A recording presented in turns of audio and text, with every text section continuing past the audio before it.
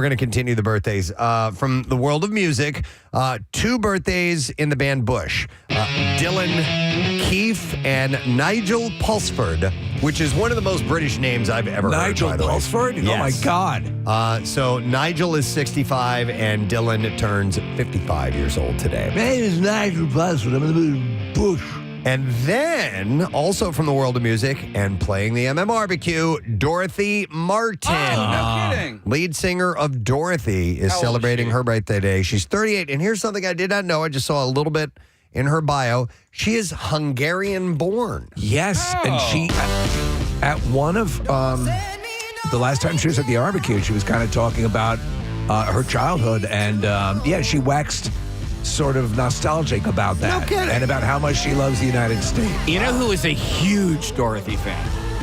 My mommy. No way. Loves Dorothy. Get out of here. Loves Dorothy. Good for her. In fact, this song Flawless, like, if you want her singing in the car, play Flawless, she'll do that. No way. Yeah. All right, well, you got to bring her to the MMRBQ if she feels like it, because Dorothy will indeed Get be her to there. stage dive. There's a guy who I see text in every morning. His name's Mike from the Cherry Hill Fire Department. And every day, Mike will text in overnight. He loves Dorothy. So, and he wanted to make sure that we acknowledged her birthday today. So, Mike, this is for you. All right, Mikey. All right, and then 2 more birthdays to mention.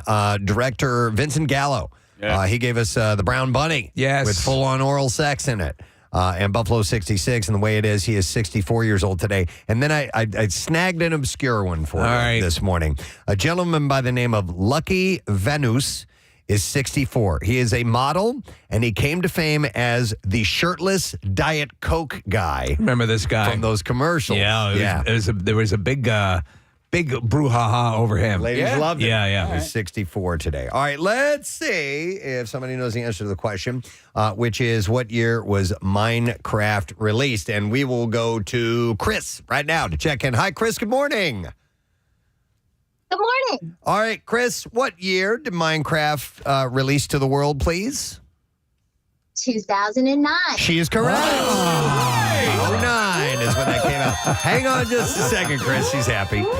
We are going to give you 4 pack of tickets for the Driven to Serve Muscle Car Jeep and Truck Show, Maple Grove Raceway, and it's on Saturday, April 26th. Over 1,000 modded vehicles, jet cars, a monster truck car crush, track racing, raffles, and more. And it's all for a great cause benefiting the Travis Mann Foundation. Tickets start at just $10, and you can learn more at driven2serveshow.com. And you can tell, and I love that we zoom in right now, she drives a Jeep. She's in a Jeep right now. You can just tell by the interior. That's great. That's perfect. All right, so terrible story to pass along. Actor Eric Dane revealed that he has been diagnosed with amyotrophic lateral sclerosis, or ALS. 52 years old, and his statement said, "I've been diagnosed with ALS. I'm grateful to have my loving family by my side as we navigate this next chapter." So I'm a fan of his. He was on a series that I really, really enjoyed called The Last Ship. And Preston, big, imposing, robust guy. This just breaks my heart. Yeah. So ALS, of course, known as Lou Gehrig's disease, is a nervous system disease that affects nerve cells in the brain and spinal cord. ALS causes loss of muscle control. The disease gets worse over time. There's no cure for it. Eventually, you die from it. I mean, it's terrible. While Dane did not share many details surrounding his diagnosis, the actor who plays the Jacobs family patriarch on Euphoria told People magazine that he's returning to set next week to continue filming season 3 of the hit HBO show. He said, "I feel fortunate that I am able to continue working, and I'm looking forward to returning to the set of Euphoria next week, and I kindly ask that you give my family and I privacy during this time." So this might be part and parcel of their calling off the divorce. His wife is Rebecca Gayheart. Yeah, that's the speculation. They had filed for divorce, and they've set that aside. Obviously, I hope. Sometimes it can take a while, several years, maybe 5 years, depending on the severity of the case. I hope that he is able to keep working for a while, and that maybe they write something into the show that allows him to stay on it till he can't do it anymore. Because I would imagine if you have a sentence like that, maybe being able to keep doing what you do, your craft, could help you just make it a little bit easier. I would. You know what I mean? I wonder, have there been any? You always hear these things. We know it's not curable at present, but have they been able to develop things? You keep hearing about things to slow the progression. I would hope that's something. I haven't seen anything. I mean, I had a personal touch with it. I was scared that I had it because I had these muscle twitches in my body. So I went to Johns Hopkins and I saw a neurologist there a couple of times and went through the testing. So I asked a lot of questions. Yeah. And, like the main question that the neurologist told me that he gets is, well, what about Stephen Hawking? Right. How did that happen? Yeah. He explained it to me. He had almost like a juvenile version. It's very rare in ALS. It's mainly people around Eric Dane's age is when you get diagnosed. It's generally older. We have met a couple of people that were younger when we worked with this ALS charity for a little while. But his condition, Stephen Hawking's, was this rare thing where he had a different version of it that allowed this unheard of longevity.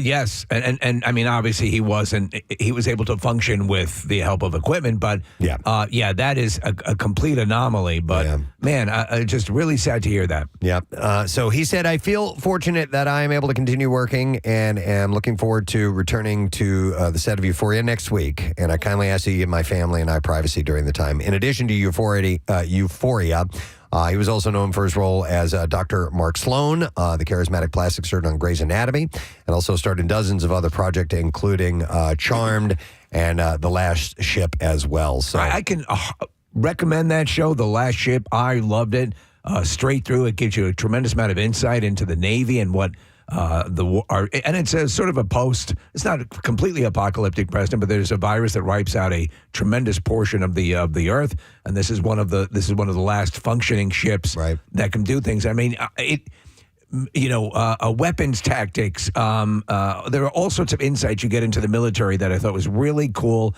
and it had a sort of I'm trying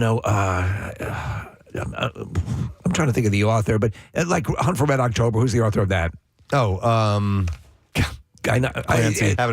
Thank you. Barn Door. Yeah. But I mean, but to that point, that same sort of sharp writing. Yeah. So just getting back to ALS real quick, there's I don't listen to a ton of podcasts, but I love Conan O'Brien's, and he has one where he chats with this guy named Jules and Jules' wife. Jules has ALS, and he speaks with this computer, essentially, and the AI that they use to allow Jules to speak through the computer is fascinating. Conan has a full-on conversation with Jules. Some of it was pre-typed, some of it was pre-thought out. But Steve, like there are some small medical advancements, but the technological advancements are what's really impressive to me. And so Conan having this conversation with Jules gave me hope in the fact that at least Jules is able to communicate. Nick, was the voice more natural sounding? Absolutely. And they used Jules' voice. Oh, wow. So, when you joke around with the AI stuff and, have Gary Lauer do stuff or whatever, they use that same technology to have Jules' voice sound like what Jules sounds like. I think everyone should have access to AI Gary Lauer. Yeah. Yes. Maybe Jules should have that next. Yeah. But if you ever get it, if you ever just listen to some developments in the technological fight against ALS, the Conan O'Brien podcast with Jules and his wife, Maria. Okay. By the way, Eric Dane has two teenage children with his wife, Rebecca Gayheart. All right, I have some other stories to get to. Let's go on the lighter side of things. Ben Affleck is reportedly moving on after his split from Jennifer Lopez, and his new celebrity crush is Angelina Jolie. Oh, come on! What? She just came out of a 9-year divorce arc. Seriously. Find someone else. What? Angelina Jolie? I mean, you just saw the conflict with Brad Pitt. Do you really want to? Do you want into this? It's like running into. This is just Ben having a crush. You know when Ben has a crush? Yeah. He got back together with Jennifer Lopez. A source crush told Daily Mail He's my Batman. that Ben has, and by the way, he said he will never play Batman. I know, but he is. The Ben is. I will always love you. They said that Ben has always thought that she was very hot and admired how she has navigated her career. He also called her smart and respects her directing work, which he shares in common. Yeah, he wants it. The source said that they would certainly have a lot to talk about over dinner because he thinks it's pretty cool that she has directed films too. Joey, how's your vagina? Something he has done many times. Batman, a gynecologist. Ben is said This is my kind of bat cave. appreciate that he Nice and moist. and oh God, and Angelina are close in age as well. Wet. Though he's been casually dating, and People Insider says romance isn't a focus right now. He's focused on work. Yeah, actually, so. he wants to focus something. Yeah. Gwyneth Paltrow is getting real about family on her Goop podcast, saying that she regrets not having more kids. Goop just cracks me up every time. It'll never not. Yep. It's like calling it splooge. She said, my dad, Bruce Paltrow, used to say the only regret he had in his entire life was not having more kids. She was telling her husband and guest Brad Falchuk this, adding, I felt like that for a long time. Of course, she shares Apple and Moses with Chris Martin, and she said she's started feeling more complete as a mom after marrying Falchuk and becoming a stepmom to his two kids, Brody and Isabella. Still, she admits that blending families hasn't always been easy, calling step-parenting tricky and requiring a great deal of accountability, vulnerability, understanding your triggers, and adding that nothing quite seems to trigger somebody else, especially women, like a stepmother. But these days, she reveals that things have clicked between her and Falchuk's family. She said it started to just feel really light and really cohesive. And she's added that she is a particular kind of delight. It's fantastic. Particular kind of delight watching all four kids bond and be in their own relationships and being friends with each other and loving each other. Have you had those, you guys with kids? Have you had that, you'd like to have more? You ever have those pangs? I definitely wanted more. Yeah. All right. Yeah. Yes. Yeah, Casey gets quote-unquote baby fever every now and then, he tells me. Still, right? Yeah. I only have one, and you know, Casey, at least you have three, but mine is a complete disappointment. Really missed the mark. I mean, honestly, like if I could do it all over again, one more at least to correct for this mistake. There's just so many you always have to have someone on deck. Yeah. There's so many different ways that Well, doggy and missionary. Oh, no, my God. Oh my God! I'm Cowgirl. stepping away. And I'm done. That's it. So many different ways to have children. Yes. That's what I was trying to absolutely. say. Yeah, exactly. That's what I Was that what you were trying to say, That's Casey? not what I was trying to say. To answer the question, Nick Yeah. and Casey did, no, I'm good. You're good. 3 is plenty. I think that's fine. We're yeah. solid. So let's see. What else do we want to get into here? What time is it? 6:55. Yeah. It's 6:55. All right. So, yeah, I got time for a couple more. All right. Congratulations to former Saturday Night Live cast member and comedian Cecily Strong. She just gave birth to her first child. Speaking of babies, she and her fiance, John McGregor, announced their daughter's arrival on Instagram a week after the child's birth on April 2nd. I like her a lot. I really enjoyed the first season of Schmigadoon. And she was always great on SNL. With a picture of the baby and the couple's fur baby, Strong wrote, me and my girls, it's been a week and a day with my beautiful squirmy baby girl. I recognize all her little squirms and kicks from when she was on the other side of me, and now I get to say, See what I was talking about? When you have a child, is it very similar to when you clean out the garage and you keep looking at it? Yes. Yes. Absolutely. Exactly like that. You just want to walk by and look. There's a weird thing that happens too, Steve, and I'm curious if you guys all felt it. When they were babies, when they were infants, and you would go by and they were in their room sleeping in the crib, would you, before you walk in, go, please be breathing. Please don't be dead. Oh, I used to check on, because he loved sleep so much. I used to go in and check to make sure that he was still breathing. That he was alive. Because he would Yes. sleep. I mean, he was the greatest sleeper on the face of the earth. Yeah. And I was like, it's been 12 hours. I have to go check. Wake up!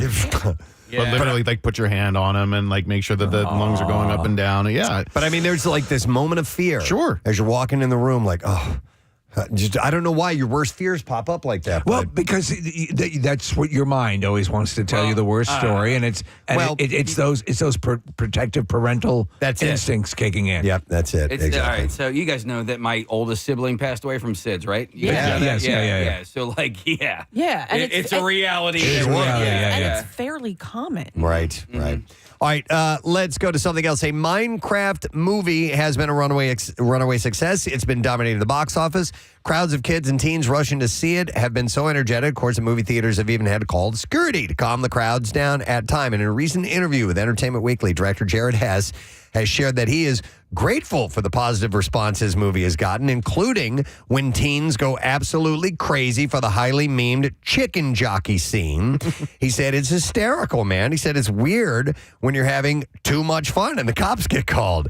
And he said it's funny because I think it's just literally cheering and throwing popcorn, which is so funny to me that cops are getting called for popcorn. I think he's right to do this. You need to celebrate this because you got to get people back in the theaters. Exactly. We all love going to the movie theaters. We can't have them go away. And so they're looking for ways like this. And to make this a communal thing where people are so excited to go be with other people and watch a movie, that's hilarious. It's getting more and more crazy, Steve. Nick is showing me a video right now of there's popcorn and stuff flying, confetti. A kid jumps up on another kid's shoulders in the movie theater, and he's holding a chicken up in the air. Do you know what this is?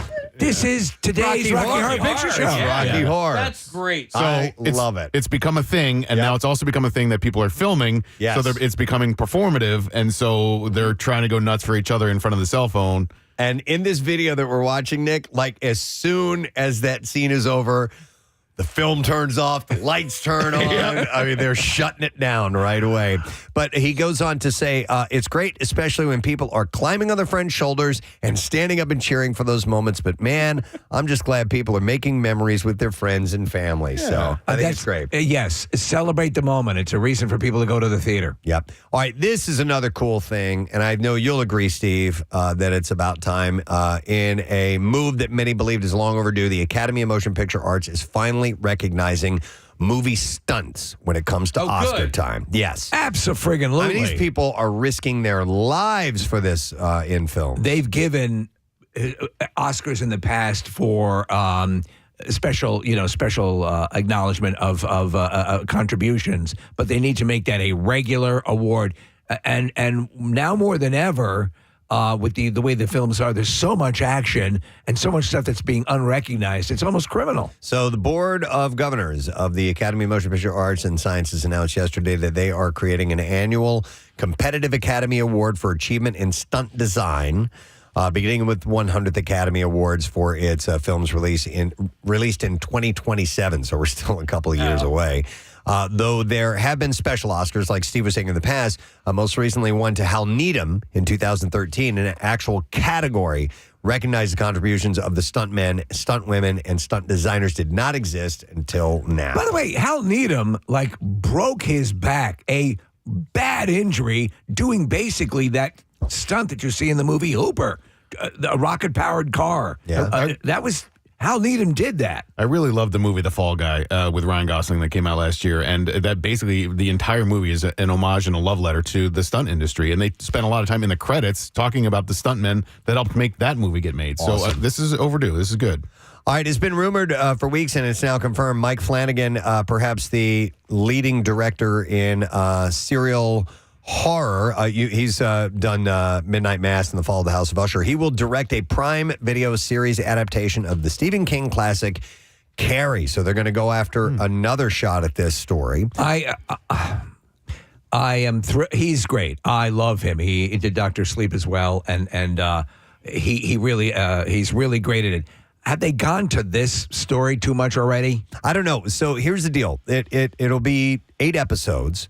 The book is different than the films in that, not to give away, the ending is way bigger in the book than they show in the movies. It's not just the school. I mean, a lot more happens. See, there's an investigation into it. There are Senate hearings. Yeah. So they keep going. They call it the White Commission. Yeah. So in the book, they keep going to, and between chapters, they'll say, someone will come forth and they'll give some information as in the White Commission as to trying to figure out what the hell happened. So if they do that, and be a little more true to the book, I think there's more material to go to, and that they could fill 8 episodes, and it might be pretty cool to explore that, but I don't know if they'll do it or not. They've done it 3 times now. They did cover the boulders and rocks and all that stuff in one of them. I forget which one it was. So they're all around it. Yeah. I'm like, okay, all right, maybe on that point we'll see. Yep. So if they do add that element in, because there's other projects to hit. I told you I watched the movie The Monkey. Which is based on you a said that was great. I really enjoyed it. A lot of people did not like it. I think it depends on the way it hits you, but I really found it a kind of a really cool way to approach how we approach death. The one I'm really looking forward to is The Life of Chuck, and that will cover how we approach death, too, which is really, I loved that story. I read it 3 times. To find out about Chuck D'Amico, I think it's going to be cool. Yeah. Yes. All right, and one last thing. The ups and downs of Wrexham FC are back. FX has announced that Welcome to Wrexham Season 4 will follow the football club, co-owned by Rob McElhenney and Ryan Reynolds, as the team starts year 5 under the Hollywood duo's ownership. Season 4 will consist of 8 episodes, premiere May 15th, 9 o'clock, and there are 2 episodes and repeats available via Hulu the next day. So think about what that series has done to that town. I know, like it brought it back, man. That first season where you're introduced to everybody and the notion of could this happen? Could this be? It's such a touching season, I should say. All right, we got movies opening this weekend, friends. Yeah.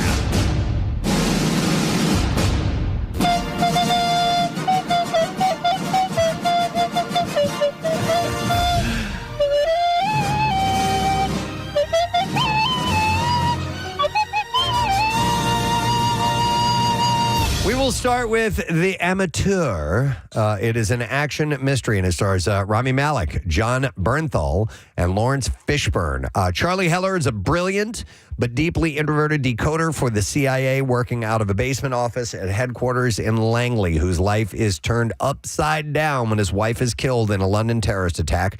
When his supervisors refuse to take action, he takes matters into his own hands. 2 hours and 3 minutes long, rated PG-13, a wide theater release. Rotten Tomatoes score is at 64%. You know, they did a big mistake, and they got to stop putting what appear to be key scenes of a movie in the trailer. Talking about the swimming pool scene looks like it'd be something. Yeah, I know, but I was like, all right, I'm going to go see this. Yeah. I love these kinds of movies, though, like CIA stuff. Revenge movies? Revenge movies. Yeah, absolutely. Love them all. Also opening is Drop. It's a mystery thriller. Stars Megan Faye, Brandon Sklenar, and Violet Bean. Violet, a widowed mother on her first date in years, arrives at an upscale restaurant where she is relieved that her date, Henry, is more charming and handsome than she had expected. But their chemistry begins to curdle as Violet begins being irritated and then terrorized by a series of anonymous drops to her phone. She's instructed to tell nobody and follow instructions, or the hooded figure she sees on her home security cameras will kill Violet's young son and babysitting sister. Violet must do exactly as directed, or everyone she loves will die. Her unseen tormentor's final directive: kill Henry. It's an hour and 40 minutes long, rated PG-13, wide theater release, and Rotten Tomatoes scores got it at 85%. Yeah, so that's a pretty good score. And then finally, and we're excited about this, Audrey's Children. Biography drama stars Natalie Dormer, Jimmy Simpson, and Clancy Brown. Audrey's Children tells the untold story of visionary British physician Dr. Audrey Evans, who burst onto the scene in 1969 as the first female chief oncology at the world-renowned Children's Hospital of Philadelphia. Battling sexism, medical conventions, and the subterfuge of her peers, Evans developed the first neuroblastoma staging system, co-founded the first Ronald McDonald House for families of patients, and ultimately impacted the lives of millions of children and families around the world. It's an hour and 55 minutes long. It's rated PG. There are special screenings at the Bryn Mawr Film Institute, by the way, and Rotten Tomatoes score 88%. Nice. So that's a hit, gang. That's great. Yep. All right, now we got some clips. Meeting a unicorn is believed to be a magical experience, but horror film Death of a Unicorn proves differently. And in this clip, Jenna Ortega describes the one annoying thing that removes all the magic on the set for her. Planes. I can't stand the sound of a plane because I'm so used to pausing on set, and you could be in the middle of a really important scene or just trying to make it through the day. And they always, I don't know why, love locations. Let me make that clear. But let's not keep choosing locations right next to airports. It's terrible. Death of a Unicorn is already in theaters. When the hell's Wednesday going to come back? I'm ready for it, man. Here's our next clip. Black Mirror. has returned for 6 more episodes. In this clip, creator and executive producer Charlie Brooker describes his hopes for the audience experience. I wanted to sort of channel that sort of claustrophobic, crazy-making sensation of almost small details being shifted around and reality shifting under your feet and feeling like on unsteady ground, which I think is a feeling that a lot of us feel generally all the time at the moment. Shut the up! Sometimes that clip just fits right in there. New episodes of Black Mirror are now streaming on Netflix. There you go. That's our entertainment report for you this morning. So we have a few things taking place. We'll get to the connoisseur segment this morning. Are we going to do it? We have a special guest. Yes, we are going to do it. So we're going to try this out. We're going to take a break. We're going to return, and we're going to try most talented kid in the car, because a lot of times when people zoom in, they're taking their kids to school, they're sitting in the back seat. We're gonna see if we can put them to work this morning. I would suggest, if you are going to do this and you want to put on a fine presentation, perhaps if you have the ability to pull over into a parking lot. Of course, yes. Yeah, that would be wonderful. But we're going to see them showcase their talents. Marissa? We're ready here in the back room if they want to start lining up for the talent show. So text Zoom to 610-660-9333. We have no idea how many people we will get. We'll have, and if we get a lot, I don't know how many we'll be able to take. We're not even really sure how we're going to pick winners yet. But we're going to try this. That's what makes it our thing. That's how you know it has our stamp of approval. No preparation. We had said 5th grade and under, and that's around what age did you guys say? 21. No, 10? Is that 10 or 11? 11? All right, 11, 12. 5th grade and younger. Yeah, 5th grade. You can tell if the kid's got a beard, he's not, I Just can't call tell. in. Let's not focus on the age. Yeah, so text Zoom to 610-660-9333. We're going to give away some $50 point cards to Arnold's Family Fun Center. Nice. For the most talented kids. We have 3 of those, so we've got to pick 3 that stand out for whatever reason. I don't want to say that there are winners and losers in this, but somebody's going to win something, somebody's not going to win something. Anyway, we'll take a quick break. We'll come back and we'll see if we have any takers on this. So stay put. Preston and Steve on 93.3 WMMR. Preston and Steve. Quickly, Nick, you wanted to plug the Big Climb coming up. Yeah, we're really excited for it this year. Big Climb Philly benefits Leukemia and Lymphoma Society, and I've done Big Climb in the past, and it's been in a building in Center City. But this year, it's at the Link, which I'm really excited about. I got to go down to the Link yesterday. We did sort of a backstage tour and places of that building that I'd never been before, and what the course is going to look like. And it's a bunch of stairs at the beginning, and then basically up and down the stands as you go, and it's sort of around the building in the lower concourse. So it's May 6th. I would love for you to join Team Luke. My nephew Luke is in remission from leukemia. He's doing really well. But LLS is just an awesome organization, and we'd love to have you be a part of Team Luke. It's Saturday, May 6th. It's in the morning. All the information's up on my social media and on PrestonandSteve.com. But it's a great event, and it's going to be really cool to have it at the Link this year. Nice. And you guys will be going up and down stairs as opposed to just all the way up, right? There's a staircase in the close to one of the main entrances that goes up, I think, like 5 flights. And then so we go up that, and then we come down the ramps, and then we go up and down the stands quite a bit around the local concourse. That's pretty cool. And then down into like the locker rooms and the tunnels and stuff. So you come out onto the field at the end of it. And Preston, I think you had an event there last year, right? And yes, it's with the Take Steps walk for the Crohn's and Colitis Foundation. Yeah, and it's a cool place to have a charity event. So I'm psyched that it's there this year. Excellent. All right. Well, good luck to you, sir. It's going to be awesome. I usually don't put a whole lot of stock in the national this day, national that day when it comes to food.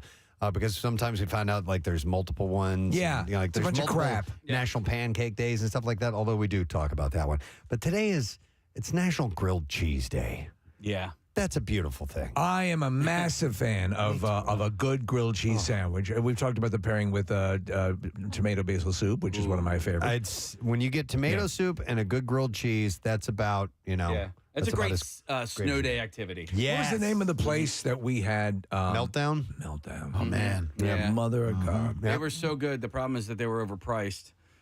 You know what I mean? Because they were in and around the area. Yeah. And then I don't know if they're around that much anymore, but I like riffs on the grilled cheese. I mean, I do like the standard easy way to go is just bread, butter, obviously to grill it with.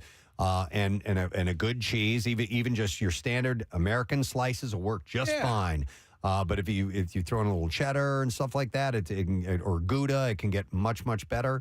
But there's stuff you can add to it like pesto, and tomato. Oh, yum, man. Yeah. There's a guy who listens to our show, and he lives in Idaho. And we talked about him before. He apparently has the greatest grilled cheese recipe of all time. Liar! And he will not give it to me in writing. Really? Yeah, he wants me to call him so he can talk me through the steps. Are you going to do it? No. Why? No, because it's not that. You don't want him to give your phone number. No, okay. not necessarily. No, because I make a good grilled cheese. I don't need your help. All right, bro. what's your grilled cheese? Listen, the secret ingredient is love. Is butter. Lots of butter. Okay. Yeah, it's just as simple as that. So I'm going to mention a bit. The Couch Tomato has a grilled cheese sandwich that is extraordinary, and it uses it. The toast is buttered. Mm-hmm. Well, you have to. Yeah. I mean, that's how you. That's what makes it different than being toasted. Making it grilled is you use either some butter or oil, but Well, butter oil. is Yeah, usually yeah, the yeah, way yeah. to go. So let me ask you this fundamental technique question when it Okay. comes to grilled cheese: do you butter the bread? No. All right. How do you do it? I do a straight up, and first of all, I have a griddle, so I like to make it on the electric griddle rather All right. than on the frying pan or whatever. But I take a huge pat of butter and I stick that on the griddle and I let that melt, you but go. not all the way. Okay. You know, just Yep. and then I throw the whole grilled cheese on that and I spread it around. Then I take another pat of butter and I put that on the top. I don't spread it. And then when it's time to flip it, I flip it and I allow that to melt and then I mix it around. I was raised on buttering the bread. I'm down with that. You have to butter the bread. Yeah. But the tough part of that is when you take butter and you spread it on untoasted bread, it can sometimes tear the bread a little bit. A little bit. And you lose a little bit of your integrity and Your cohesion. sandwich. So what they do a lot of times on these Grateful Dead fish lots is they'll have a paintbrush and they will take already melted butter and they will spread it with the paintbrush and that's how they That's a apply great that way as to do well. it too. If you have the time to melt the butter ahead of time and take a brush and brush it onto the bread, that's probably the best technique. But I have come around on throwing the butter onto the warm skillet and then putting the bread on top of that. But then you have the mystery of that other side. What do you have take to it off do? and then you throw down more butter and let that melt, or do your technique where you put it on ahead of time. Yeah, I put that pat of butter. And, and it's a big old pat. Do you guys remember a butter campaign that was give them a little pat of butter? Give him that pat. Yes, Butter. absolutely. Give them a little pat of butter. Butter. It just made me think of It was that. also the theme song to Law and Order SVU. I did not know that initially. Yeah. Wow. Okay. I have a technical question. Yes. Wawa has a campaign right now for these grilled paninis. Oh my God, my daughter loves them. Right. And they look terrific. They look like they're a lot. Yeah. One of the grilled paninis is grilled with mac and cheese. That's her favorite. Okay. Is that a grilled cheese sandwich? Yeah. No, it's a panini. Wait a second. I'd call it a grilled. Well, it's not grilled because it's a panini. Well, it depends It's on. not ciabatta, it's panini. Right, I know, but it depends on whether they butter or use oil to I have a follow-up question. Now there's Does it I involve know they dragons? put it in a panini press. Maybe that is considered that because it may be a grilled cheese with pasta. That's kind of what I'm thinking. You Now, do you think, follow-up question, Wawa would send us some so we could sample them? Well, a panini press is a. It's kind of a grilled cheese, right? No, it's a whole different sandwich. It's a panini. Now, let me ask you guys this because Says Master Chef. Master Chef Kathy Romano. just a few years ago, 3-4 years ago, I came to this amazing country revelation of using leftover meatballs, and I make a grilled cheese meatball sandwich. Now, I don't necessarily consider it a meatball first sandwich. I consider it a grilled cheese sandwich first. With meatballs. With meatballs, because what I'll do is I cut up the meatballs, I cook them in the microwave, then I put them on, the cheesed bread, but I use provolone cheese, and then I use the sauce to taste, not overly sauce it, but like sauce to taste, and then I grill that with the butter and all that, and I'm telling you, it is amazing. Here's what I'm thinking. I'm thinking the way to get creative with grilled cheese is using the different types of cheese. Once you start to add in elements Like meat. yeah, It's you're maybe on your way to a change cheeseburger. Yeah, I'm kind of with you on that, You know what Steve. I'm I think saying? it takes it. I think So it's a meatball sandwich and not a grilled cheese. I think so. I think that once you add meat, that's the main ingredient. Right. That has become the main ingredient. The cheese needs to be the star. The cheese needs to be the star. Yeah. Thank you very much. You don't have to That's be the a- name of my book. And tell us about your book, The Cheese Needs to Be the Star. Well, it's really pretty much a look back at my career in radio. Preston, have you seen the number of texts coming in saying that one should use mayo instead of butter? There's on a guy on the line right or girl. Okay. Yeah, I've says seen that. it. I have not dared Come on. to I try rebuke you. I've not dared to try it, but that is a technique. So we have a few people. Let me go to Dave right. here. Hi, Dave. Good morning. Good morning. Hey, what's up, Dave? Not much. Yeah, mayo is it. It doesn't tear the bread like butter would, and it fries up crisp. Well, mayo is also. I mean, It's a wholly different flavor than butter, though. It would.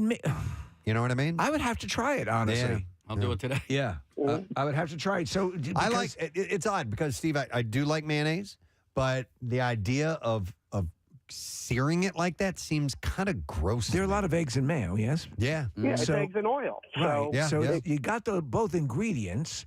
Yeah, you know what? But I would there's have no to eggs try and it. butter. Ooh. There's no eggs and And butter you though. can't tune a fish. If you Yeah. don't tune your butt. You know, I don't know. dated a girl for a hot minute who they made their French toast with Thanks, Dave. cheese.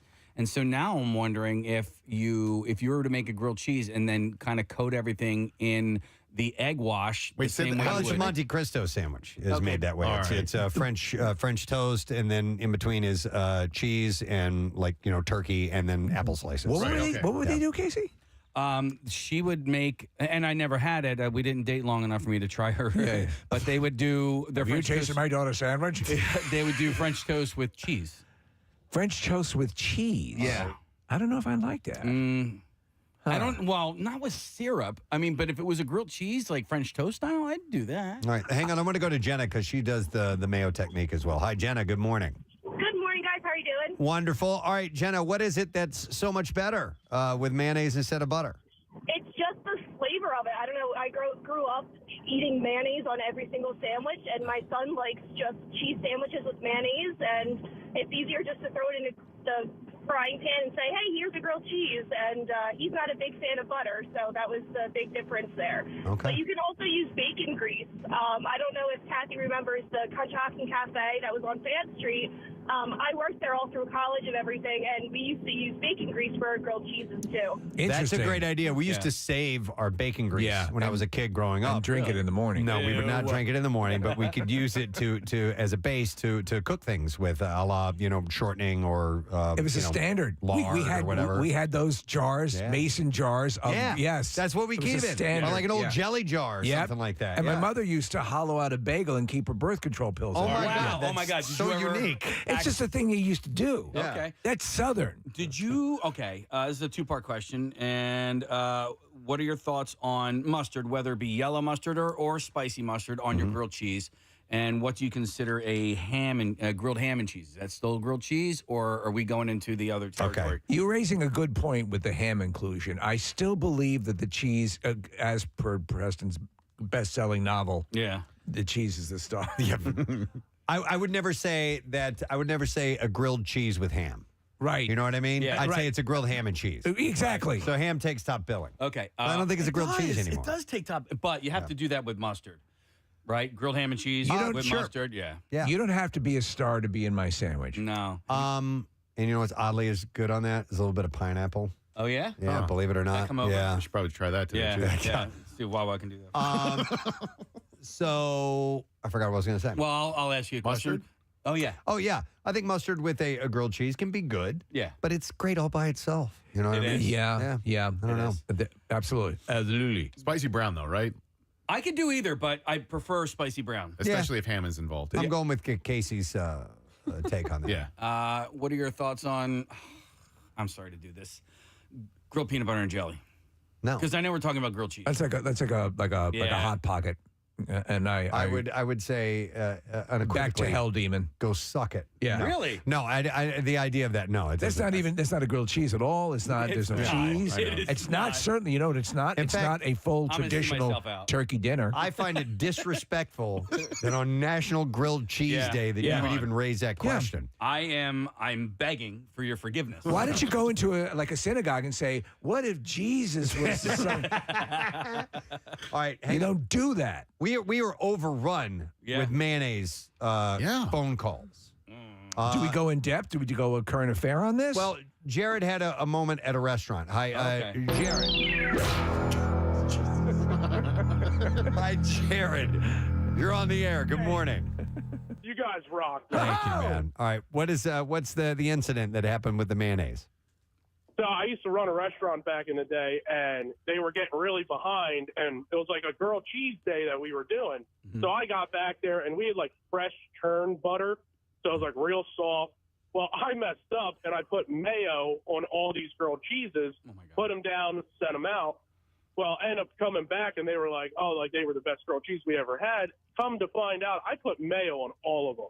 All of them. So that actually became our biggest seller. So that was your signature grilled cheese sandwich was prepared with mayo. To your own personal taste, do you like it better? I wouldn't say it's better, but it gives it a bite. Like you use it with like Cooper Sharp cheese, like it's completely different. Huh. So like we did a different thing. We actually did a condiment grilled cheese. So if you wanted mustard on it, we actually did mustard on the grill, and that hardens up real nice. It gets a real a real crispy bite. On the outside of it, you did mustard and then grilled it? Yep. And it actually comes out really good. Cray. All right. Interesting. I agree. WMMR. Just out of curiosity, because Kathy said spiral cut earlier, I've always wondered how they cut those things in that spiral. So I pulled up a YouTube video of ham being cut into a spiral. Is it what I assume? It's kind of hypnotic. It's like I want it to be like a constant GIF that runs all the time on my screensaver, so I can just kind of it spins around. It almost looks like a gyro type of thing, but it's moving it's very slowly and methodically as it slices, and I like that. Kind of bizarrely satisfying to me. All right, anyway, besides that, I need to mention this: the MM Army is out today visiting 2 offices to kick off our Dunkin' Meal Deal workforce visits. And in the next, 5 or 10 minutes or so, they're going to be at all current electrical sales in Moorestown, New Jersey. So thanks to Donna Capazzolo for writing in. She wrote in and said, our warehouse employees work their asses off, sweat in the summer, no AC in the warehouse, handle shipping, receiving rushes, and on weekends too. The office and interior staff constantly processing invoices for 5 warehouses coast to coast. Wow. The controller works 24/7. We are just average, happy people making a living, and we enjoy food and drink. We enjoy food and drink as well. So we are dropping off some meal deals and coffee for all of them today. You can enter your office or work site on the contest page at WMMR.com. And it's all brought to you by Dunkin', the biggest deal in breakfast. Waiting for you at Dunkin'. You get 1 medium hot or iced coffee and any 2 delicious wake-up wrap sandwiches for just $5. So stop by any Dunkin' location, or you can order on the Dunkin' app. So we're happy to do that. And there's another location. I'll reveal that later on today. Nick found my spiral video. It's so good. Right? It's so hypnotic. Isn't that bizarre? An excellent description. It kind of looks like a hero cutter. Yeah. You know? Yeah. So, Steve, if you're bored this weekend, you need a distraction. Actually, Nick, I always break out my own at-home gyro Okay, all right. cutter and just have that meat spinning away. Maybe I'll come over. Yeah. All right, we'll eat popcorn and watch it. To give you the quick idea behind what we're about to try, our phones don't work anymore. Well, we decided to do away with them. And so now we've been taking calls via Zoom on the show, which we found out we actually love. And one of the cool, surprising, unexpected things is that from time to time, you get parents, and they got their kids sitting in their, kid seat in the back seat. And we always ask, who's that back there? Yeah, who's that back there? What are they doing? And we find out about them going to school, and the kids a lot of times have something cute to say. Yes. I thought, let's take this a step further and see if we can find some kids who want to showcase a little bit of talent, and we'll turn it into a fun little competition. And so we are going to try this for the first time ever. It is the most talented kid in the car. via Zoom on the Preston and Steve show. I have $50 point cards to Arnold's Family Fun Center that we will give away, and that's, go-karts, mini golf, bowling, and a bunch of great stuff for you to entertain the youngins on.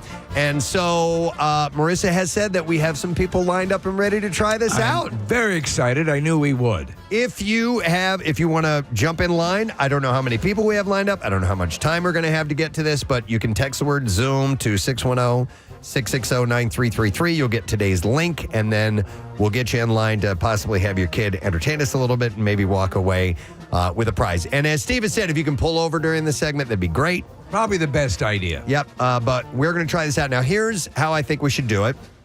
All of us have a scorecard in front of us, and we can, I think, score them from 1 to 10. All right. Personally. Those are the numbers you're talking about. Yes, these are numbers, 1 to 10. And then when we are done, we'll total up all the scores, and the top 3 will get prizes. There we go. Sound good? Yes, but everyone, listen, by the way, the video will be on our video recap, our YouTube video that ends up after the show is run. So you'll be able to see yourself if you want to go back and take a look. Is there something we can give every kid? I wish there was. I didn't plan for it, and we'll get their information. Well, I don't know. That Arnold, prizes have been scarce lately. They have been, but maybe Kathy, we got this big freaking deal with Broad Street Brewing, so maybe we can do something like that. Yeah, maybe a case of beer. Sure, a case of beer for the kids. Yeah. I don't know, but we listen, gotta give them something. You're all winners in our book. Yeah, that's all there is to Which it. should But, be really no comfort at all. but next time, maybe we'll have some consolation prizes. I just didn't prepare Know for that this you've laid the groundwork for the people who will eventually all get prizes. Yes. Okay, so let's try this out. Marissa's going to bring them up via Zoom, or Sam will, and we will go to them, and we'll see what we have. So, Marissa, we're ready for our first contestants. And Oh, my God. Oh, I love it. all right, they're not in a car, Marissa. Can we take non-caries? Marissa? They're getting ready to get into a car. Yes, they're getting ready for school. Do Okay. you want to tell that little face that he can't No, we show don't. you his puppets? Okay, well, we'll do that, but I did say most talented kid in Well, the he's car. already disqualified, so we know this kid's not winning. Okay. Are you kidding me? I hate you guys so much. Just go with it. We're going to go to, well, listen, it's what it's called, man. It is kind of called that. All right, we're going to go to, is your name Coda? Yes. Hi, Coda. By the way, I love your name. That is great. What's your mom's name? Tara. Tara. Oh, hi, Tara. Okay, Hi. It says here on my screen. I didn't see you there. All right, so Coda, first of all, how old are you? Did we lose him? Hold on a minute. I see me. Well, he's doing an impression How old are you, of me. Preston? Dude, that is good. You look spot on. He's back. Oh, there he All is. right, he's back. Hold on. Hi, Coda. We can see you now. Sorry about that. How old are you, Coda? 7. 7 years old. Where do you go to school? Dark weather. All right. Very good. All right. So, Coda, what kind of talent are you going to do today? I make alien puppets. Alien puppets. puppets. Do you make these yourself? Yes. Awesome. All right. Well, when you're ready to show them to us and what you can do, you go right ahead, Coda, and I'll describe to the radio audience when he's done. So go ahead and knock our socks off, Coda. Let's see. Let me put the music on. Say, is it okay if I play music? It's okay if my mom plays music. Yes. Absolutely, buddy. Okay. Yeah. And your mom is awesome for being your stagehand. By the way, Coda is wearing an ET hat. I love it. I mean, it All right, looks ready, like buddy? ET's face. Yeah. Oh, this is great. Wow. I love it. I love it. Oh, my God. He's so cute. I don't hear the music. No. That's okay. That's okay. But they're dancing aliens. On And popsicle he sticks. made them himself. Yes, he did. Wow. Oh, look, he's got like a really tall, creepy looking one. Yeah. So he drew. It looks like he drew them with like crayons and then cut them out and put them on the popsicle sticks. I love it. We've had 4 aliens so far. There's Six. 6 aliens. Oh, my God. He's a machine. One kind of has like these crab arms on him, and wow. And Coda, by the way, is down below what appears to be a seat. He can't see. He's so good at this, he can do it without seeing. And you can see it looks like ET because of the Yeah, hat. it looks like alcoholic ET. And one of those was looked like the aliens from Toy Story as well. Oh, my gosh. So many. Yeah. Coda, you're awesome. He's It looks like E.T.'s been punched in the face. Do you think that the alien puppets are dancing to the music that we can't hear? I think that's it. Okay. And Mom, if you can hear us, are the alien puppets dancing to the music that we can't quite hear it? Oh, she's not hearing us. She's dancing. Hey, Tara, can you hear me? Yes. We can't hear any music. Oh, you can't. It's on the TVs. Okay. That's all right. All right. Well, that was great work. Nice Coda. job. Good job, Coda. Nice job with your alien puppets. You put a lot of work into that. So we are very impressed. Thank you for being on our show this morning. Okay, buddy? Thank you. All right. Coda. Coda. Yes. Let's hear for Coda, guys. Stay with it, Coda. You're very talented. Contestant number 1. So now we all jot down. We have a little sheet here, and we write down name and a talent. So that'd be puppets. Do we say 1 to 10 or 1 to 5? 1 to 1 to 10. 10. I think Okay. will help us out in score-wise, maybe having a clear-cut winner. All right, let's get our next one. They're in a car. Yay! All right, and I believe we're going to, let's talk to Dad first. I believe we have David. Hey, David, how you doing, bud? Hanging in there. How you guys doing? Gadzooks. Gadzooks to you. All right, so is this normally a morning ritual, you and your daughter listening to the Preston and Steve show on the way to school? Me and both my daughters, except my oldest one doesn't want to be on camera at the moment. So, That's, it's that's just all a good. small one here. Who's the one that's going to be doing the talent this morning? This is Adria. All right, Adria, how you doing? Good. What grade are you in? I'm in 5th grade. Fifth grade. Perfect. Great. You ready for the summer? Yeah. All right. What school do you go to? Stanford School in Hockessin. Okay. And what is your talent? I want to tell a joke. Tell joke. All right. Stand-up comedian. Okay, Adria. Adria. Sorry. Adria, hit us with your joke. What do computers like to eat? What do computers like to eat? Huh. What do computers like to eat, Adria? Chips. I didn't see it coming. Is it more than one joke in the act or just one joke stand-up act? You need more? I have another one. Okay. Oh, there's more. What does a boy cell phone how does a boy cell phone propose to his girlfriend? I couldn't quite understand. Could you repeat that? How does a boy cell phone propose to his girlfriend? How does a boy's cell phone propose to his girlfriend? Is that it? I have no idea, Adria. Tell us. He gives her a ring. Oh. Right. It was right in front of us. She caught us. I love both of them. All right, Adria, thank you very much. Yeah. We'll see how you do. Nice job, Adria. Go to school. All right. So now everybody jot down. Complete left turn with the chips, and then she doubles down, gives it a ring. Gives it a ring. Steve, somebody on the YouTube stream suggested that she was going to tell the aristocrats joke. Oh, my God. Spent like 15 minutes doing the setup. So a talent agent has a family walk in. All right, we have our next kid talent stepping up. And we have, first of all, we're going to talk to Dad, Mike. Hey, Mike, how you doing? Hey, guys, how you doing? Wonderful. Where are you from, sir?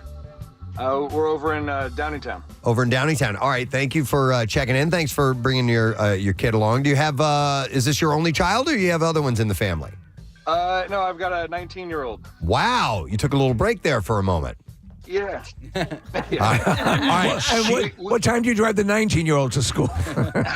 He should be awake for class Okay. in like an hour. All right. All right, so who's sitting next to you here, Mike? This is Sage. Sage. Hi, Sage. How you doing?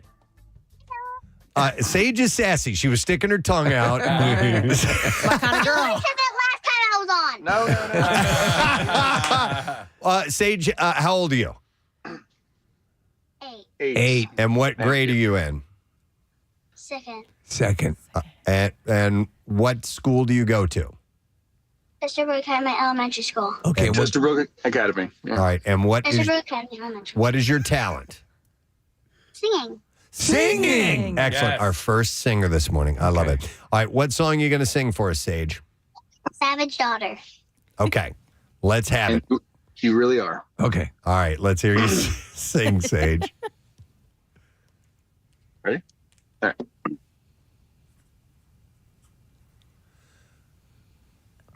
My mother, savage daughter, the one who runs barefoot, cursing sharp stones.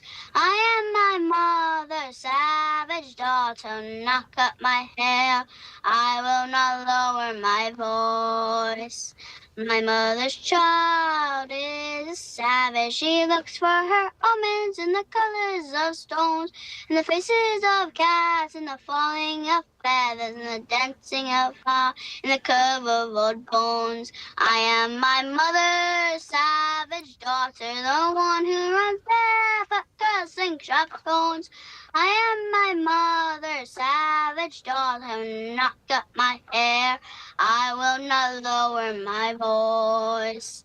My mother's child dances in darkness. She sings heathen songs by the light of the moon, and watches the stars and renames the planets, and dreams she can reach them with a song and a broom.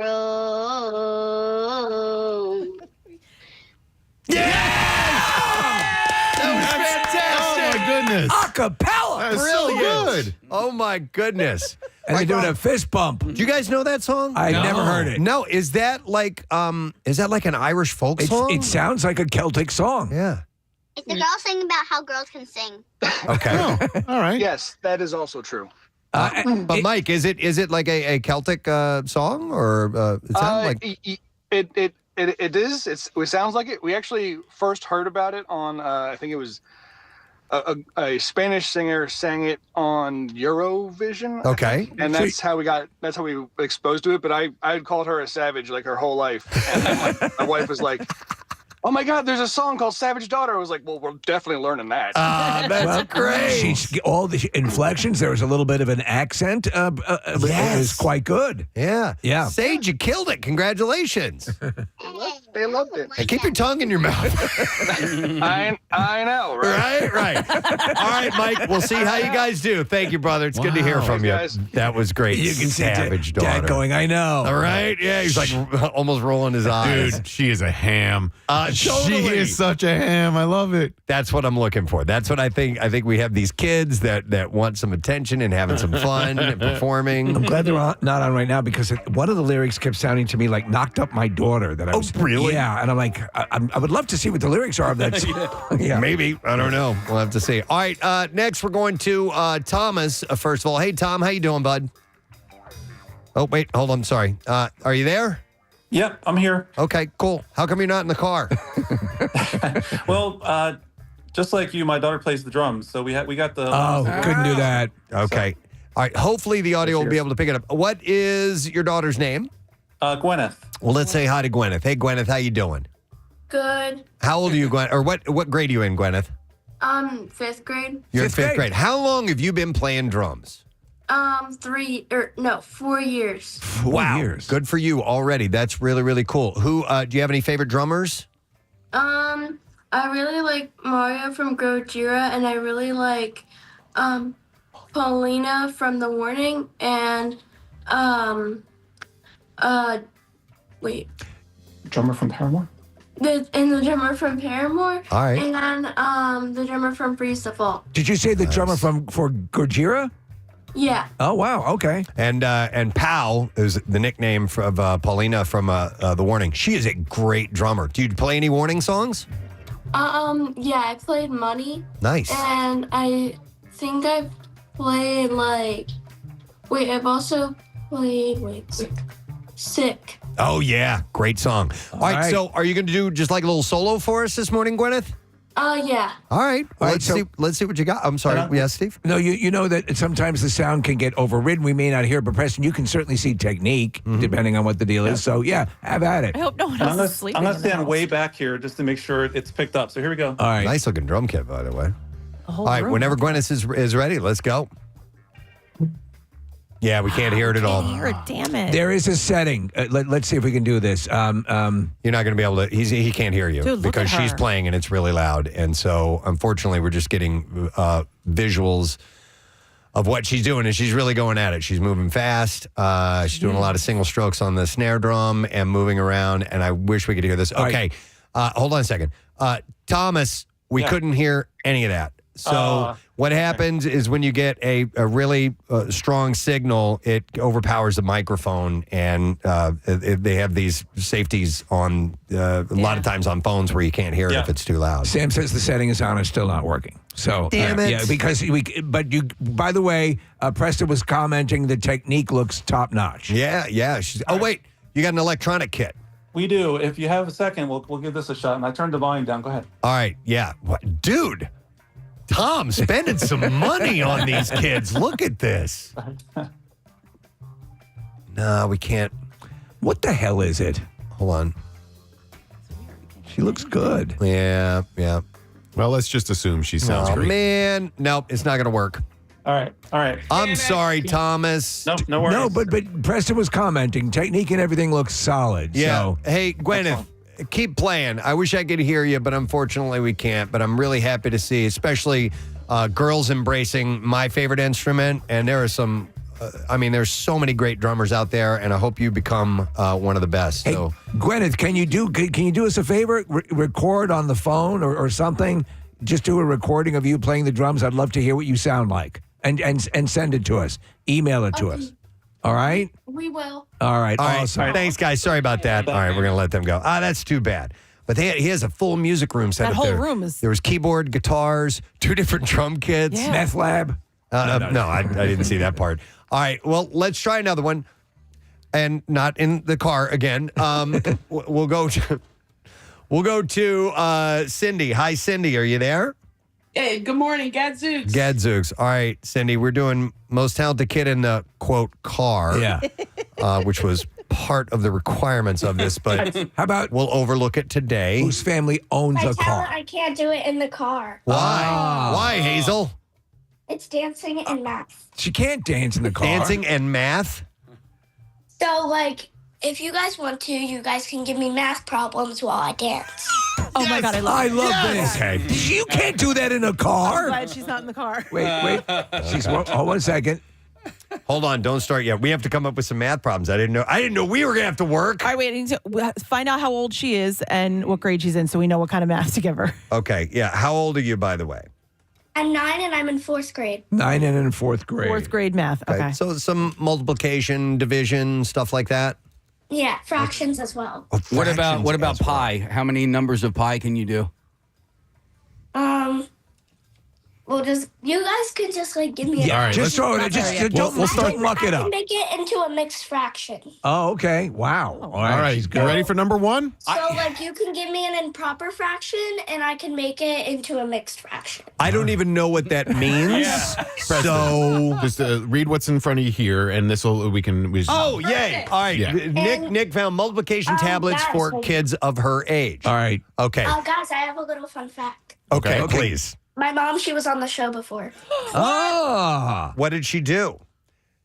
When you guys were talking about duos, like for movies. Yes. Oh, she called in for that. All right. Well, awesome. And do you remember what duo she said was her favorite? I don't really remember. That's okay. I was going to ask if she was in our studio to show us a creative way to blow out a candle or Right. not, but that's That was a another different story. contest, yeah. Okay, so Hazel, when you're ready, you can start dancing, and I will throw some math problems at you. Okay? All right. Oh, wait a minute, Nick. No, wait. This says It's okay.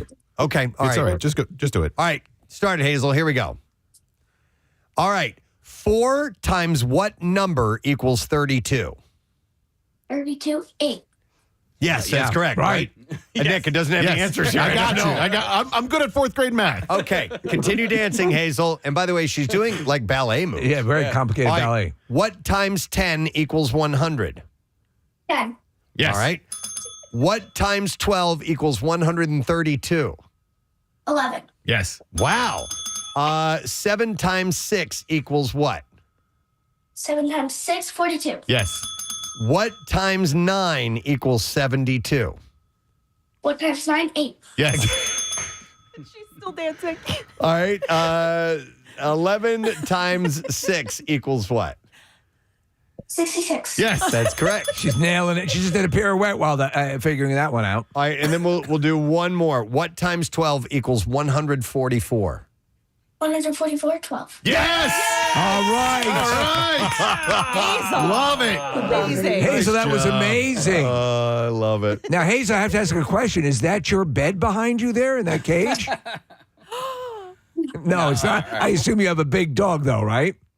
Yes. Yes. Okay. 3 dogs. 3 dogs. Nice.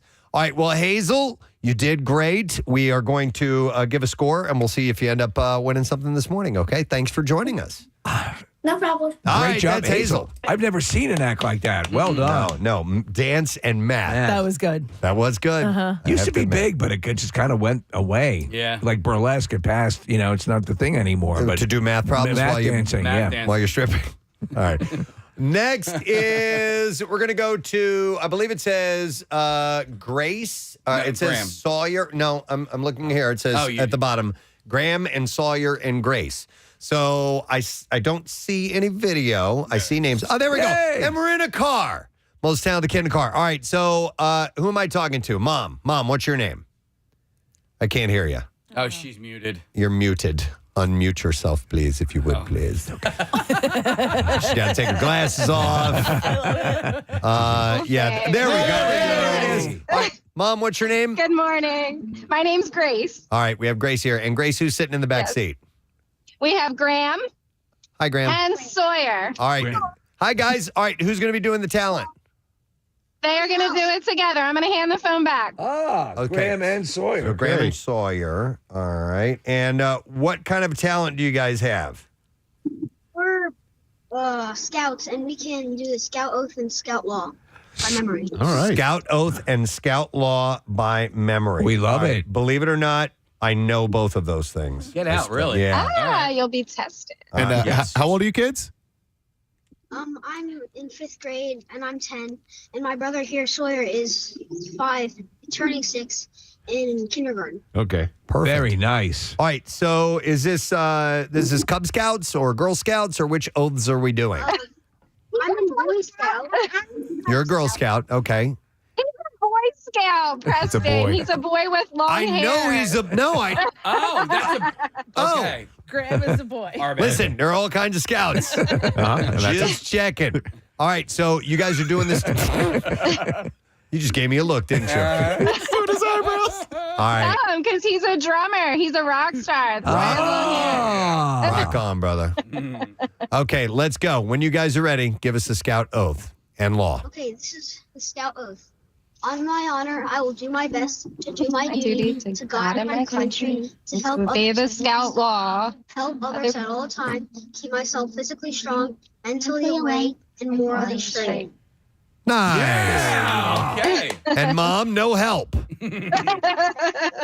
All right. Sorry. And so that is the scout oath. What about the scout law? The scout is trustworthy, loyal, helpful, friendly, courteous, kind, obedient, cheerful, thrifty, brave, clean, and reverent. Very good. Nice. All right. Sawyer and Graham nailed it with a big assistance from Mom. We assume Mom, not Dad, right? We don't know. Yeah, true. I've already messed up. Okay. Left and right. All right. Sounds good. We'll see how you guys do. Have a great day at school, okay? Thank you. All right. You're welcome. Oh, and kind, too. Has manners. All right. So we have 1, 2, 3, 4, 5 so far. We have time for, what, 2 more? Yeah, there's 2 more contestants. 2 more. All right. And then we will be done. All right. We will go next. We have a split screen here. Split screen. And I believe it says we have Meredith first and foremost. Hi, which one of you is Meredith? That would be me. That's Hi. Mom. How you doing, Meredith? Good. And who's next to you? Hi. This is Joby. Joby. Love that name. How you doing, Joby? My mom's been on the show before. What had she done on our show? I don't remember. Okay. It was at least 20 years ago. Oh, wow. You would remember my Great Dane Zeus before you remembered me. Wow. You'd think, but no. Did you bring Zeus into I the don't show? think, Nick, you might not have been there. Casey was there. You made Casey run through the door to make him bark. Oh. I don't remember. I remember this Did at your all. dog perhaps blow out a candle in a unique way? Okay, so Joby, what are you going to do? What's your talent? I'm going to bounce the ping pong ball and go outside to do the gritty. You're going to sit outside the car, do the gritty while bouncing a ping pong ball. Okay. All right, so obviously you pulled over. You're going to start in the car, and you're going to begin the ping pong thing, and then go out of the car and do the gritty, right? Yes. All right, man. When you're ready, Joby, and I'll describe what I'm seeing here. Okay, is now bouncing the ping pong ball in the car, sitting inside the car. He's probably done it 15 times by now, maybe even more. Great job, dude. Yeah. Yes. Oh yeah. Oh, and it's down. Well, now he's got to go out. He's going to do the gritty, right? All right, go do the gritty. All right, now can you do the gritty while doing the ping pong ball? We're going to find No, out. I can't. Oh, okay. Now he's outside the car. Let's see it. Do the gritty. Do the gritty. Nice. He's doing it up and down the sidewalk. All right, Joby. Nice work. Nice job, dude. All right, ping pong trick and the gritty. That's what we had Joby do, and we'll let you guys know how the scores come out. All right, let me jot down. Very my inventive. score. All right, gritty. And then we have, oh my goodness. Hi, guys. Hi. We have one more. Do you recognize me with this long hair? I recognize that voice. It's Kim. Kim. Oh my goodness. Kim the singer. Yes.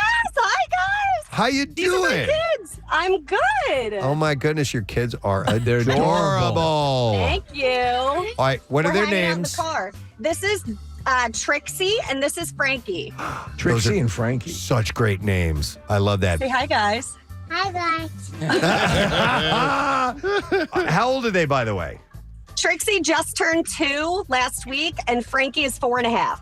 All right. Okay. Are they doing something together or separate? We're gonna sing Chapel Roan's Pink Pony Club. Okay. All right, girls. 1, 2, 3. Do you want me to get you started? You're a singer. Pony Club. Hi. Come on. And Trixie's trick is eating a sandwich at the same time as singing. They both They are. both are. They're both eating. They look like Hot Pockets. All right, ready, girls? 1, 2, 3, go. Pony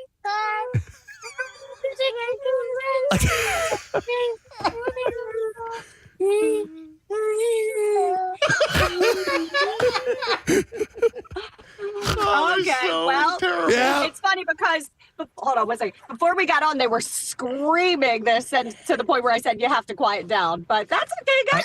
Well, isn't it their job to make you look like a liar? Isn't that part of the deal? Yeah, that's it. Oh, my goodness. All right. Well, that was fabulous, guys. All right. Kim, we love and miss losing you. Thanks for checking in with us, all right? Kim, your kids look like they're drunk. Kim was our singing telegram, and she and her husband and another singer are the ones that sang the Harry Balsack song. Yes. So Okay. it goes something like this. Harry Balsack, Harry Balsack. Harry Balsack, Harry Balsack. That's her. That's the high voice. Harry Balsack. The kids should have done this. Harry Balsack, Casey boy. Oh, and they get to hear that right now. But properly beeped. All right, so that's all that we're doing. Most talented kid in the car, sometimes in the car. So thank you to all of our contestants. And I tell you what we're going to have to do. We have our scores all written down here. Let's take a break. Right. And then we will come back and we will announce our winners on the other side. So I assume somebody from Price Waterhouse is going to take this? Yeah, we need to have security on that. We don't want anything to be tampered with. So but that was fun. I mean, people have so many great kids doing fun things, and it's great to just highlight it a little bit. All right, let's take a quick break. Come back in a moment. We'll do the bizarre file. We'll have your chance to win $1,000. Well, oh man, it's 7:55 already, Case. Right. You know what, though? Yeah, Hang until on. 25 minutes. We got after the 25 hour. minutes, yeah. So All we're right. going to be a little late with the keyword. We'll come back and we'll get that and the bizarre file, and we'll find out who won the contest. Stay with us. Preston and Steve. About the number of restaurants that are bringing sandwiches like this to us. Yes. And what that will do. We need to spread it out. Too many. We need, really. All right, so Steven actually sent me a few grilled cheese from Food Network, grilled cheese recipes, and there's a few of them here that I've done before and like to have from time to time. Grilled tomato and cheese, I think, is a great one. That's a standard, and I do love that one. Well, now the tomato's taking top billing there, Preston. No, it's not. You said grilled well, tomato you're and right. cheese. It says grilled tomato and cheese. I would say grilled call it a cheese grilled and cheese tomato. with tomato. Yeah, exactly. Exactly. There is a grilled cheese with bacon. You can put it on there. And that's grilled cheese with bacon. Which is awesome. Cheddar and apple grilled cheese. All right. That's good. Yeah. Yeah, because if you ever Bacon. have like apple slices and cheese together, that's, or fruit and cheese, that can work Makes out it nicely. healthy. Mm-hmm. A sandwich you can eat on the run. Smoked Gouda and roasted red pepper grilled cheese. Do I like Gouda? I like do. Gouda, yeah. You like Gouda a lot. All right. You'll find good Gouda? Abu Dhabi. I have a story in the bizarre file with Abu Dhabi coming up. I'm thinking a grilled brie. Yeah. Would be yummy. I've had it. A grilled ham and brie. Yes. Is fantastic. On a baguette. Oh my God! So good. Nick, my wife makes a it's an app she'll put out at parties, but it's brie and it's grilled in or it's baked in like a challah, like a baked brie. Yeah. And it gets all runny and there's a gooey. little bit of raspberry or something too. Yeah, but you know what, Steve? It's got that protective shell on the outside, and it gives it cohesion. God bless that shell. Hang on a second here. Let me go to Garrett has a recipe. Hi, Garrett. Good morning. Yo, good morning. Sorry to bother you guys at work. Nah, brother. What's up? Yeah, so check it out. So a couple years ago, I was getting creative in the kitchen, and I was making a grilled cheese, and I was like, you know what? I want to get a little creative here. So I scratched the cheese entirely, and I had some leftover buffalo chicken dip from the football game before, and I spread that on there, just made it like a normal grilled cheese. Actually, the same way Casey does it. Like, I take the slab of butter, throw it down, then I kind of like mush it around a little bit. You know what I mean? Like, swirl it around. But, dude, I'm telling you, that is a banging sandwich. So I love buffalo. I guess buffalo chicken dip has cream cheese in it, so that's technically in the cheese family. Well, we throw some cheddar cheese in our buffalo chicken dip, too, so kind of Okay. we get in there. Speaking as someone who has Interesting. Thank you, now Garrett. about 160 packets of Star-Kissed buffalo, I love that Buffalo tuna? But the buffalo tuna is great. The buffalo dip in buffalo dip. I'm every sorry. application, that buffalo flavor, whatever it is. You said it has cream cheese in it. I didn't know that. The dips usually Okay, do. yeah, delicious. I will say that Panera, they sometimes can hit or miss on some of their things, but consistently their tomato soup and their grilled cheese is good. So I agree. What's the new What's the new sandwich that they're the Panera? They mention a type of pepper. It's like a Freshy pepper? It's you know what I'm talking about? Have you seen the thing? Is For it this like it's like a new like a Mediterranean. You know what, Steve? They should probably send us samples. I'm intrigued. Yes, Is it, it's a new thing that they're pushing. Wouldn't and be it's a got poblano pepper, would it? no, I don't know, but it is a red pepper that apparently has this incredibly exotic, wonderful taste. Okay, wait, like a vegetable or like the crushed red pepper? A vegetable. No, like a vegetable pepper. Side note, stuffed peppers. Fantastic. Oh, yeah. Big fan. Yeah, Like you well, put we should sausage have in a there. restaurant and call it Sergeant Pepper. Well, listen, it's sort of offensive that you bring it up on Grilled Cheese Day. I'm sorry. Yeah. You're right. I mean, I said side note. Stay in your lane, buddy. All right, roasted poblano and mushroom grilled cheese. No poblano. I like a poblano. I do like poblano. I like it the poblano. I like saying poblano. Fun syllables. I come know what- from you know the what village of Poblano. Do you know what a smoked poblano is? An ancho chili.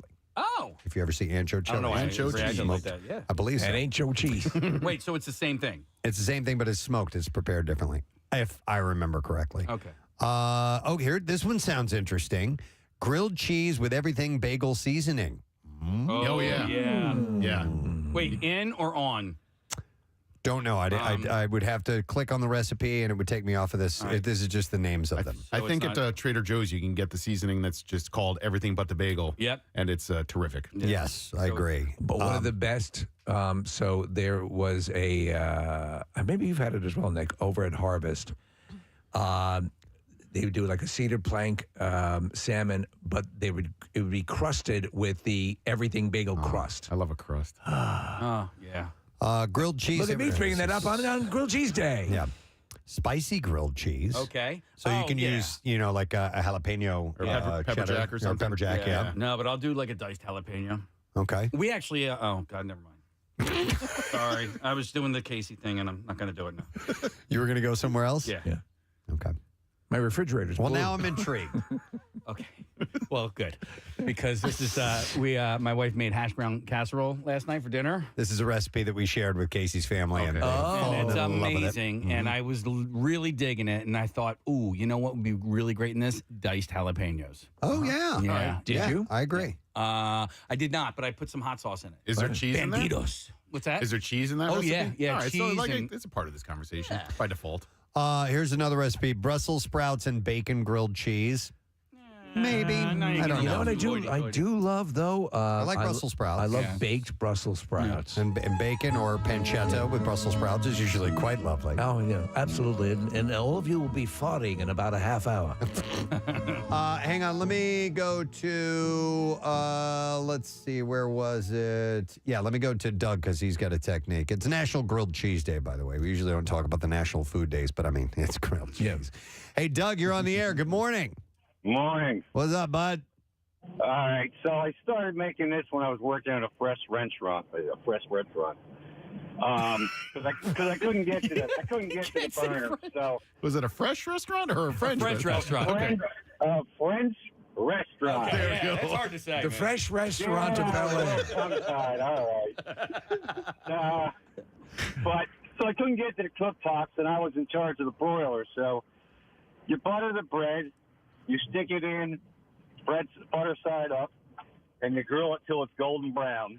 Okay. And you flip it over, you put your cheese on, and you heat it until it's bubbling and starting to turn brown. So he's saying In the oven. that makes sense. Yeah. Okay. You know, then you put it together. But lately I've been, so as that's working in the oven, I'll cook a couple of slices of pancetta, and if I use Swiss extra sharp cheese, you put them together, so you have the sharpness of the cheese, and then you have the saltiness of the pancetta. It's awesome. I I'm hate Swiss digging it. cheese so much. Okay. I hate it with a But white it's hot a nice- passion. It's a nice crispy, you know. All right. I like All right. that, Doug. All I'll right, try that technique, the oven technique. Thank you. So you hate Swiss cheese? I hate Swiss cheese I love it. almost as much as I hate sharks. I love Swiss cheese. In fact, I'll go to the finest fresh restaurant in town. No, and they I've had a grilled Swiss cheese sandwich. It ain't bad. Yeah, if you do Swiss and cheddar together, I think it's great. It's And fine. I think a three cheese thing, Yeah. three cheese mix is pretty awesome. I A did not know throuple. that about you about Swiss cheese. Yeah, Wow. just ham and Swiss is that's a standard. Really? Gross, yeah. Turkey and Swiss. I love a good Swiss. My Andrea hates it too. She can't stand Swiss cheese, and I get in trouble sometimes for bringing it home. I'm like, no, I love Swiss cheese. I'm gonna Sometimes eat I it. feel Did you bring Swiss home again? Yeah. Because she feels like because she's such a cheese lover. Yeah. Which I find Cheese interesting. lover. Well, she loves all cheeses. Yeah. except Swiss, and That I'm seems like, sort of You're arbitrary. kind of missing out. Not everything in the fridge has to be for you. I get mad at my wife for putting White Claw in the fridge. I'm like, God damn it! One more quick call. We're going to have to take a break because we have guests lining up. So I'm going to go to Alicia. Hi, Alicia. Good morning. Good morning. Sorry to bother you guys at work. It's okay. We're happy to have you, Alicia. What's up? Thanks. So I own a restaurant in Chalfont called Ember Smokehouse and Tap.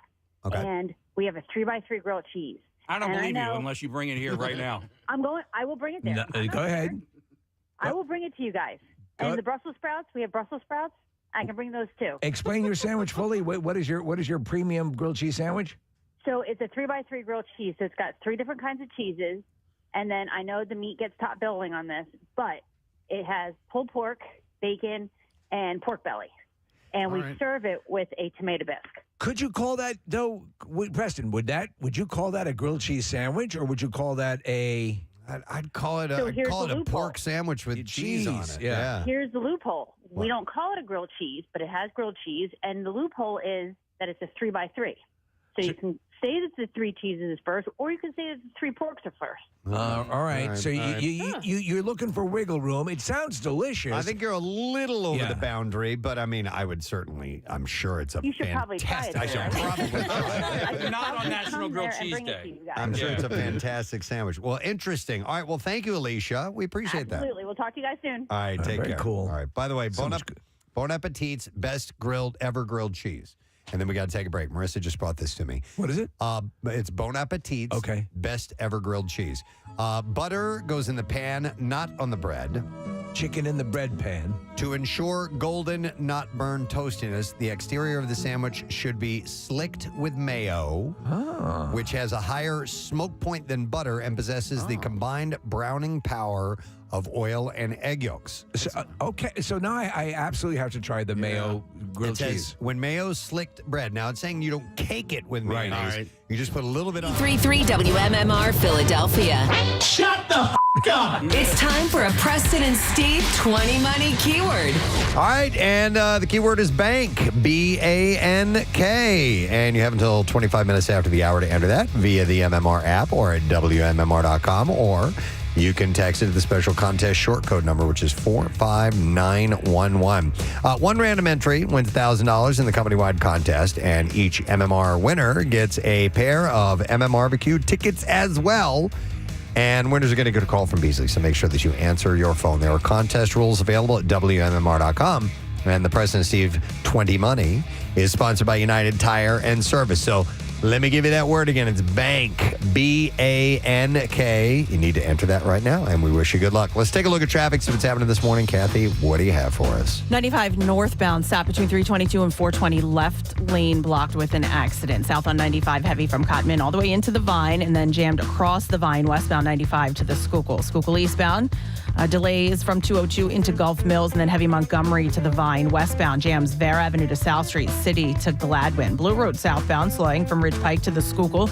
Also jammed from McDade Boulevard onto 95. 30 bypass eastbound, slowing 322 to 113 in New Jersey. 55 northbound, slowing Deptford to 42. And then volume on the 42 freeway, northbound from 41 to 295. This traffic report brought to you by Compassion International. Imagine a child in extreme poverty waiting over a year to be sponsored. End their wait today. Become a Compassion sponsor.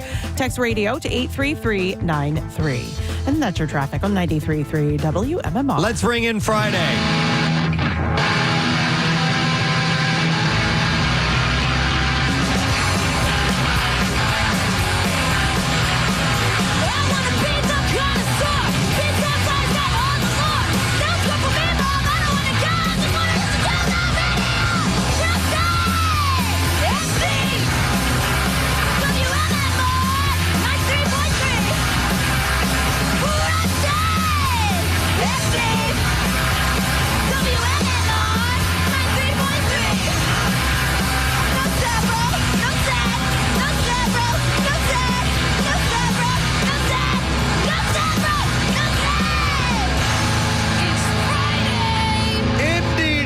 And before we get to the bizarre file, I thought this might be a good time to announce our winners of the most talented kid in the car contest that we just did. Stiff competition. Thank you, kids, for being a part of it. So these 3 are going to win a $50 point card to Arnold's Family Fun Center. And we want to congratulate our ping pong and gritty dance guy, Joby. He and his mom, Meredith, checked in. Then also another winner coming in second place, the dance math queen, Hazel, and her mom, Cindy. And then finally, for the most points awarded, we would like to congratulate Sage, who sang Savage Daughter with her dad, Mike. And don't forget that Arnold's offers action-packed excitement for all ages. Arnold's has extended hours during spring break. And for more information, you head to arnoldsffc.com. So thank you, Arnold's, for the prizes. We appreciate that. All right, let's get to the B5. WMMR presents Preston and Steve's Bizarre File. All right, this morning is brought to you by Family Jewelers and Family and Company Jewelers. Viraggio Bridal Show is going to be April 17th to the 19th. You can save hundreds, maybe even thousands on the ring of her dreams. A Family and Company Jewelers is South Jersey's diamond destination. So an Iowa City man was arrested after allegedly driving an excavator while intoxicated with a blood alcohol content nearly 3 times the legal limit. And he's driving an excavator. Dustin Snyder, 40 years old, is charged with second offense operating while intoxicated and driving with a suspended license. Police said the Snyder smelled of alcohol, had bloodshot and watery eyes, slurred his speech, and was unable to keep his balance. Court documents state that he admitted to buying and drinking alcohol, and a breath test showed that his BAC was 0.222. By the way, Snyder has prior convictions for DWI from September 2024. His license was suspended March 4th for failing to pay a previous fine. He was released from jail and is required to complete a substance abuse evaluation within 30 days. Must also complete treatment and provide proof of completion, and he also faces charges of domestic abuse stemming from 3 incidents in July 2024. He's awesome. To which he pleaded guilty, and in August he was charged with harassment and burglary after allegedly breaking into the same address. Police said they saw him threaten to kill the person inside. How did he get the excavator? I think it's his job. Yeah, okay. Yeah, so unless he stole it, I don't know. All right, I know there was a terrible, terrible helicopter story in New York yesterday. This one involves a helicopter crash. Everybody was okay. That's good. And I put it in the bizarre file because of the unique situation. A helicopter in South Africa crashed after a penguin nudged the controls. Stop it. Like, you can't write this stuff. Okay. What? The penguin was inside a cardboard box which slipped off the lap of a researcher after the helicopter set off from Bird Island. The penguin box hit the aircraft pitch lever, causing it to tilt violently to the right before the rotor blades smashed into the ground. And the South African authorities have now released a report stating that the crash was caused by the penguin. For a few brief seconds, the penguin probably thought, I can fly. The purpose of the flight was to assist a researcher in conducting a survey. After completing the survey, the helicopter landed safely on the island where the researcher requested that a penguin be transported back to the airport. The pilot of the helicopter agreed, and the penguin was placed in a cardboard box for the return trip. Although a risk assessment was carried out before the departure, the pilot did not account for the safe and stable transportation of the penguin. Instead of securing it in a crate, it was placed in a simple cardboard box that sat in the researcher's lap. Once the pilot started the engine and took off about 50 feet from the ground, the cardboard box slid off to the right and onto the pilot's cyclic pitch control lever. It resulted in a sudden and violent pitch to the right. The aircraft's rotor blades hit the ground and the helicopter crashed. It was seriously damaged, but luckily none of the people on board were injured, and the penguin also survived. Give me that penguin. Give me that goddamn penguin. Some meetings aren't necessary and probably could have been an email, but some meetings are obviously justified. Memphis Allies, a community violence intervention program that aims to reduce gun violence, was holding a meeting at a Memphis business park this week when gunfire broke out at the scene. I don't think you're understanding the spirit of this meeting. When police arrived, they found one person dead, 5 others injured, 4 taken to the hospital. Well, that could have gone better. Yeah, a spokesperson for a different group, Heal 901, told reporters that it was very plausible that the shooting happened because of the meeting. Memphis Allies has vowed to continue working in the community. Well, there's some hang-ups that can kill you if you're not careful. A man from China developed a fungal lung infection after regularly smelling his own dirty socks when he came home from work every day. So that was his thing. He'd smell his socks. I hate this person. He was hospitalized with a persistent cough and bloodshot eyes. Doctors diagnosed him with an aspergillus infection in his lungs. Don't you know, there are some times when you enjoy your own stink, right? Yeah, sure. Like your farts. Kathy, you smell your own farts. I mean, you are going to take your dirty sock off from work and smell it? But he's got to be like inhaling. By the way, Steve, a lot of people don't know our nickname for Kathy is the wafter. Yeah. She'll do the thing where she actually reaches down and scoops the gas up to her nose. I hate you guys more than this guy. All right, doctors got a pair of his dirty socks and they tested, which showed that his socks contained the fungus, likely due to the warm moist environment inside shoes. It's got the fungus. That promotes fungal growth. I got the fungus. Doctors advise to not get in the habit of smelling dirty socks for fun, which is advice that they probably never thought they'd have to actually give to anyone. Dude, wow. yeah. It's a little too much. All right, we'll end with this one. This is very interesting. So I'm wondering if you're ready for Chrissy Forever. Advancements in AI and changes in California law are transforming the way that deceased celebrities' legacies are managed and monetized. Two companies named Realbotics and Hollow have joined forces to create an AI version of the late actress Suzanne Summers that mimics her voice, personality, and facial expressions. This AI replica is designed not just as a tribute, but as a potential participant in future projects such as new episodes of Three's Company. So do they, just gloss right over Gandhi? I guess so. Yeah. California's AB 1836 law went into effect on January 1st and extends post-mortem rights to include AI-generated digital replicas of dead people. That's now, wild. Alan Hamill, Summers' widower and partner in buying Thighmaster back in the day, says that he and Suzanne talked before she died about the possibility of, quote, reactivating her. So they might do that. Okay. Hamill's always been a guy who knew how to make a buck. Yep, and there you go. That is what I have in the bizarre file for you this morning. Yep. All right, let us take a quick break. We're going to come back in a moment. We'll get into Connoisseur time. Hey! We have a special contributor that will jump in during the Connoisseur, but we got stuff to give away and things to talk about. So we'll come back with that in a moment. Stay with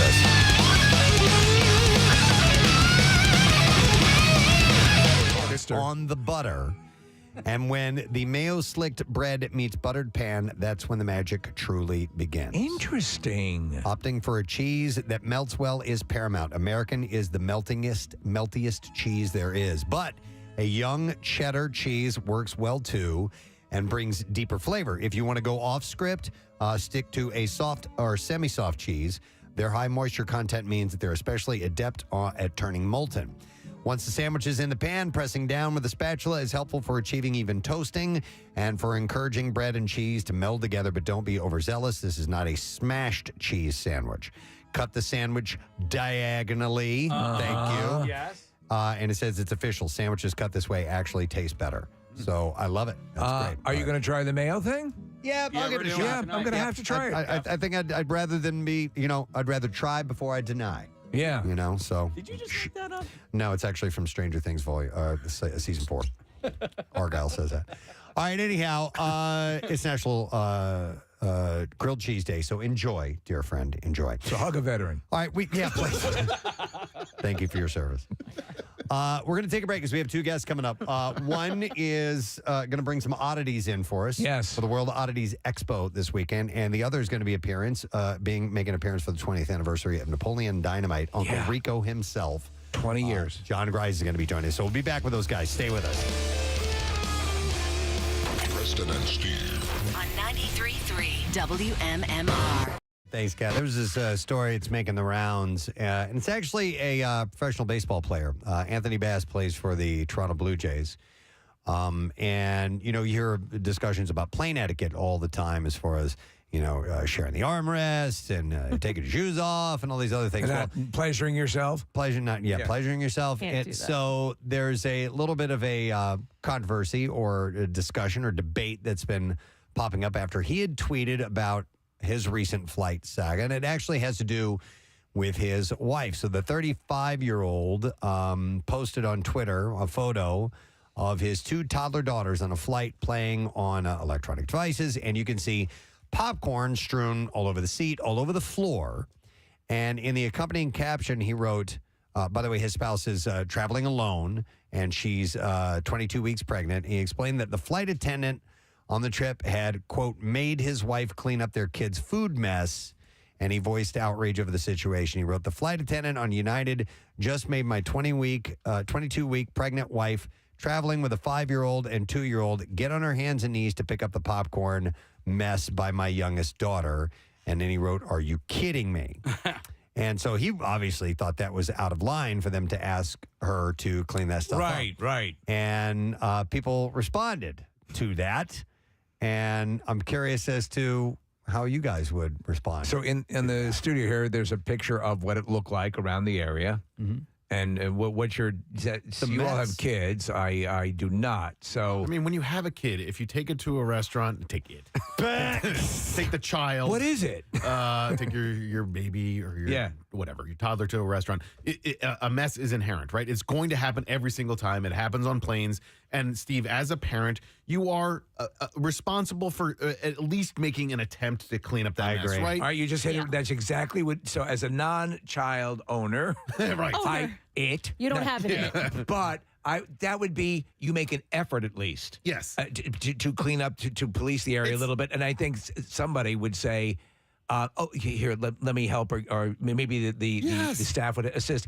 Just that alone gets you across the finish line. And it's embarrassing, quite frankly, like especially at a restaurant, because you know that it's going to happen and you don't want it to happen. Yeah. But also you are aware of the fact that if you have a toddler, it's going to happen. So just do the best you can to prevent it, and then when the mess inevitably does happen, clean it up as best you can. The children were eating ribs. Right, yeah. Yeah, it's going to happen. I mean, I wouldn't even try to prevent it because you can't. It's going to happen. However, you do more than try to clean it up. You clean it up.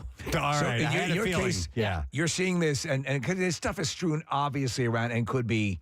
It's not like, they're asking to resurface the chairs. And listen, I don't think she should get up every time something falls on the floor. But like at some point, yes, so sorry. Let me, pick this all up. Looking at the photo, I could see if the mom was sitting in the chair, she may see one kernel that we can see in this photo.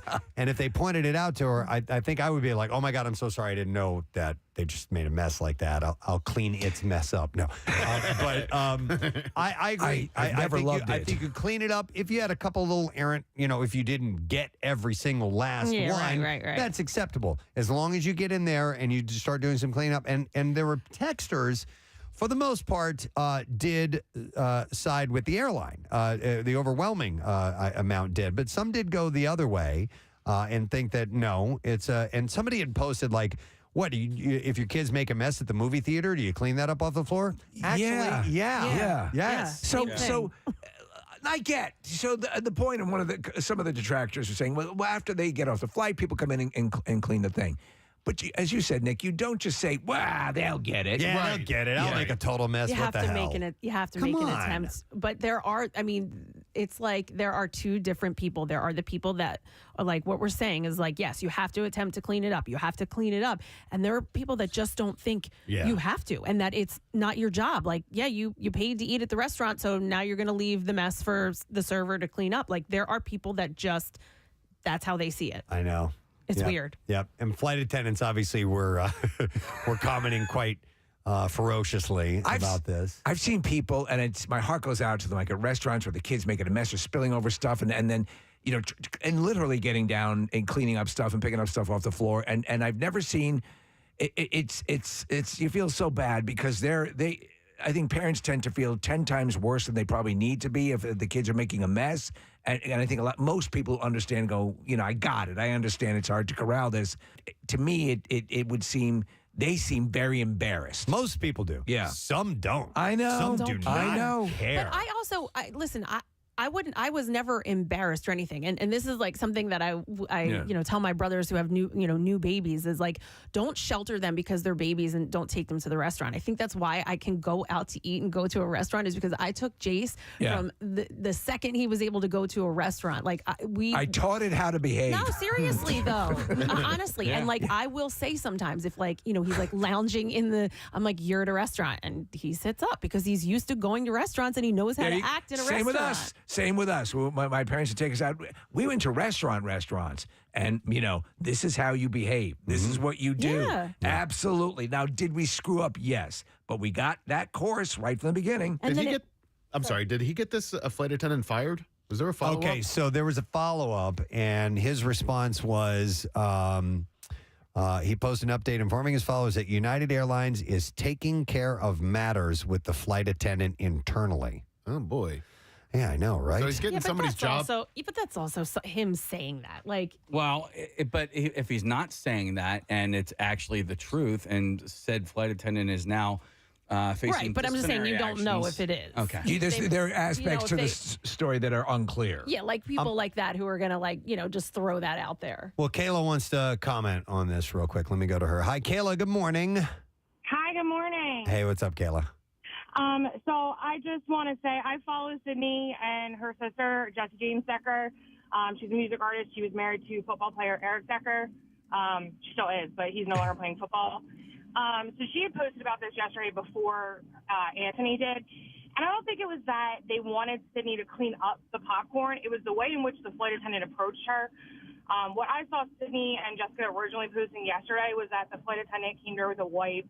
It was like, oh, the captain wants you to get every single drop of popcorn, which is kind of unrealistic when you're on a plane with 2 toddlers and 22 weeks pregnant. Obviously she was going to do her best, but to have her, it was just kind of more of an embarrassing situation, and the way the flight attendant went about it and what was said to her, you need to get every single drop. By the way, how would the captain know? How would the captain know? I'm sorry, sir. We have an issue in the. We have a filthy child that's dropped popcorn all over the floor. Someone needs to kill it. Yeah. Oh, I feel like they use that all the time. Like the captain said. Captain doesn't know what's going on. Captain doesn't know there's popcorn on the floor. Yeah, I'm sure the captain didn't know, but I think it was just the way the flight attendant broached it. You must get every single drop. Not just, hey, get what you can. We understand she's 2. And it was also popcorn that United had given to her. It wasn't like she brought it on the plane herself.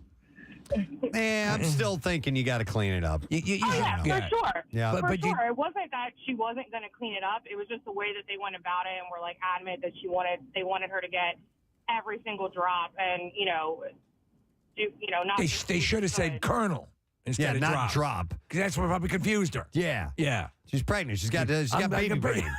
What are you talking about? No, but I mean, right, so I thank you, think Kayla. both sides sort of, now listen, it doesn't give you carte blanche to be rude.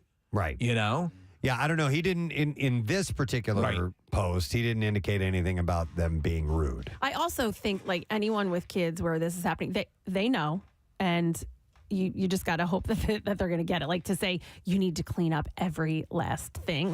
Who says she wasn't going to? Mm-hmm. Yeah, but you can't wait until they're off the plane to find out that they didn't. Oh, do you that. follow them home. I mean, Didn't think I was going to follow you, did you? I don't side with the lady whatsoever. And Kayla, she's calling in she was standing there listening to every single bit of the conversation. And There's a flight attendant at the front door. yeah, and she wasn't there, so she doesn't know. And I'm just looking at the mess there, and MMR. Thank you very much, Kathy. It is Friday morning, and it's time to eat. Time for the connoisseur again with a special guest. Yes, this is the second time only we've ever had a special guest during the connoisseur segment, and we're happy to do it. It's like trying to get a good table at a great restaurant. I mean, the connoisseur is so in demand. Well, this is all homegrown, too, because I have a copy in front of me of Philadelphia Magazine, which I'll show to our YouTube audience and everybody watching this morning. And it's called Welcome to Cheesesteak 2.0. That's the cover story. Yeah, and that's a mother of a cheesesteak on the cover. It is, and we're going to welcome a features editor of Philadelphia Magazine, Mr. Bradford Pearson, is joining us today. Good morning, Brad. Hey, thanks for having me, guys. Second only special guest ever. That's pretty impressive, I got to say. I'm going to add that to my resume. There you go. Please add it there. All right, so this article is all about the evolution of the cheesesteak, meaning that we're going to new places that we haven't been with this sandwich. Now, what's been the reaction to this so far, Brad? Well, people are pretty defensive about their cheesesteaks and their cheesesteak style. So everybody, Philly, we're kind of stuck in our ways a little bit, but I think so. Some folks have been like, "Oh, I don't want cilantro on my cheesesteak. That's ridiculous." But a lot of people have really said like, "Oh, here's 20 different cheesesteaks around the city and in the suburbs that maybe I do want to try now." It's interesting because listen, I've always loved a good cheesesteak. A lot of times I prefer to go for like a chicken cheesesteak. That's considered sacrilege in many quarters. But I haven't really had a cheesesteak in quite a long time. But anything like this, looking at some of the things that you highlight and some of the riffs on it, I'm like, okay, maybe it's time to revisit the cheesesteak. So in a way, this will help prolong the legend of the cheesesteak. Yeah, I think, cheesesteaks are the kind of thing, to your point, I don't really eat that often because a lot of times you end up being like, okay, I got meat, cheese, and bread again. And next thing I know, I'm asleep for 3 hours. Right, yeah. But, some of these ones are real riffs on, if you look at a picture of it, you think this isn't a cheesesteak. When you get down to the bones of it, there's meat and cheese. And yeah, maybe there's some papaya salad or there's some jalapenos or some different touches, whether it's Mexican touches or Cambodian or Haitian. But in the end, what it comes down to is, does this taste delicious? And if it does, I'm going to keep eating it. Yes. I'm totally it's like the notion of a jalapeno or something that's a little bit more spicy in there. I don't go for super hot things, but anything to jazz it up a bit, I'm all on board. Yeah. And it breaks up sort of the monotony of it, right? It breaks up here's the 3 elements that we're always going to have in a cheesesteak. And there's times when, I want something to sort of break through the meat and cheese and sort of the gloopiness of a cheesesteak in the same way that a hoagie's got tomatoes and pickles or whatever you need on it to cut through the meat. Yeah. All right, Brad, so in order to make this a cover story in Philadelphia Magazine, this has had to have been brewing for a little while, and then you guys start to take notice, and you're like, hey, we need to feature this. How long ago did you start seeing rumblings of an accepted cheesesteak that has some extra accoutrement on it? Yeah, I mean, I think in the past, 5-8 years, the thing that's really set this off is when Angelo's opened on 9th Street in the Italian market. Okay. And that was the first time that the cheesesteak sort of went from, we sort of have this squishy roll, some really finely chopped steak, and American cheese or provolone maybe, and has become really transformed when Danny started making his own bread. He started using Cooper Sharp, all of these different things that really elevated the cheesesteak. That sort of set the wheels in motion, and then other people start making their own bread. Other people start using Cooper Sharp cheese. Yeah. And that's really what set this off. I think that the changing up of the cheese is okay. I think that doesn't change the format of the cheesesteak. Now, I know there are traditional ones, and there's the controversy of, people who or I don't know if you want to call it controversy, whiz or American or provolone. Sure. But I think, why not try some, if you wanted to do feta or gorgonzola or something different to make it. But then when you start adding sun-dyed dried tomatoes and avocado and things like that, it's starting to branch away from it a little bit for me. Is this going to be a tough sell on the blue-collar Philadelphian? Ooh, interesting. I mean, I think that Philadelphians in general are sort of, their tastes are changing, right? And I mean, I think that, I live in South Philly, and a lot of these cheesesteak riffs are in South Philly, and that's because there's new people that are living down here. We have Mexican cheesesteaks, we have Cambodian cheesesteaks, and these are different communities that are putting their own spin on this traditional sandwich. Maybe the cheesesteak egg roll started to open the door for people a little bit, Could be it, because that's a standard. Yeah, because you can find that in pretty much any pub now when you go out. Yeah, I mean, to the point earlier, cheesesteaks, chicken cheesesteaks at first were viewed as just sort of sacrilege. Oh, I know. I caught hell for that. But I'll tell you this. It's funny because, and I think there's a charm to the reticence in many ways, because everyone locks and loads. For some, it's the bread. For some, it's the cheese, as Preston was saying. For some, it's the slice, how thinly sliced the meat is. All of those are things, but it does show a sense of ownership. So I tend to think, you want to throw some stuff on it? Let's take a crack at it. But I love, and you have to, tongue-in-cheek wise, be sort of enjoying the conflict that these things can cause. Yeah, I mean, that's why you put something interesting on the cover of a magazine, right? Yeah. You want people to talk about the things that you're talking about in your magazine. Because if not, what's the point of putting this out? Right. And you know talk about it. I also think that, you can only sort of, this has to start here in Philadelphia. If people in other cities started doing this, we'd kill them. We'd kill them. Yeah. You can't do that to a cheesesteak. Yeah. We would write about the other people messing it up. Brad, who was the politician a few years ago that lost the Philly vote because he came here and he got a cheesesteak with lettuce and tomato? You guys remember this? Mayo and lettuce, I think tomato on it. Was it Dr. Oz that did that? No, it was years before. It was years before. I remember there's a picture of him. John Kerry screwed up. John Kerry, that was it. Yeah. Yes. Yeah, and so, but now, have we moved past that, do we think? Well, I'll tell you what, my wife, she always gets it's called a cheesesteak hoagie, and that's what she does. Okay. You know, and I think that's okay because she's from here. Right. Yeah. And that's the thing. Like, I think that if I was to walk up and say, like, oh, maybe I want Swiss cheese on a hoagie today, people might look at me a little sideways, but it's not going to make national news. Right. You know, like John Kerry showing up at Pat's and trying to eat a cheesesteak with Swiss like he's eating a hot dog, holding it out like it's a foot long. Right.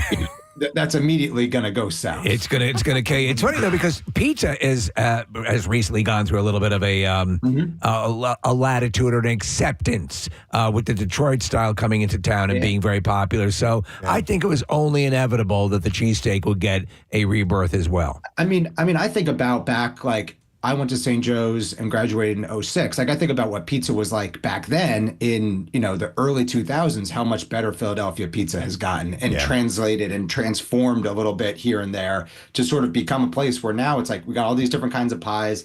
And I think the same thing is happening with cheesesteaks. Bradford, real quick, A, have you been to Donkey's in New Jersey? And B, if so, what are your thoughts? I have not been, but what I will say is that is the one thing that I think I can't wrap my head around is a different shaped roll. The Kaiser, yeah. Yeah, maybe that's me being like too protective of the sort of long roll. I understand. That's to me, that's the one thing. I understand the protection, and I'm not dissuading you from it, but give it a shot because it is so damn good. I love the taste of it. I know. Yeah. That's one that I haven't been able to check off yet. But all right. So, Brad, we got to wrap up. But in the article, you guys cover some of the more adventurous takes on the cheesesteak and where you can get them. Yeah. Okay. I mean, I think right now the one that is on the cover that everyone's going to really want to try is the Sabi Food cheesesteak, which is at FDR's Southeast Asian Market every weekend. The lines go around the park. It's awesome. It's covered. It's got papaya salad. It's got cilantro. It's a really great sandwich. All right. So that's the one that I would tell everybody to look out for. Okay. All right. It looks pretty awesome. All right. Hey, Brad, thanks for being a guest contributor on the Connoisseur segment this morning. We appreciate it, man. Thanks, guys. Appreciate it. You got it. All right. Let's hear for Brad. A guest on the Connoisseur. So we send him on his way.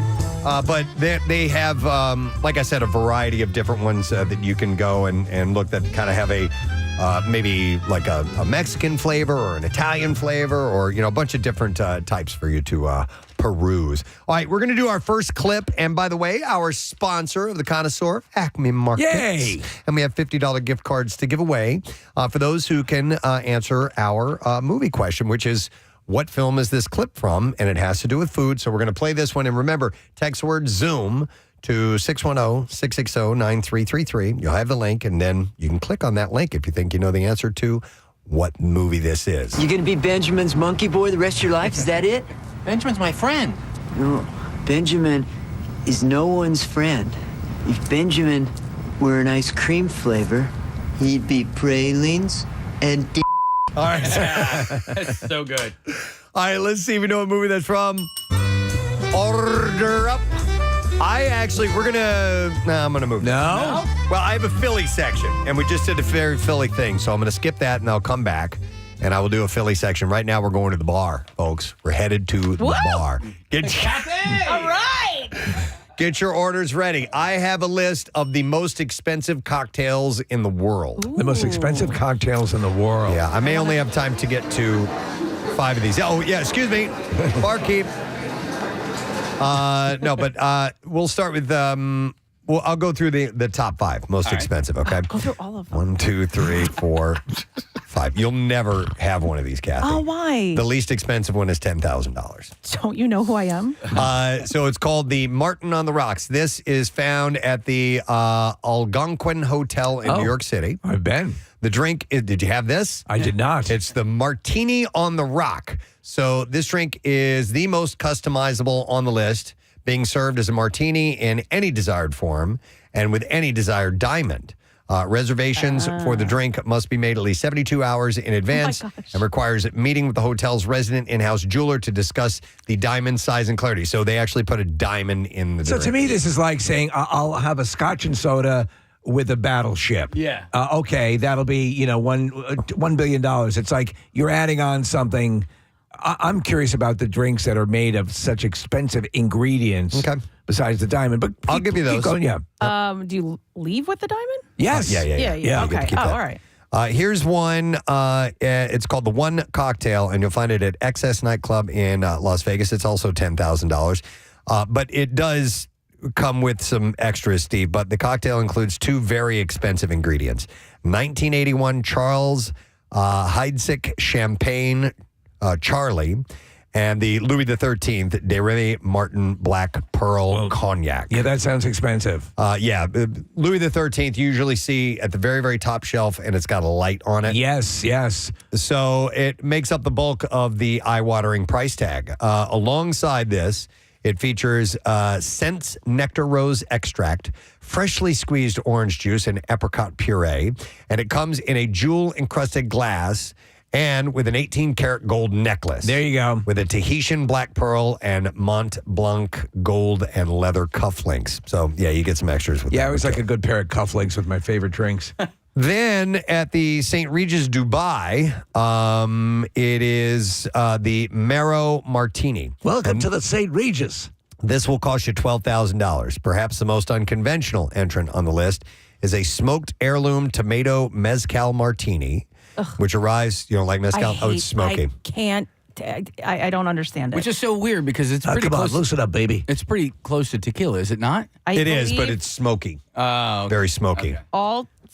All tequila is mezcal, but not all mezcal is tequila, or the other way around. Something like that. Something like that. So it arrives with a 9-karat diamond necklace. There you go. It's finished with a bone marrow ice cube. Jesus Christ. Adding a unique and rich flavor, and it was created just last year. Where do they get the bone marrow from? A recently deceased human? Maybe. All right, 2 more of these. And yes, Steve, these all come with expensive now I got it. All right. add-ons.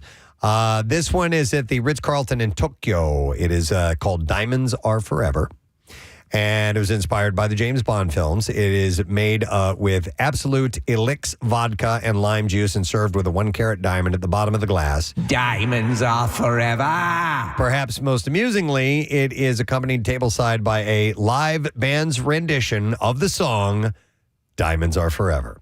I'm not quite sure how much of the price tag the musical accompaniment accounts for, but it costs $20,300 if you want that. $20,300. Come on. But obviously, it's I assume you'd have to consult with people before you order this drink. Yes. And then the most expensive one is out of Dubai. It's called the Baccarat X Patron. In honor of Baccarat's 260th anniversary, the luxury Crystal Maison teamed up with Patron and Nahate to create a cocktail that was auctioned off for over double the price of the world's previous prices. This will cost you $41,000. See, the people of Dubai find this excessive, and the Abu Dhabi do. Created by renowned mixologist Salvatore Calabrese, and featuring 1950 Kina Lillet and 1930s Angostura bitters alongside a showpiece Patron tequila.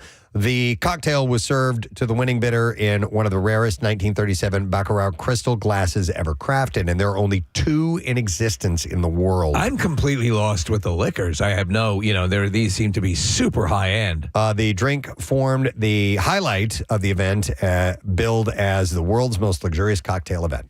The alcohol is not this expensive. I think, like you said, one of them, you have to meet with the hotel manager. Like, if you're buying that, you're probably not paying for dinner. You're probably staying the night. You know what I mean? There's other things They're that come throwing in other with perks. I think the thing to do would be to take some really basic, like Five Alive, and serve it in one of these, Sunny D. Sunny D. Yeah. Purple stuff. The purple stuff or Sunny D. All right. In a $50,000 goblet. As long as you shake it up, put it in a nice glass, and garnish it, you can charge whatever you want for it. I wonder if you could pass Sunny Delight off as a trendy, hip drink at like the Algonquin, and as you say, dress it up.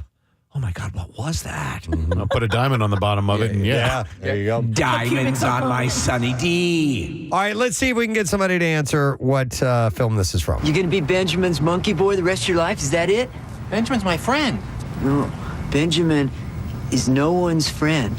If Benjamin were an ice cream flavor, He'd be pralines and All right, so we're going to Jody. Hi there, Jody. Good morning. Good morning to see you, Jody. All right, what movie is that from? Wayne's World? Yeah. Hey! Correct. Well done. Case, we're going to give her a prize, right? Yeah, Jody, you just won yourself a $50 Acme Markets gift card. Hungry and in a hurry? Acme's Flash Grocery Delivery or Pickup gets you fresh groceries in 30 minutes or less. Fast, fresh, and right to your door. Acme Fresh Foods, local flavors. All right, let's cue up another clip, and we'll see if somebody can identify what food clip this, or what movie this food clip is from. Here we go. What are you doing? Chocolate snack must be poured directly over popcorn.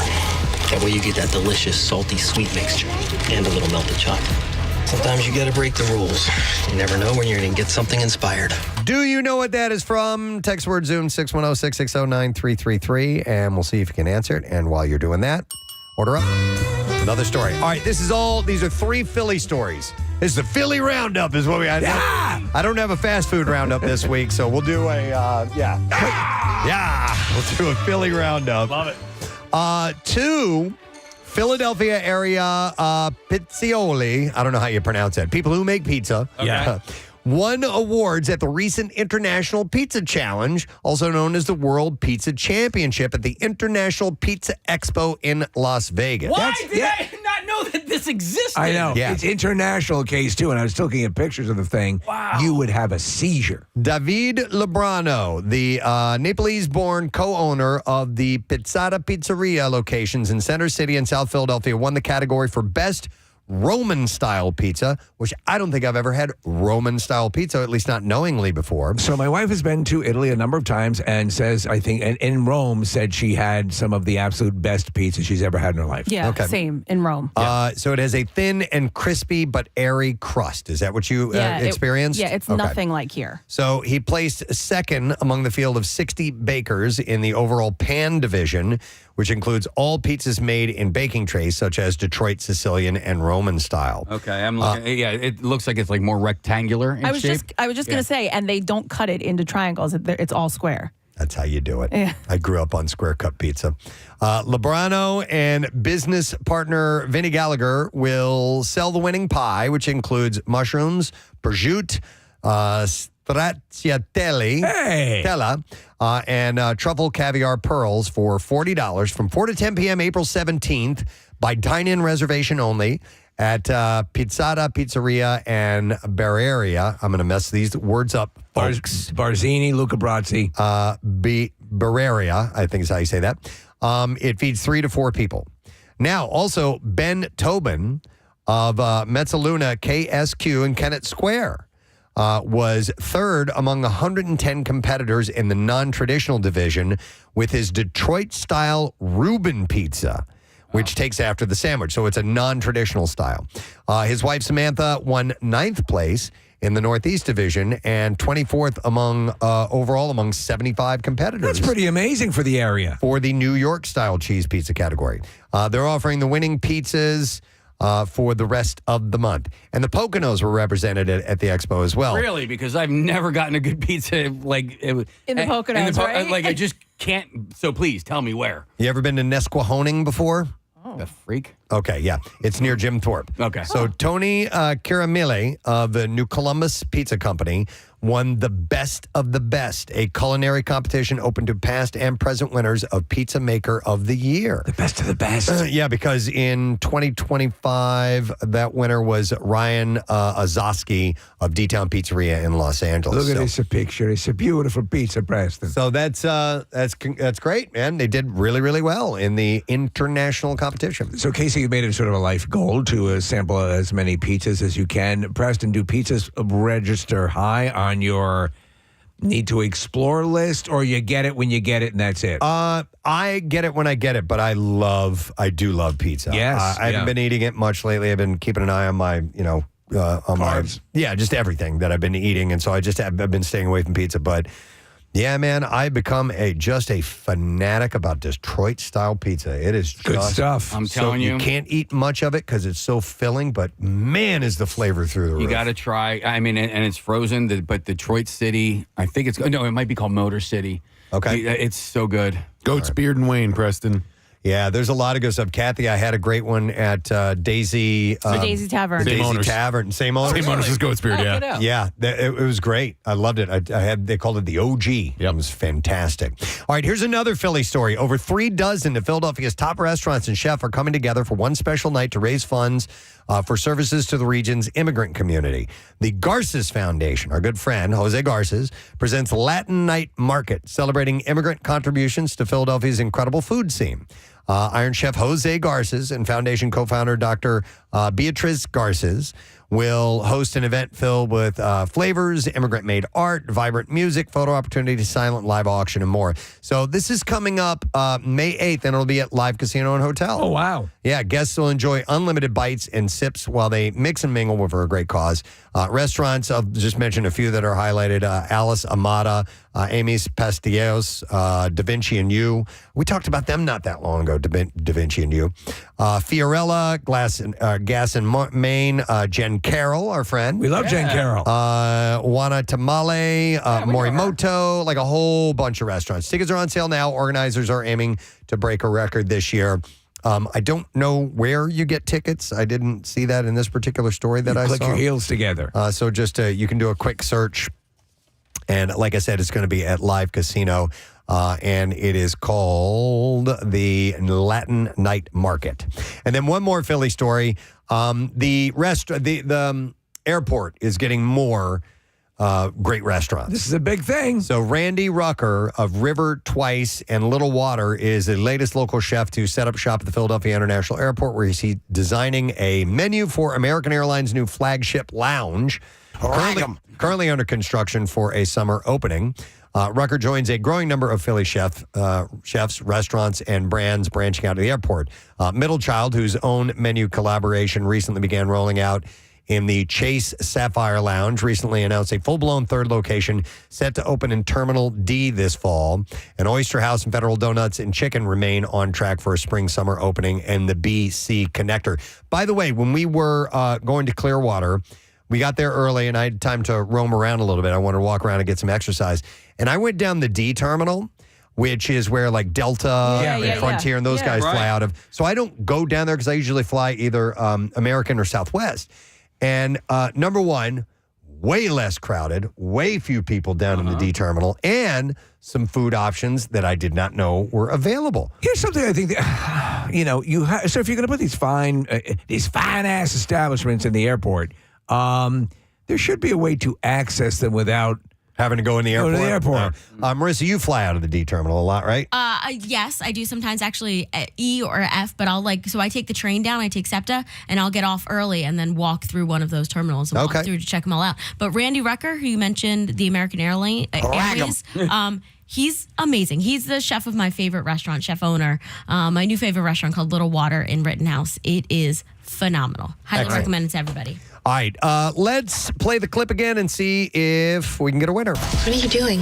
Chocolate snack must be poured directly over popcorn. That way you get that delicious, salty, sweet mixture and a little melted chocolate. Sometimes you gotta break the rules. You never know when you're gonna get something inspired. All right, let's go via Zoom to Brandy. She's a fine girl, and we got her on the line here. Hi, Brandy. Hi. All right, Brandy, what movie is that?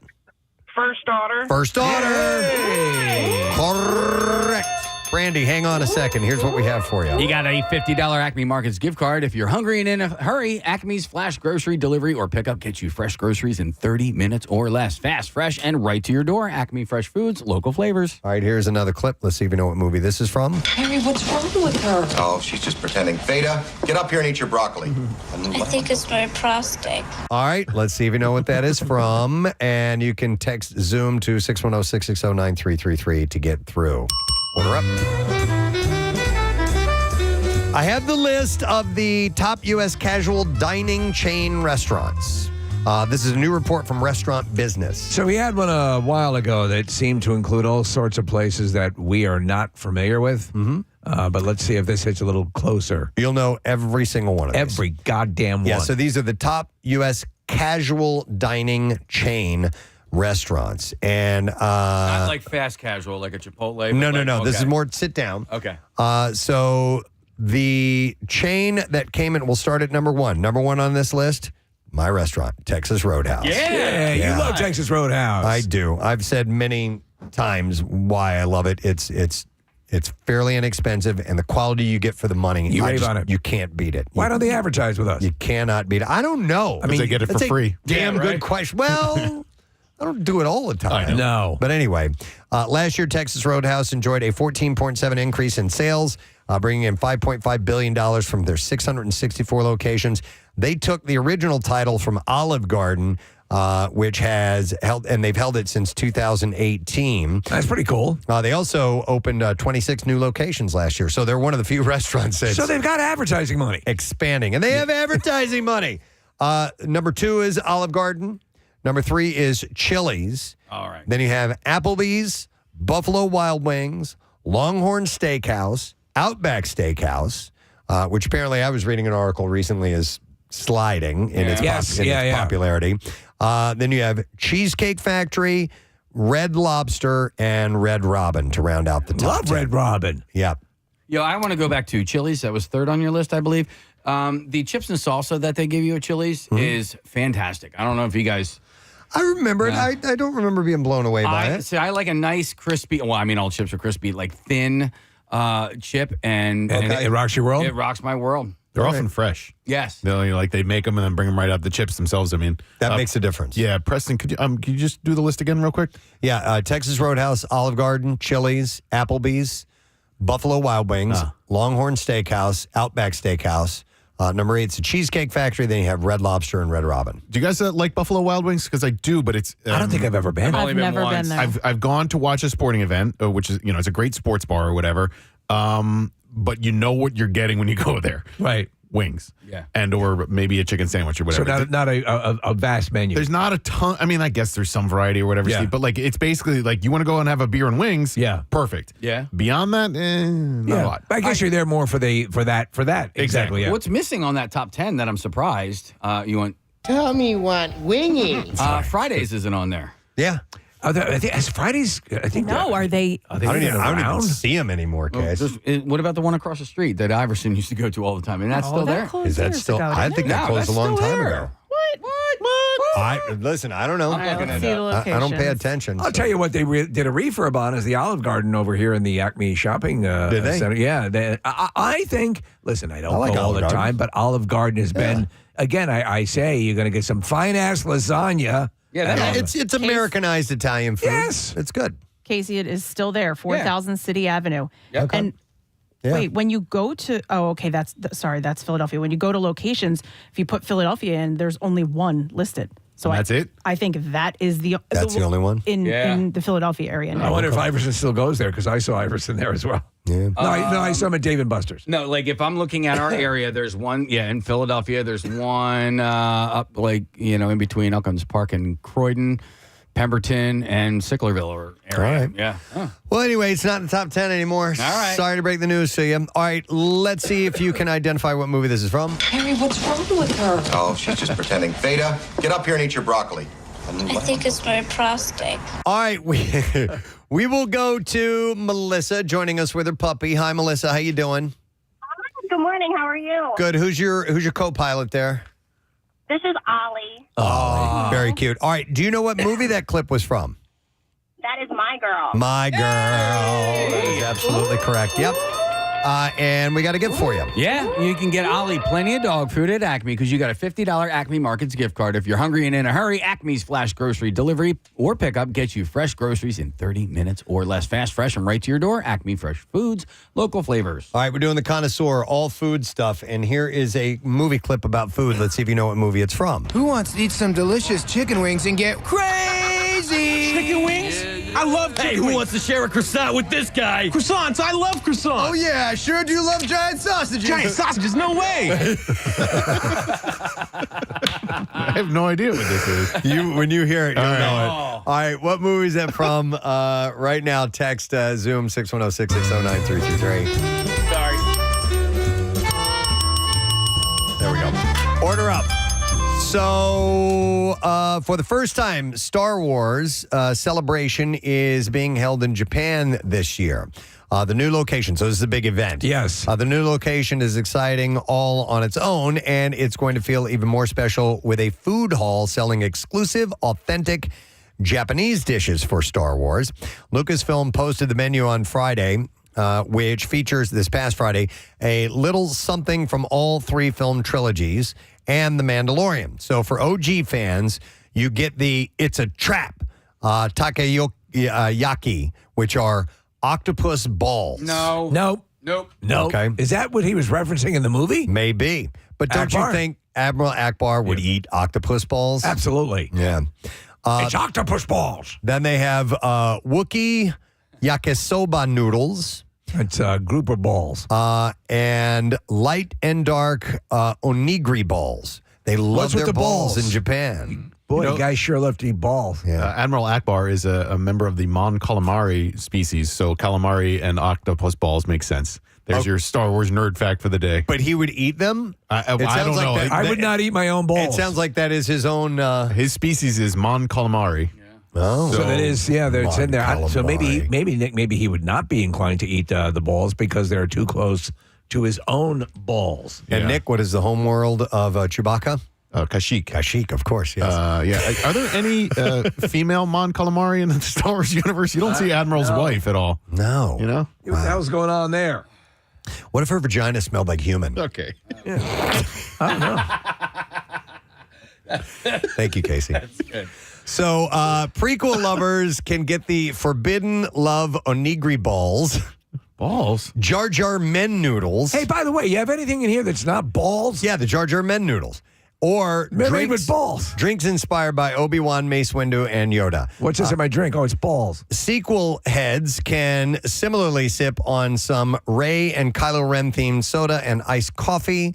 But my balls! they don't get much in the way of food. Finally, there is the in-between treats like chicken for Grogu, droids printed on Monaka wafers, and Warabi Mochi inspired by everyone's favorite Sandy Hellhole Tatooine.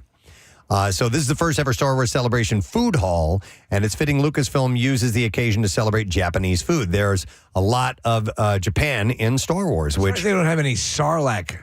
has recently looped back around to letting Japanese creatives take their own swing at the franchise with Star Wars Visions, whose 3rd season will once again feature shorts exclusively from exclusively Japanese studios. Did they miss the mark? Isn't it boba like a thing? In, Yeah, in drinks. It's Korean, right? It's true. Boba tea, yeah. By the way, I think these balls are like crab balls, you know. Oh, like, not testicles. Not testicles. Oh, yeah. Okay. They're not really the actual testes of... I mean, you'd run out of nuts after. Octopus. We got no more balls. All right, we'll play this clip again, see if you know what movie it's from. Who wants to eat some delicious chicken wings and get crazy? Chicken wings? I love chicken Hey, who wings. wants to share a croissant with this guy? Croissants. I love croissants. Oh, yeah, I sure do love giant sausages. Giant sausages. No way. All right, we'll go to Ashley. Hey there, Ashley. Hey guys, how you doing? We are great. So do you know what movie that's from? That's from the Lego movie. Yes, it is. Yep. Hang on, and we're going to give you that gift card from our friends at Acme. I got a case. $50 Acme Markets gift card. You're hungry and in a hurry, Acme's Flash Grocery Delivery or pickup gets you fresh groceries in 30 minutes or less. Fast, fresh, and right to your door. Acme Fresh Foods. Local flavors. One final clip to play. Then we'll move on. Let's see if you know what movie this is from. Well, hey, the meal of the century looks like it's just about ready, so it's time for spice. Yes, it's spice time, and the lucky spice is paprika! Thank you. Find me the happiest spice in the world. I prefer the hot dog scene from that movie. That one's good, too. All right, let's see if you know what movie that is from. Order up. All right, we're going to wrap up the way you normally do at a good meal is with a nice cup of coffee. And coffee-loving scientists at the University of Pennsylvania have cooked up a way to make your coffee grounds go further because coffee prices are up. So it's led by physicist Arnold Matheson. I already trust him. And PhD student Ernest Park. The team applied fluid mechanics to not only extract maximum flavor from fewer beans, but also to make the perfect cup of joe. After determining that a pour-over is the best method for a great brew, they got to work nerding out on the science of how water moves through coffee. Their findings, recently published in Physics of Fluids, Oh, my God. use high-speed I love that cameras, centerfold. high-speed cameras, transparent filters, and even laser-illuminated particles to visualize how water interacts with coffee grounds. And the result? A simple science-backed guide to making the most efficient and flavorful brew. So, routinely, I do not like a powerful coffee. I don't like a really dark, I don't. Strong. I want it on the lighter side. Yeah, so but lighter actually has more caffeine. The darker the roast. it's the taste I'm Same going flavor. by. Yeah. Yeah, it's, bro. It's the roast. Yeah. On how they cook it, so to speak, I guess. So here's how to brew better pour-over coffee, scientifically speaking. All right. So you pour slowly, but not too slowly. A longer pour increases extraction, but too slow, and the grounds don't mix evenly. You have to raise your pour height. A higher pour creates a faster water stream, stirring the grounds and boosting flavor. Does it also up the splash factor? Yes, it would. Son of a bitch. Keep the stream steady. Don't let the water break into droplets. Maintain a smooth, continuous stream, or a laminar flow, as we call it. I'm from Laminar. Use a gooseneck kettle if possible. Yeah. It gives you better control over stream size and speed. And also, it says avoid streams that are too thin. If the stream is too weak, it won't properly stir the grounds, leading to weak coffee. I don't think I've ever had pour-over coffee before. Not to the best of my knowledge, no. Usually you're putting the grounds in. And you know what I want to get and I should get, because they're not expensive, is a French press. Yeah, so I've noticed a difference with a French press. I do like the French press coffee. Yeah. What? I won't drink French press only because The grounds? I know why. Nope, no. The war you have debt? no one has any idea. You know how sometimes whenever we talk about Vegas, I told you I went to Vegas and then I went to the airport early to get the hell out of there because I couldn't stand the city. I also couldn't stand. Oh man, I hope this doesn't offend anyone. I had to get out of there for other reasons. Anyway, when You we killed were a guy. there, when we were there, we stayed with someone, and we asked for a cup of coffee in the morning. Like, hey, is there any coffee or whatever? And she goes, I only have French press, so you guys can go out and get coffee. What? We were so I literally hate French press because of that girl. person, because that attitude. Get out. Why would she not want to share French press? Who would you offer French press? Plus a little more work. It was a bizarre trip, and I didn't know the girl, and I met her there, and it was very weird, and that was one of the things. She also stole my bra. Yeah. While you were wearing it? No, no, Steve, not while I was wearing it. After. Maybe she was using that as the coffee filter. It was so weird. She was like, oh, I only have French press, as if How pompous. you won't like it. It's French press. Where were you staying? At her house? Oh, you can't say? Okay. Yes, at her, Nick, yes. It was at her house. Yes, Yeah, that's yeah. what All right, that's an interesting. All right, but I got you. Stick to your guns, man. Okay. Hey, before we get a winner, I would like to add something to the connoisseur because I made a recipe that I found on Instagram yesterday. This is a hack. Yes, it's not a hack, but Preston, I told you about this yesterday because I know you're a huge pickle fan, but I made a spicy dill egg salad yesterday.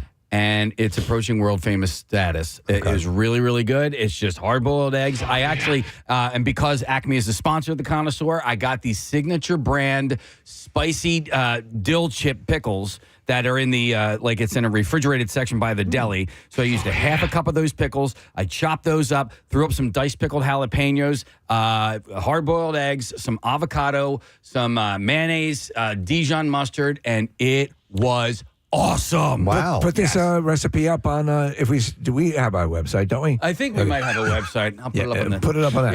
Yeah. You have been getting more and more adventurous. I'm trying. What has been happening? Does something inspire you, or? I think ultimately I'm trying to eat more whole foods, and in order to do that, I need to prepare more. Casey, I'm not a huge pickle guy or fan, as you know, but I want to try this. This sounds, and I like egg salad. So I think that this might work my way into the dill world. I want to give it a shot. That sounds really good. All right. What was your gas like the next day after that? Well, it's today. Oh, it's today. pretty Oh, good. well, then we'll find lucky out in a little you. bit, right? So we'll see. Okay. Well, I'll let you know. All right, let's see if somebody knows what movie this clip is from. Well, hey, the meal is interesting. Looks like it's just about ready, so it's time for spice. Yes, it's spice time, and the lucky spice is paprika.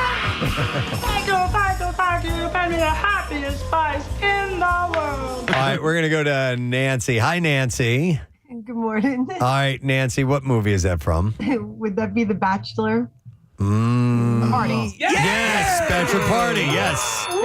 That is correct. Hang on, because we're going to give you a $50 Acme Markets gift card. Hungry and in a hurry. Acme's Flash Grocery Delivery and Pickup gets you fresh groceries in 30 minutes. Less fast, fresh, right to your door. Acme Fresh Foods, local flavors. I think Tom Hanks improvised that scene. No doubt. I saw He has him the ability. talking about that one time and how much he loved that particular scene. You know, Adrian's Med. We talked about the movie when he came in. Yeah, a lot of improv going on that set. Before we go to commercial, 2 quick updates. There are Lady Mon Calamari. They are dancers in the Star Wars universe. Thank you, Nick Murphy. Nick Murphy texted me and let me know about that. And Steve, you brought this up earlier.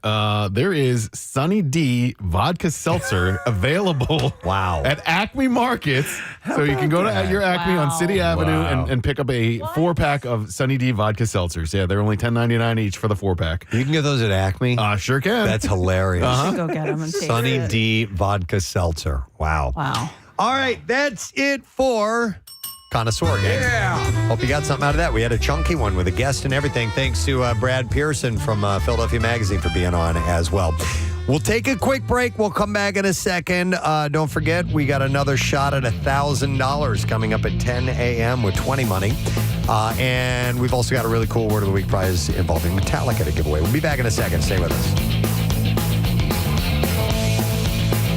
Preston and Steve. You're not after your kids. I'm sorry that you're pregnant and that you have 2 kids with you, but you know, I agree. You almost sounded like Joker a little bit with the other person. When You want to know why there's popcorn on the floor? Because it hasn't been trained properly. Let me go. And he carved a smile in my face. Let me go to Jeff. Hey, Jeff, good morning. Good morning, Ed. How are you guys? Good morning, Ed, buddy. What's going on? All right, so I have 4 of those little things that tend to follow me around everywhere. Yeah, right. Damn things. So by like kid 2 or 3, you kind of, like Nick said, you know. Yeah. It's not like you want this to happen, but this is going to happen. Yes. There's no avoiding it, so we always just kind of plan ahead. When we sit at a restaurant, I'll get a couple napkins, unfold them, and put them on the sides of the high chair. And we have like, for when we fly and everything, we have travel like little mats. Oh, we're losing you.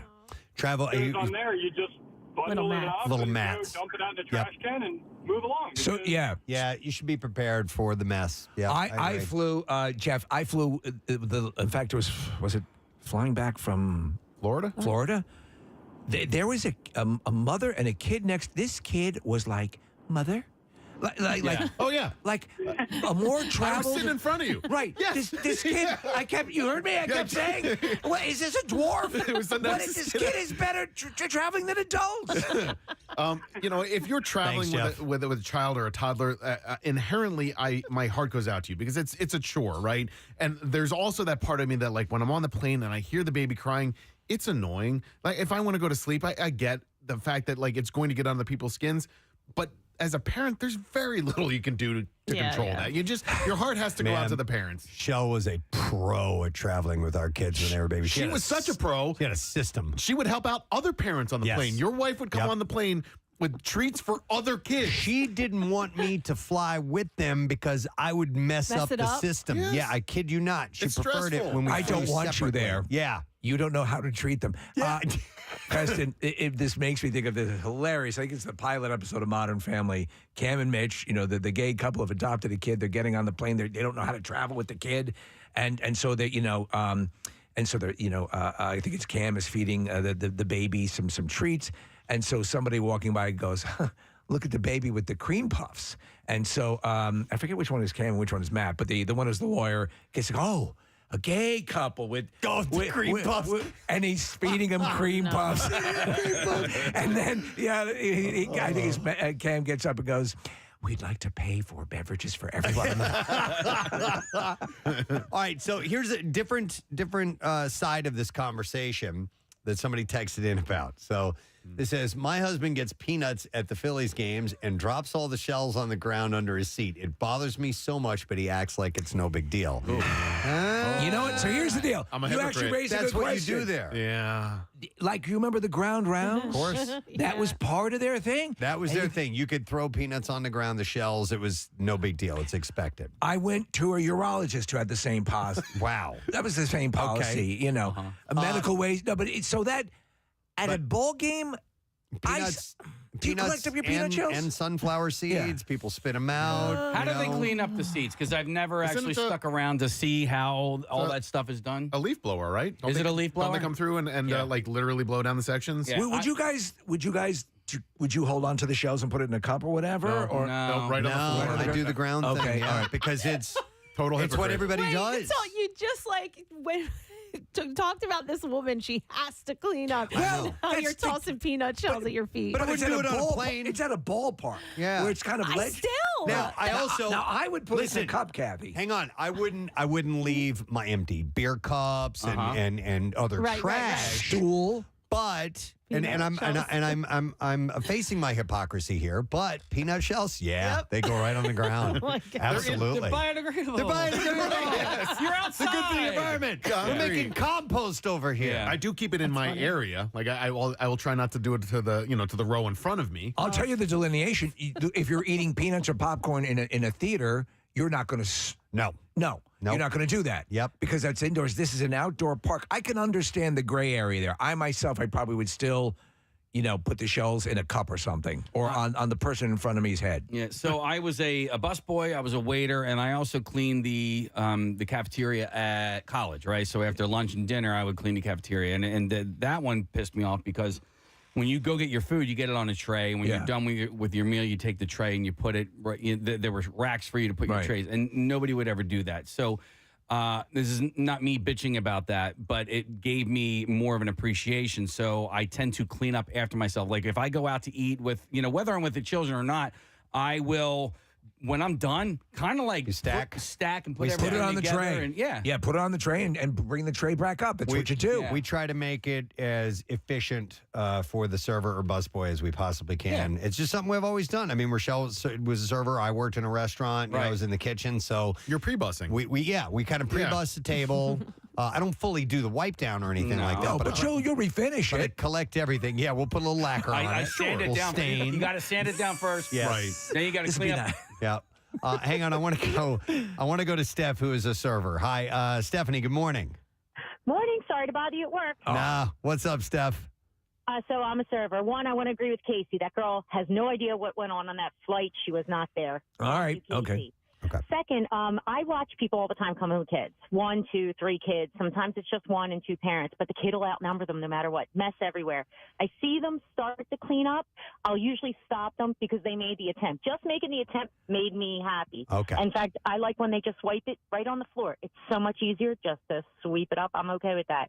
But at least try. At least try. So what we said earlier, and I think that's it.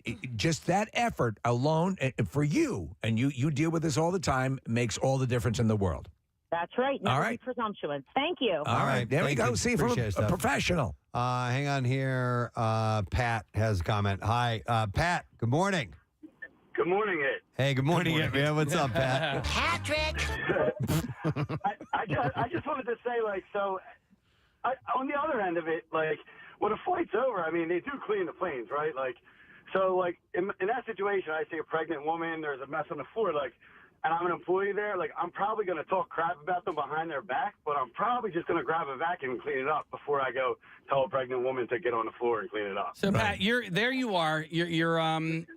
the passenger who's supposed to get onto the next plane, right? And your flight's at 1:30, and you got to wait for the flight attendants to clean up after all the kids that are on the plane. You can't board the plane until the flight attendants clean everything up. So what you're saying here now is all right, well, there's 150 people on the plane. Everybody can make a mess, and the flight attendant's got to clean it up.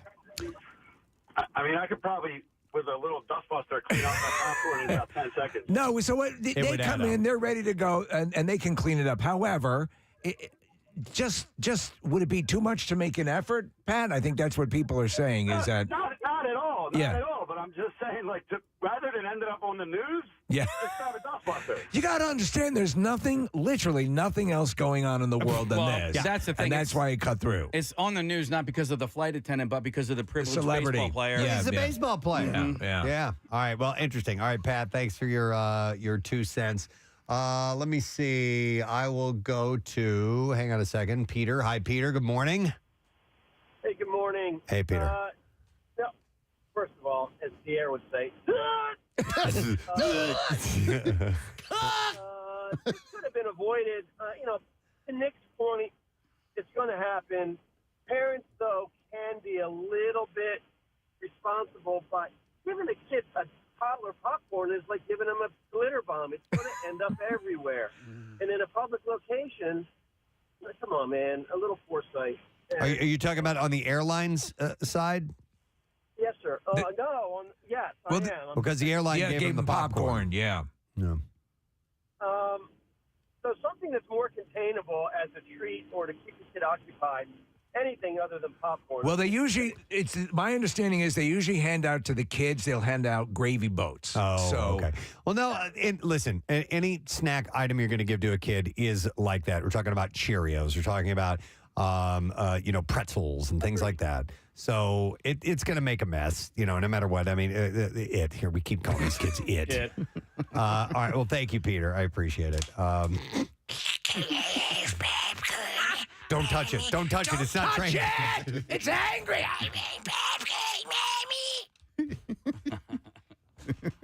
That sounded horrible.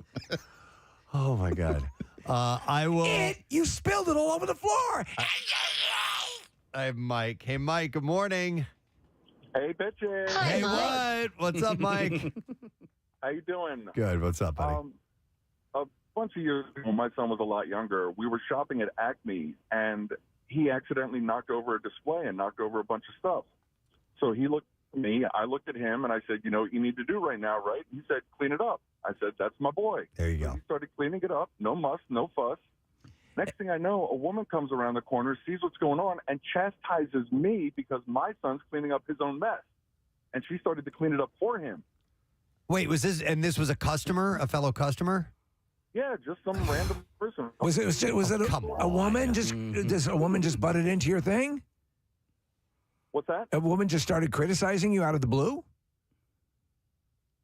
Was that who came around the corner? I think we lost it. Yeah, it was a fellow customer. Yeah. Who said that?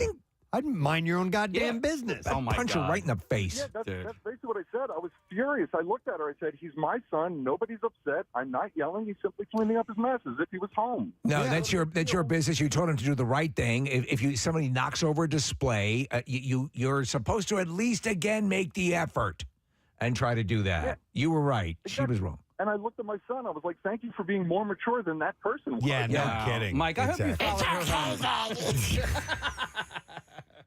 Thank you, Mike. Oh, my God. Yeah, get your nose out of this guy's business. Listen, Preston, have you ever? I've seen adults knock stuff over and walk away. Not even kids. Yeah. The other day, so I'm in Acme, and if anyone in Acme has wonderful chocolate chip cookies, and then they have these smaller versions now that are perfect to have with tea. So there's one of those. WMMR. I would like to do, you know what I have not done? A couple of shout outs, and I apologize because some of these things I should have done in advance. I apologize. Thank you. Yes. And one of them I'm actually going to lead with is I want to give a shout out to former WMMR employee. Actually, this entire cluster, he did a gazillion things as far as work goes around here.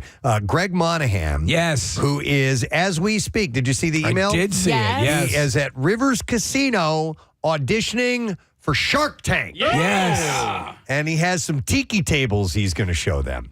And Greg says that there are thousands of people in line. No And doubt. he said that there are tons of Preston and Steve Show fans that are in line as we speak. So, he's really trying to pull every trick out of the book. A lot of Mark Cuban stuff up there, but he's charismatic. I hope he gets it. Yes, he could very well. I don't. What's his invention? Do we know specifically? I said it's tiki tables. It's his tables. That's what it is. Okay, I get it now. Yeah. All right. Yep. So, and if anybody knows Tiki lifestyle. He does, man. Monahan, dude. He lives that lifestyle. So a shout out to everybody in line, especially Greg Monahan. Go get it, dude. All right, and then a couple more things, a couple of other charts. It says, hey, Preston, I hope you guys are well. I'm a former Y100 intern from my college days, a really long time ago, and a long-time listener. I helped coordinate programming for the Phoenixville Recreation Department. I was hoping that you would share an important event that we are hosting with Phoenixville Hospital for Mental Health Awareness Month. We appreciate the support in making this event a success. Take care. You guys rock. So it is, let's see here, Phoenixville Recreation Center, Saturday, May 3rd from 10 a.m. to 1 p.m., and it says, try a break from the hustle and bustle of daily life and focus on nurturing your mind and body. This free, all-ages event will feature workshops, activities, and resources to help you prioritize your well-being. Whether you're looking to relax, learn new coping strategies, or connect with others, this event is for you. Gang, this is for people who maybe want to dabble in the world of therapy and things like that. I think they have an inclination for it. This is a great opportunity for you to go and try this out. And it's free, okay? That's the big important part. There are a lot of people that can't afford therapy. Go and talk to them. So Saturday, May 3rd, Phoenixville Recreation Center from 10 a.m. to 1 p.m. So I just want to give you a heads up on that. Do we have that info posted, Nick? Nope. Do you know? Okay. Because I haven't been able to post anything. Oh, yeah, that's right. Because we just got a new website. We'll see if we can get to that. All right.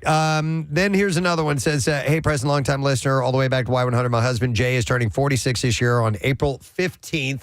So we're off for a few days, and I wanted to get this out there now. She said, would like for you to give him a shout out for me. 5 years ago, I encouraged him to follow his dream and start his own business, which has become Jay's Exotics Reptiles and Plants. Oh, wow. I got him hooked on the show by listening to the podcast while we feed and care for the animals. And he loves you guys, and we really appreciate hearing from you on his big day. Thanks. And that is from Bob Rogers. And he says, we heard last week that Kathy would never find a reptile beautiful. And I say, challenge accepted. We would be happy to bring some reptiles in the studio to showcase these amazing pets. Sorry, no cobras to kiss. Damn it! But do have other snakes for Casey. Yeah, so. you can make up with another snake. There's a shout out to you, and good luck. And then this one. I'd like to request a shout out from my beautiful wife, Steph Calanti, for her birthday on April 17th. She's been a loyal listener since DRE and listens every day. Also works at Burlington with Kathy's Just Like Ronnie Said friend. Amy, yeah. So he says, Gadzooks, Chris Calanti, and for his wife, Steph. So there is a shout out to you as well. My favorite is when she goes, just like a Ronnie. Yeah. All right. Got those done, but I think we need to clean out the junk drawer because I got a few things to get to there. It's the junk drawer. Yeah. Preston's cleaning out his junk drawer. Getting things out of his junk drawer. Finding stuff here in the junk drawer. I'm going to start with, I'm putting this in the junk drawer. This is a big, big deal, and it has to do with one of our own co-workers, and I would like to congratulate a gentleman by the name of Bill Bean. Bill Bean is celebrating his 25th year on the MMR ground. Isn't that amazing? Okay, so if you've been to MMR events, chances are you've seen Bill. Bill's a tall drink of water with kind of salt and pepper hair. And he has been primarily a WMMR crew member the entire time while chipping in at MGK and others along the way. And it was around this time in the year 2000 that Bill started on the ground crew. I love Bill. The MM Army. I've known Bill a long time. I've known him since 1989. We went to high school together. He's a fellow Dead and Fishhead with me, and he is just the sweetest and subtly funniest guy. Yeah, you know what I mean? Very reliable, horror fan. I think of how essential Bill was. He was the man during the Eagles parade. He was running shuttle service for us, got us into the city. That's right. Invaluable. Yep. Yeah, Case, dry humor. Whenever I walk into an event, if Bill's there, I'm like, oh, thank God. Yeah. He just makes it so much easier for us. Yep, we love this guy. Some of the crew is getting together for a little soiree for him in Delco tonight. Yep. So we would just like to congratulate Bill, and he's just man, he's just somebody you can count on. He's great. Yeah. That's a Love wonderful Bill. thing in this world. And so when I first met him, I was a freshman or sophomore in high school, and he and this guy, they used to just call me Bob. They'd be like, Bob. I walk by him, and they would just go, Bob. Okay. And I go, why are you calling me Bob? And they're like, because you're Bob. And that's it. That was my relationship with Bill being in high school. Wow. Yeah. And then when you saw him here, Yeah. were you like, you used to call me Bob? He's like, I did? Yeah. Seriously? Yeah. He was just a high school kid. You All know what right. I mean? But That's funny. So congratulations, Bill. And then actually, this is a butt plug. I want to mention this real quick. I'm sorry, I'm jumping off script here. But I got this from Eddie Gallagher. And he said, hey, I was hoping to get a butt plug before you go away on your non-golfing vacation. Cricket Comedy is hosting a comedy fundraiser for Julia's Grace Foundation Friday, April 25th at the Grove at Valley Forge Volunteer Fire Company. Tickets are $20 for the show. Starts at 7:30. And from creating special moments for the family to share to providing items that make the long days in the oncology clinic feel shorter, Julia's Grace Foundation works to bring happiness, hope, and hugs to children with cancer and to their families. So Bob Marsdale, Donna Otena, and Eddie Gallagher are on the bill, and you can go to cricketcomedy.com to get the information. So that's in Phoenixville. Cricket with a K, right? The Cricket with a K. Thank you, Casey. Yes, that's how you spell that. Cricket Comedy with a K. So wanted to mention that. Sorry, I had one more time, Steve. My fault. I had it turned down. All right, let's go somewhere else in the junk drawer, dig around. Saw this one. The Prada Group announced a deal yesterday to buy Italy's Versace. Oh, wow. Prada buying a Versace? From the luxury group Capri Holdings under terms that value the fashion house at $1.4 billion. So I was just being interviewed for Women's Wear Daily. You were talking about this? Never came up. Oh, wow. So the Prada said that the addition of Versace's, quote, highly recognizable aesthetic constitutes a strongly complementary addition to its portfolio, which includes the Prada and Miu Miu fashion brands. Miu Miu. It said Milan-based Versace offered significant untapped growth potential.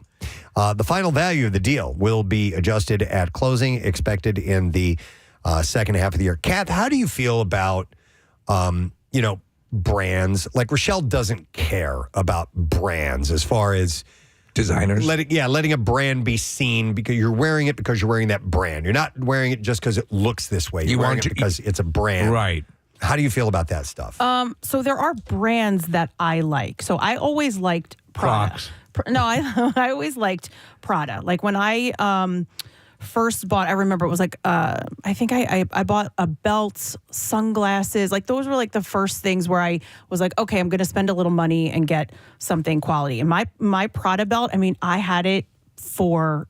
I had it for such a long time. It lasted forever. It was nice. It was made well. It never looked like it was used. So how do I feel about it? I don't need to have like the lettering and all of that blasted all over the place. What I mean by is buying it for the people knowing that you're wearing it. Yeah, like so. Right, like if the letters would be blasted all over it, you'd be like, oh well, I know that you're carrying a Louis Vuitton. No, I don't necessarily care about that. I have some items that are that I spent some money on that you would have no idea. You wouldn't know. But you bought it because of quality. You didn't buy it because you like the aesthetics. You like the way it looks. Yeah. Right, but like I'll go to Target and find something similar also and be like, I love that. I'm getting it. Right.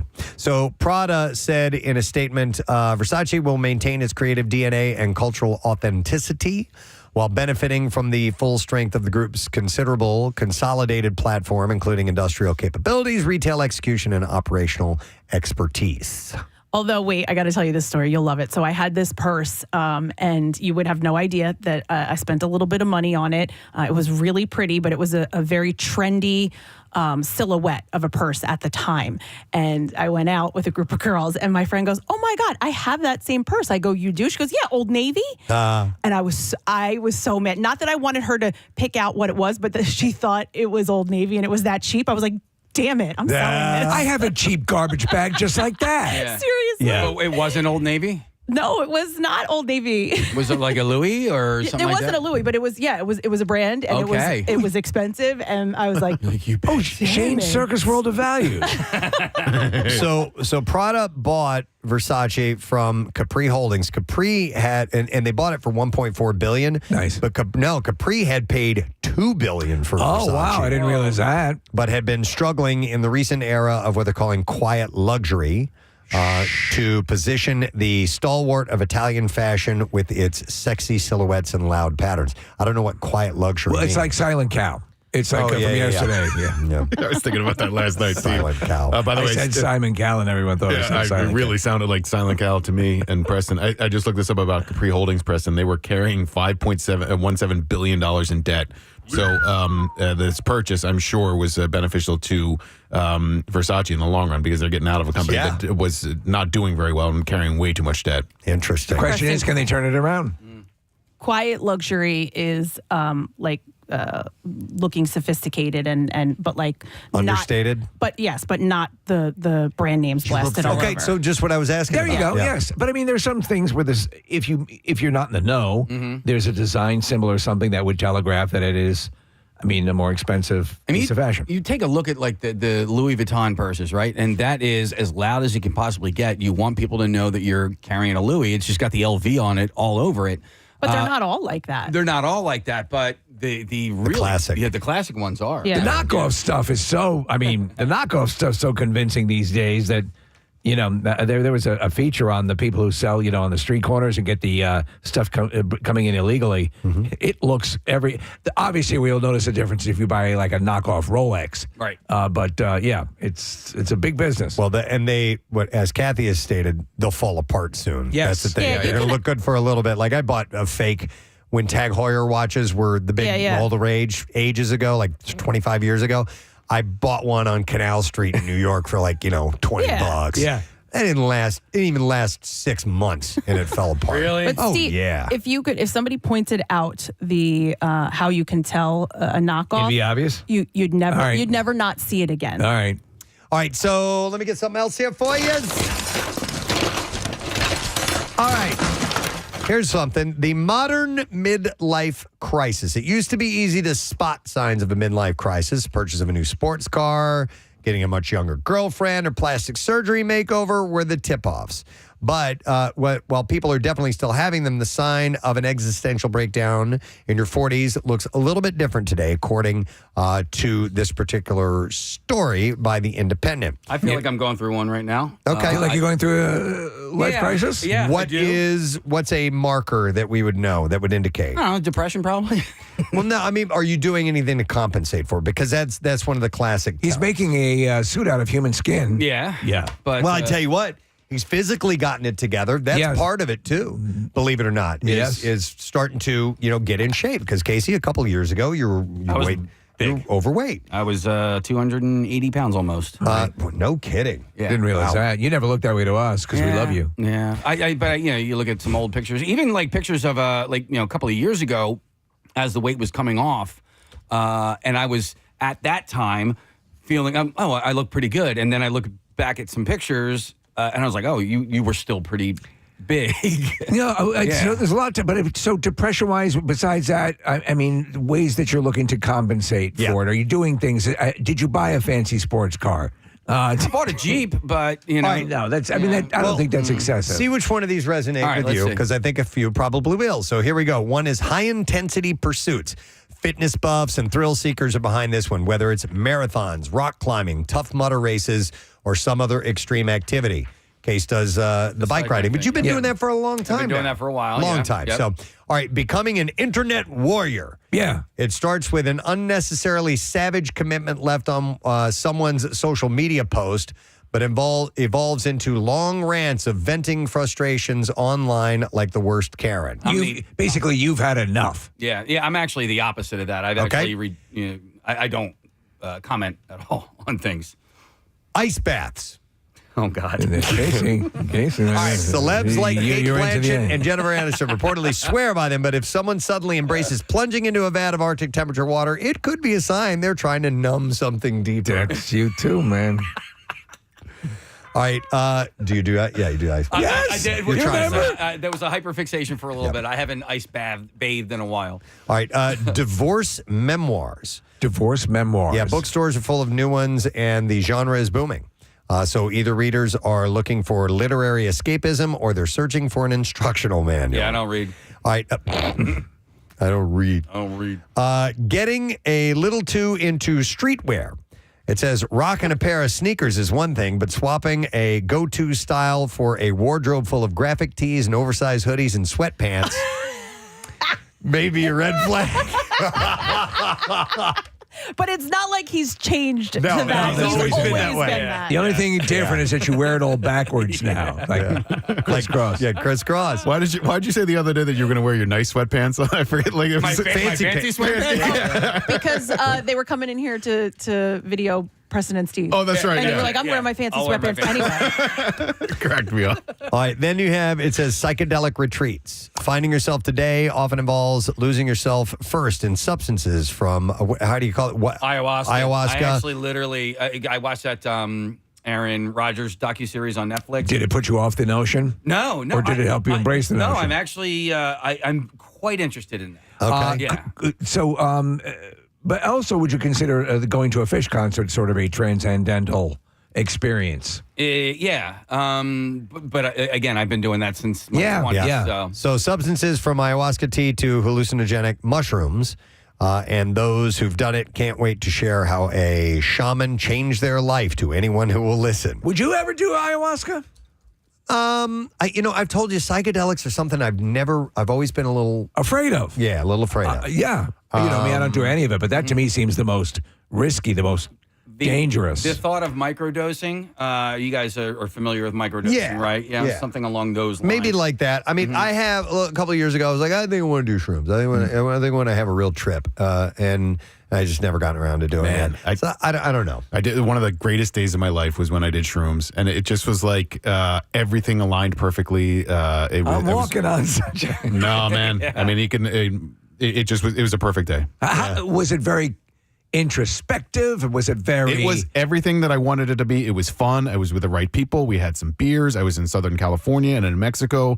The sky was beautiful. There was some really cool Dave Matthews playing on the radio. Like, it was one thing after another that couldn't have gone any better. I remember my buddies telling me one time where our band was playing somewhere. They came out to see us and they never made it out. We were like, why didn't you come? They were like, because it was snowing in the room.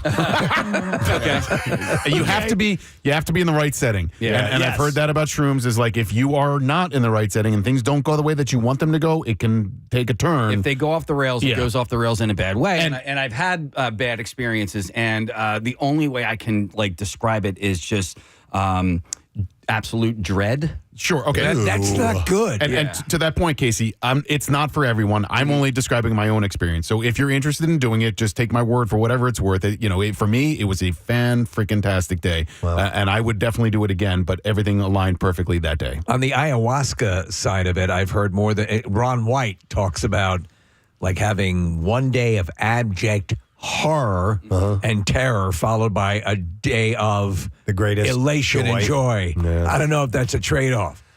Yeah, I don't know. I'm still thinking about it. All right, and then the last thing on this list of a sign of a modern midlife crisis, a sudden overinvestment in astrology.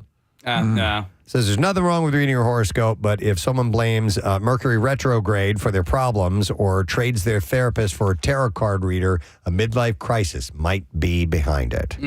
So some interesting insights into midlife crises.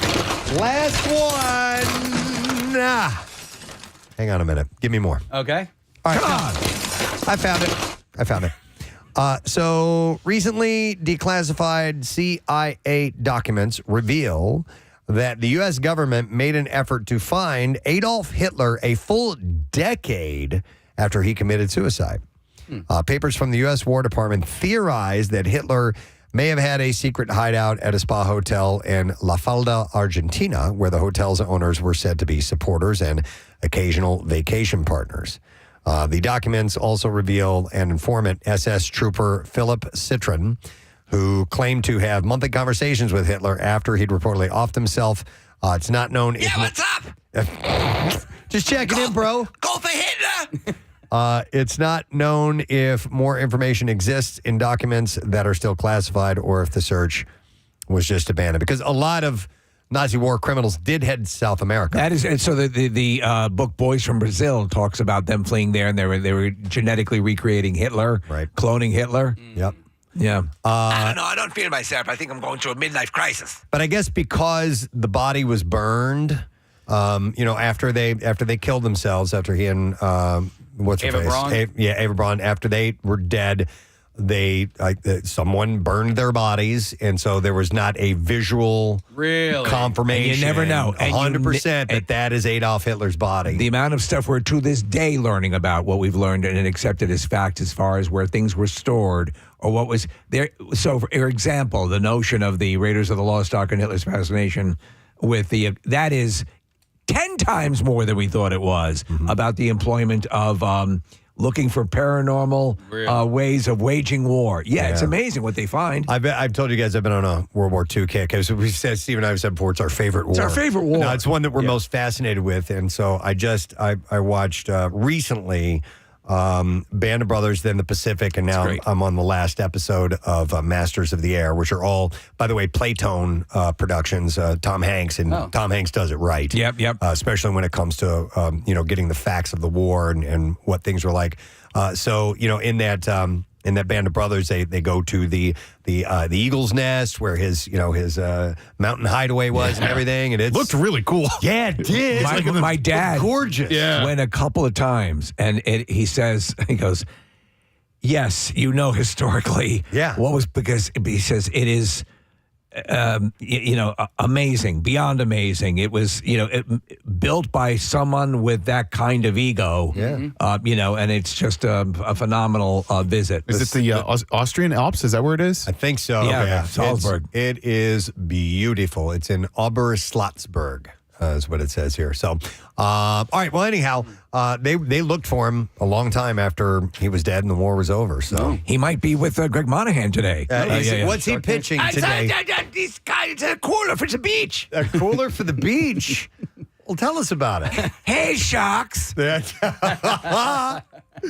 You ever swimming along and say, "Oh, my beverage isn't as cold as I'd like"? Why? All right, Casey, you want to add something? Just add something going back to the midlife crisis. Chuck was asking, does joining a band, does that count as a marker for midlife crisis? I think that's always been, right? And he said, on a totally unrelated note, Beer 30 is playing next Saturday night at Mulligan's in Oakland, New Jersey. So...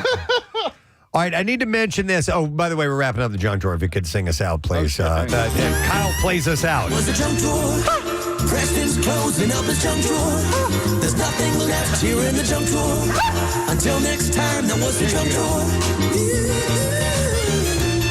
I would like to mention something real quick. The Dunkin' Meal Deal workforce on the road, and as we speak, they are at Hand and Stone Massage and Facial Spa in Marlton, New Jersey. Oh, there you go. Thank you to Dana Burke for writing in. She wrote in and said, lift the team spirits and give us a little light in our lives. So we are there today to drop off Dunkin' Meal Deals and coffee for them all. And you can enter your office or work site on the contest page at WMMR.com. And it is brought to you by Dunkin'. The biggest deal in breakfast is waiting for you at Dunkin'. Get one medium hot or iced coffee and any 2 delicious wake-up wrap sandwiches for just $5. Stop by any Dunkin' location, or you can order on the Dunkin' app as well. We're going to take a break. We'll get back. We'll do some more Bizarre File stories. Stay with us. That's coming up, as well as another shot of winning $1,000 with MMR's 20 Money. Preston and Steve. Containers, where all 4 parts of the corners the little dimples have to lock for it to hold. So I'm walking around, and of course I have a little bit too much in my hands, and it falls on the floor. And I'm like, this is how I did it. And you can tell me whether I'm wrong or not. I collected up everything. I put it back into the container. I took the bar code off of it and went up and checked out 2 because I dropped one of their things they were attempting to sell and made it unsellable. And so that's how I did it. I've seen adults. They didn't make you pay for it, I'm sure. I right? paid for it. I did self-checkout just for the hell. I felt bad that I ruined a product. I know that might be a bridge too far for some people, but cleaning it up was the thing as well. Right. And man, those cookies were rolling all over the place. I broke a bottle. I was at a liquor store, and I went back into the cooler because they had beer there too, and I had a bottle of gin, and I dropped. Or no, I went outside. Actually, I went outside. I had just bought it, and I dropped it. I'm like, you've got to be kidding me! I broke this full bottle, and I brought it back in. I'm like, look what your bottle did. They said as long as the seal wasn't broken, that I could get a replacement. Oh, Yeah, nice. so it was. They. That's pretty nice. They have that in place. Did you pick up the pieces of glass or whatever? Or I couldn't. I mean, Yeah. I told them that I made a mess, and of course they were gonna. I can't go picking up glass. I don't have a broom or the dustbin. What I can do is give you a free commercial on the radio show. Hang on a second. Let me hold on now. Chris is a flight attendant. Hi, All right. Hi, Chris. Good morning. Hi, how are you? Good. What's up, Chris? So I'm a flight attendant, and kids come on all the time and make a mess. So do adults. But I would never have them clean up the mess. I mean, we talk about them afterwards and say what slots they are and love to see what their house looks like. But we never get them on their knees or even ask them to clean it up. We just talk about them afterwards. Okay. All right. Okay, so do you think this flight attendant was out of line to say? And I don't know how they said it. I don't know if they said, "Oh, ma'am, could you please? Your kid made it made a terrible mess here. Can you clean it up?" Goodness, I would never ever going to adjust it. I just talk about it and afterwards. Well, let me ask you, Chris, what is the one thing that passengers can do that are guaranteed to make the flight attendants talk about you? What do flight attendants hate the most? Oh gosh, taking their shoes off,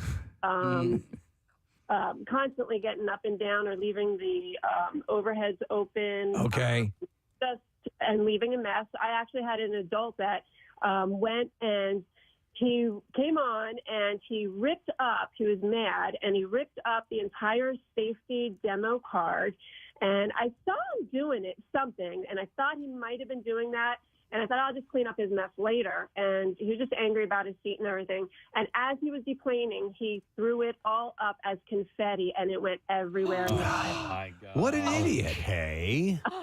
So it's not just kids. And he did this just because he wanted to, or he thinks that the safety features are a joke, or we have no idea? He's annoyed about his seating. He's annoyed about his seating. Okay. So you tear up the safety card. But wait a minute, the shoes thing? Come on, man. I have like little slip-on shoes. In fact, I just took them off. I just took them off right now. I don't care what people think. The planes are cleaned, they're not really cleaned well. And when you get to a city and you have a quick turn, you're lucky that we get all the trash out of the seat pockets before we have to board everybody. Right. Also, they're adults. They can keep their shoes on, Chris. Oh, no. No, they're not. No, I mean, honestly, you, Kathy, Chris, whoever, you guys can think and say whatever the freak you want. I don't care. As long My as the shoes are shoes, coming as long off. as your feet don't smell. Yeah. So what? You're Do not you at home. know, though? Are you nose blind? I am not nose blind to my feet. I'm taking my shoes off. I don't give a crap. Mine are off right Well, now. Chris is a Yep. professional, says to keep your stinky feet in your I'm shoes. with you, Chris. Tough crap. I'm I don't taking have them stinky off. feet. Yeah. All right. Come down with ice on, spray your feet. Yes, spray your feet with Axe body spray. You don't even use soap That to would wash be your worse. You don't even use soap to wash your feet. Don't say they're clean. There is soap that travels all down my body that eventually ends up on my feet. My feet are squeaky. Chris, Preston does it. Kathy says Preston doesn't wash his feet. He doesn't. Can you imagine that? He lets the soap run down his legs. It just runs down She his knows. legs. She knows. Exactly. I think though they also give you the little slippers so you can put them on, right? No, I don't want slippers on. I want my Use socks. slippers. Well, you just in your socks. You're not your bare feet. Then you're fine. Exactly. Yes. I don't take my socks off. I'm not an animal. Casey Come on, probably man. does. Casey, do you don't. take your socks off? No, and I resent you for saying that, Kathy. Thank you. All right. Thank you, Chris. They should give you slippers, though, right? Like as long as we're tossing stuff out there. Excuse me. It just took its socks off. I don't know. Slippers? That'd be nice. Yeah. Do Do you guys ever wear them? I did Slippers? once. I hated yeah. them. What, on the plane or at home? No. At home, around the house. No. Slipper season. Hell yeah. Right now? All No, year, we're all coming year out is of- Yeah, we're coming out We're of almost slipper done. season. Yeah, No. We're in flip-flop season now. I never year. wear. Casey, I can't believe he just asked who wears slippers. I wear Casey, slippers. Casey and I wear the same UGG slippers. If you don't wear slippers, You have to get these, and you'll wear Okay, slippers. I do like slippers. Yeah. I will wear I'll the try them out. sneakers or wherever my footwear was, unless it's like formal stuff. Yeah. Yeah. Switch. You don't know if a deer is going to come jumping through that window. Right. You You got to be But able. that's why you keep your slippers by the door. You No, you just gotta jump in wear and them. get out of sneakers there. by the door. I can go outside with slippers. Yeah. Oh, Well, totally. these In are an like emergency. rugged outdoor, indoor Yeah. slippers. They're tactical slippers. Yeah. These are, and those are, I would say, more of the colder weather slippers. Sure. I have warm weather slippers as well. So do cold weather slippers, that coincides with sweatshirt season, right? I think so. They're the same, like hoodie season? Yeah. okay. Yellowstone are pajama cold. pants season. Yes. We're working our way into foot bath season, by Real the way. quick, I just want to ask Casey one question because I think here's where we're going to separate. Do you wear those? Do you actually wear those slippers outside? I do. Okay, yeah. Not like- now we're on different pages. Well, like to take the trash out or something like that. Take the If it's trash chilly, out, you got to run or- outside real quick, go get the mail, you know. Stomp down the mulch. Or Yes. if I'm like I got to go pick somebody up from class, not class, but like practice or something Oh, like she that. If I'm just gonna be got in the car. side-eyed by Kathy on I'm that. only wear driving. pajama pants to Wawa. Yeah, but that's what the Oh, kids are dude, doing. I want to have I want to get a group of people to go to Wawa in pajama pants because it's very freeing. Talk I is love cheap. it. Let's Yeah. do it. Let's do Let's it. rent a bus of people. We'll get rent a bus. We'll get everyone in their pajama. Yep. And socks, no shoes. I would love to do that. All right, hang on. I want to go to Todd, who worked in a store that kids would frequently mess up. Hey, Todd, good morning. Good morning. How's everybody doing today? Good, buddy. What's going on? So I actually have an interesting story. One of our beloved Philadelphia Flyers, I'm just going to keep his name private. Okay. He came in with his wife and his two little crotch goblins, and the kids were running all over the place. They were throwing pillows all over the floor. They had like cookies or. This is a mattress store that you work at, right? Yeah. Okay. So, and look, it's expected. You know, I've had it a million times where people come in and they throw pillows around. Right. It happens. You know, I get it. But the idea is, like, at the bare minimum, tell your kids, pick the stuff up. Yeah. Or make an attempt to just, before you leave, Yeah. follow them around and pick stuff up. Sure. That's all you ask. When they left, the like I said, our beloved Philadelphia Flyer, and his wife did nothing to pick anything up. They walked out. Now they bought a lot. I was happy with them because they bought a lot. I got a good commission from it. But Were they still, French like, Canadian by chance? They were not. Okay. That narrows it down. All right. Well, yeah. So you left. They left, and you had a bad taste in your mouth because it was just disrespectful. Exactly. All right. Yeah, I think It's a courtesy. you're obliged, I even agree. if you're a Philadelphia Thanks, Tom. Flyer. Yeah. Your kids, if your kids go in and do something, you need to correct what they've done. If it's knocking down a display, if it's sullying the reputation of the NHL, it's what you do. Let me see here. It's Eric that we're going to go to next. Hey, Eric. Morning. Hey, good morning, it. Hey, good morning, it buddy. What's happening? Hey, congrats to Marissa for getting married. Pass along your love. So I used to work in customer service, retail. I work in construction now. Shout out to Glazers 252. But I was raging to Nick through the text earlier. This Anthony Vass guy. What gets me the most is the entitlement, like the basic human decency of just pick up after yourself. Teach your child to pick up after yourself. It's your job as a parent. And Nick, you can check the stats on me. He can't even do his own job as a closer in baseball. He can't do his job as a parent. He blew up online. This dude's failing. He's a trifecta of failure. All right. So if he were an effective closer, he'd get a pass. And now he's going to, hopefully, if anybody working at United is listening, I hope this person doesn't get fired because of this dude's fucking. He's fired up, Eric. Fargan. Oh my God, I'm so No, sorry. no problem. So, Eric, let me ask you: if the flight attendant was rude, would that change your perspective of this? Okay, so I understand there's probably three sides to the story. What the flight attendant says, what Anthony Bass says, and then what actually happened. I'm sure what really happened is somewhere in the middle. Yeah. But how he came across in posting, like what he did on Twitter, it just ruined anything that could have gone in his favor. And to top it all off, if you go back and check his Twitter, he posted a picture of his kid holding a bag of popcorn, like, oh, look at my cute little kid, like as a deflection. Like, come on, dude. Well, no, I agree about the nature, the tone of his original post seemed a little pompous. Yeah. And by the way, you're right, Eric. His ERA is like 7.36 or something like that. So it's terrible. And the fact that he doubled down on it, saying, "Oh, I got," they're going to take care of it internally. United, whoever's listening, please don't let somebody lose their job because this guy can't teach his kids how to clean up after themselves. Okay. You know? No, I agree. Thank you, At least a Eric. 4-year-old, right? A 2-year-old. 5-year-old can clean up after 5-year-old can clean up after yeah, themselves. right, yeah. Yep, most definitely. All right, I want to go to one more call. We're going to take a break here in a moment, but Don wants to comment. Hi, Don. Good morning. Morning, guys. What's the word? Yo. Nope. Not going to Too late. All right, so you are you're a rideshare driver. Yeah, I'm an engineer, but in my off time I do ride share, and people get in and they treat these cars like their personal trash pit with their kids. I'm sure. They get in, they want to eat food, they want to have chips, and when something happens, they don't say anything, or they're just like, they'll get out of the car.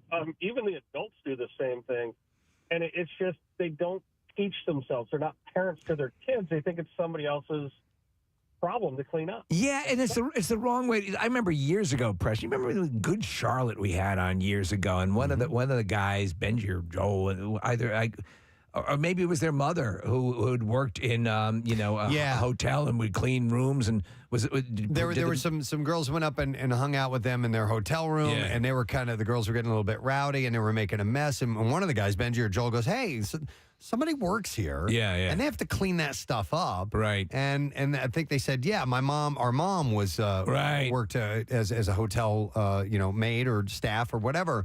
And they were like, "Don't do that." Gives you a different perspective. Yeah, I was like, I thought it was pretty cool. Yeah, of them too. That's why we eventually married those guys. Be observant of that.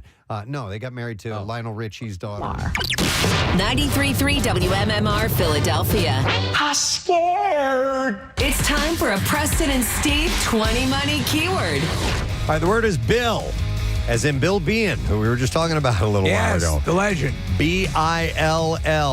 And it's our contest keyword for the hour. You have 25 minutes after the hour to enter it. And you can do it through the MMR app at WMMR.com. You can also text it to the special contest short code number, which is 45911. And again, the word is Bill. One random entry will win $1,000 in our company-wide contest. And each MMR winner will get a pair of WMMR barbecue tickets on top of that. Winners will get a call from Beasley. Make sure you answer your phone. Contest rules available at WMMR.com. And the Preston and Steve 20 Money is sponsored by United Tire and Service. The word is Bill. You need to enter that now. Good luck to you. WMMR presents Preston and Steve's Bizarre File. All right, B-File this morning brought to you by Primo Hoagies, Northeast Philly on Welsh Road. Don't miss a grand reopening. It's this Saturday, and the first 100 people in line get a free Primo-sized hoagie, and then $9.99 Primo-sized hoagies all day for Primo Perks members only, by the way. Let's see. We will start with this unfortunate story. A gun inside an elementary school student's book bag went off in a Charles County, Maryland classroom on Thursday, just days after a similar incident had happened in a Virginia classroom. No one was hurt. It was a handgun that a 9-year-old student took to Billingsley Elementary School, and it went off Thursday morning about 10:25 a.m. The student allegedly brought the gun from home and was looking for a paper in their book bag when the gun discharged. Jeez. The bag was in the student's lap at the time. A teacher and school resource officer responded immediately, recovered the gun. Students were dismissed early that day. Students said that they didn't intend to hurt anyone with the gun. Information was not immediately released on the child's age or gender, who owned the gun, or why they took the gun to school, and an investigation by the sheriff's office is underway. This occurred just 3 days after a third-grade student in Virginia, about 60 miles southwest, also took a gun to school, and it went off in their bag.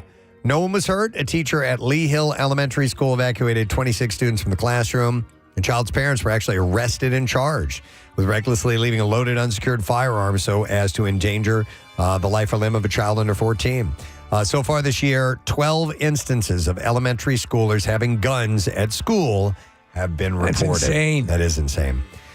All right, how about this is a great story. So it took a great turn. An American tourist, known only as Evan, had gotten onto a boat for a sightseeing tour of London. Unfortunately, though, he got on the wrong boat.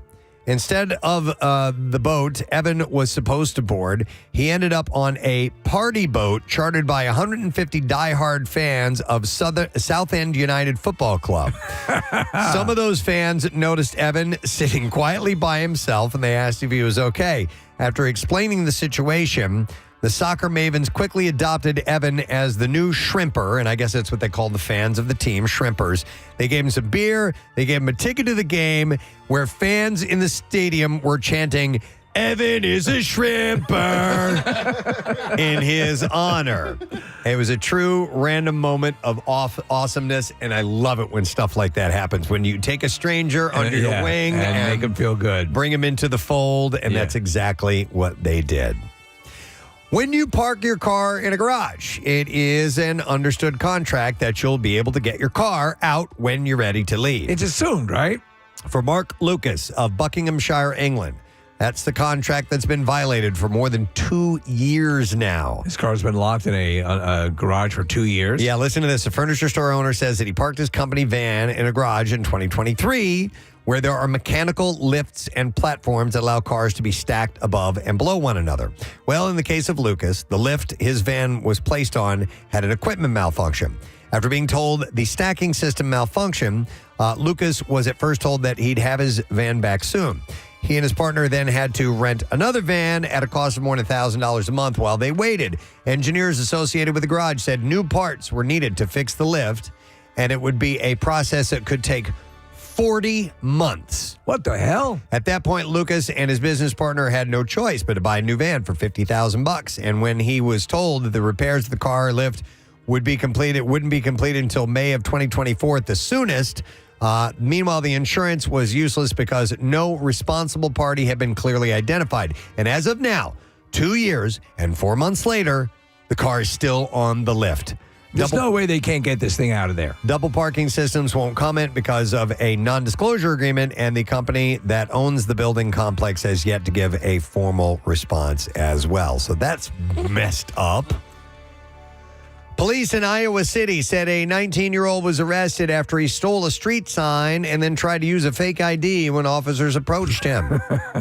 The police said Tyler Bennert was seen walking with a street sign that appeared to have been stolen. It says Prince Andrew. When officers made contact with Bernhardt, they said he smelled strongly of alcohol, had bloodshot and watery eyes, and slurred speech. I got a sign. Also admitted to having consumed alcohol. They said that he then presented a fake driver's license to identify himself, insisting that it was his real ID. When officers searched him, they said they found a second fake ID in his wallet and a nicotine vape and a THC vape in his possession. Not good. He was charged with providing false identification, interference with devices, signs, or signals, and possession of a controlled substance as well. All right, we'll do one more story, and then we will wrap it up. Let's end with this one. Last month, police in Madrid, Spain, raided the Jingu Chinese restaurant, and it's since been closed down. It's now under investigation. Authorities found that the roasted duck that customers thought they were eating was really plucked and cooked street pigeon. No. Oh, my God. Yes. So they grabbed the sky rats. And we have a those up. surprise. Yeah. What you thought was duck was pigeon. Oh, my God. It tasted so good. In addition, cops found meat strips hanging from clothes horses. I don't know what that means. Unlabeled meat and fish stored in non-functioning freezers, roaches, rat traps, and other violations that would drive any health inspector mad. I'm thinking like clotheslines. Like, yeah, but it says clothes horses. Disgusting. Yeah, and there you go. That's some good pigeon. In the bizarre file for you. All right. A reminder again, our keyword for the 20 Money Contest is Bill, B-I-L-L, and you have until 10:25 to enter that. Make sure you do that now. You can do the MMR app, WMMR.com, or you can text it to our special number, 45911. Don't miss it. Do that now. We'd love to give you $1,000 in just a little bit. We'll take a break. Come back in a second. Stay with us.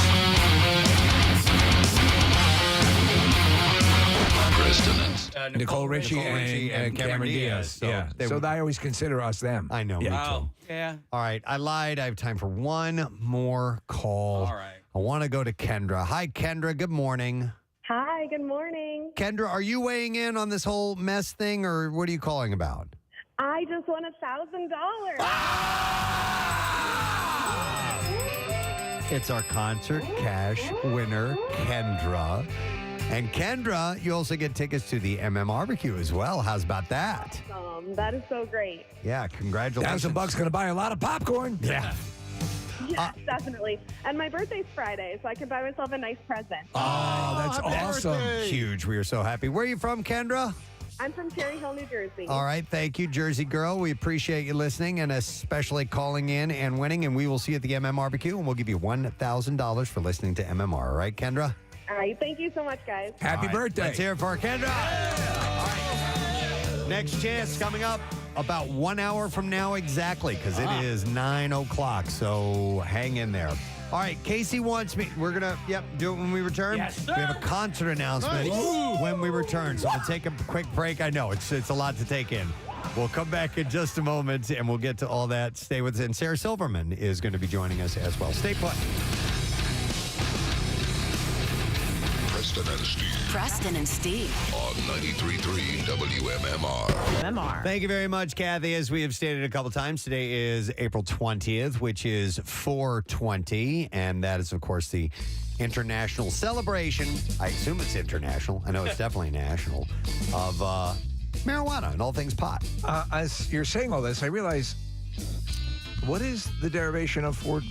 I'm glad you asked that, sir. Because I've got the history of it. Right. And I know we've mentioned it before, but it's easy to kind of forget because it's this weird little thing that happened. The most credible story traces to Marin County, California in 1971. That's it. There were 5 students at San Rafael High School, and they would meet at 4:20 in the afternoon by the campus statue of Louis Pasteur. Right. And they would get high. And they chose that specific time because extracurricular activities had usually ended by then. And the group of guys, Steve Capper, Dave Reddix, Jeffrey Knoll, and Larry Schwartz, and also Mark Gravich, became known as the Waldos because they met at a wall. There was a wall there, and they called them Waldos. As simple as that. So they would say 420 to each other just as a code. Yeah. So, if they were in the hallways at school, they'd say, 420, and it was just for them to know. Now, the interesting thing is how it got out into national. Yeah. And to become part of pop culture. So, and I want to find out if it has extended to other countries as well. That is a good question. I'll bet you it has. So Reddix, one of the guys, told Time Magazine in 2017, he said, we got tired of the Friday night football scene with all the jocks. We were the guys sitting under the stand smoking a doobie, wondering what we're doing there. And it continued long after 4:20 p.m. as well. The group challenged each other to find ever more interesting things to do under the influence, calling their adventures safaris. Safari. Yeah. Sick. Going safari. Doobies. So here's where it started to catch on. So later on, Reddix's brother helped him get work with the Grateful Dead bassist Phil Lesh. Oh, boy. As a roadie. That's like the dream job if you're a pothead. So the band is said to have helped popularize the term 420. And on December 28th, 1990, a group of deadheads in Oakland handed out flyers that invited people to smoke, quote-unquote, 420 on April 20th at 4:20 p.m. And one ended up with this guy named Steve Bloom. And Steve was a former reporter for High Times magazine. Is that even around anymore? Yeah, I believe it is. I would Steve. imagine, God, if it had gone away before all of this, it'd be a crime. So the magazine printed the flyer in 1991 and continued to reference the number, and soon it became known worldwide, it says here, Steve, worldwide as code for marijuana. You know what High Times should have done? And if they haven't done it yet, maybe they can, because it's such a good idea, Steve. One of their pages should be smokable. I think I know the case. I think years ago when it was really a controversial magazine and be on the shelf, didn't they include what they call a roach clip in one of their issues? No, but like it's a they paper, did something like that. Yeah, it's a paper magazine, like maybe page 4 or page 20. Right. You know, It's smokable. Rolling papers or actual marijuana? No. Like something like you a can rolling roll up paper, in. like a blunt wrap, or something that you could roll it into. I get and Acid smoke that, yeah. magazine and their tabs of acid on it. No, it's. I remember how controversial that.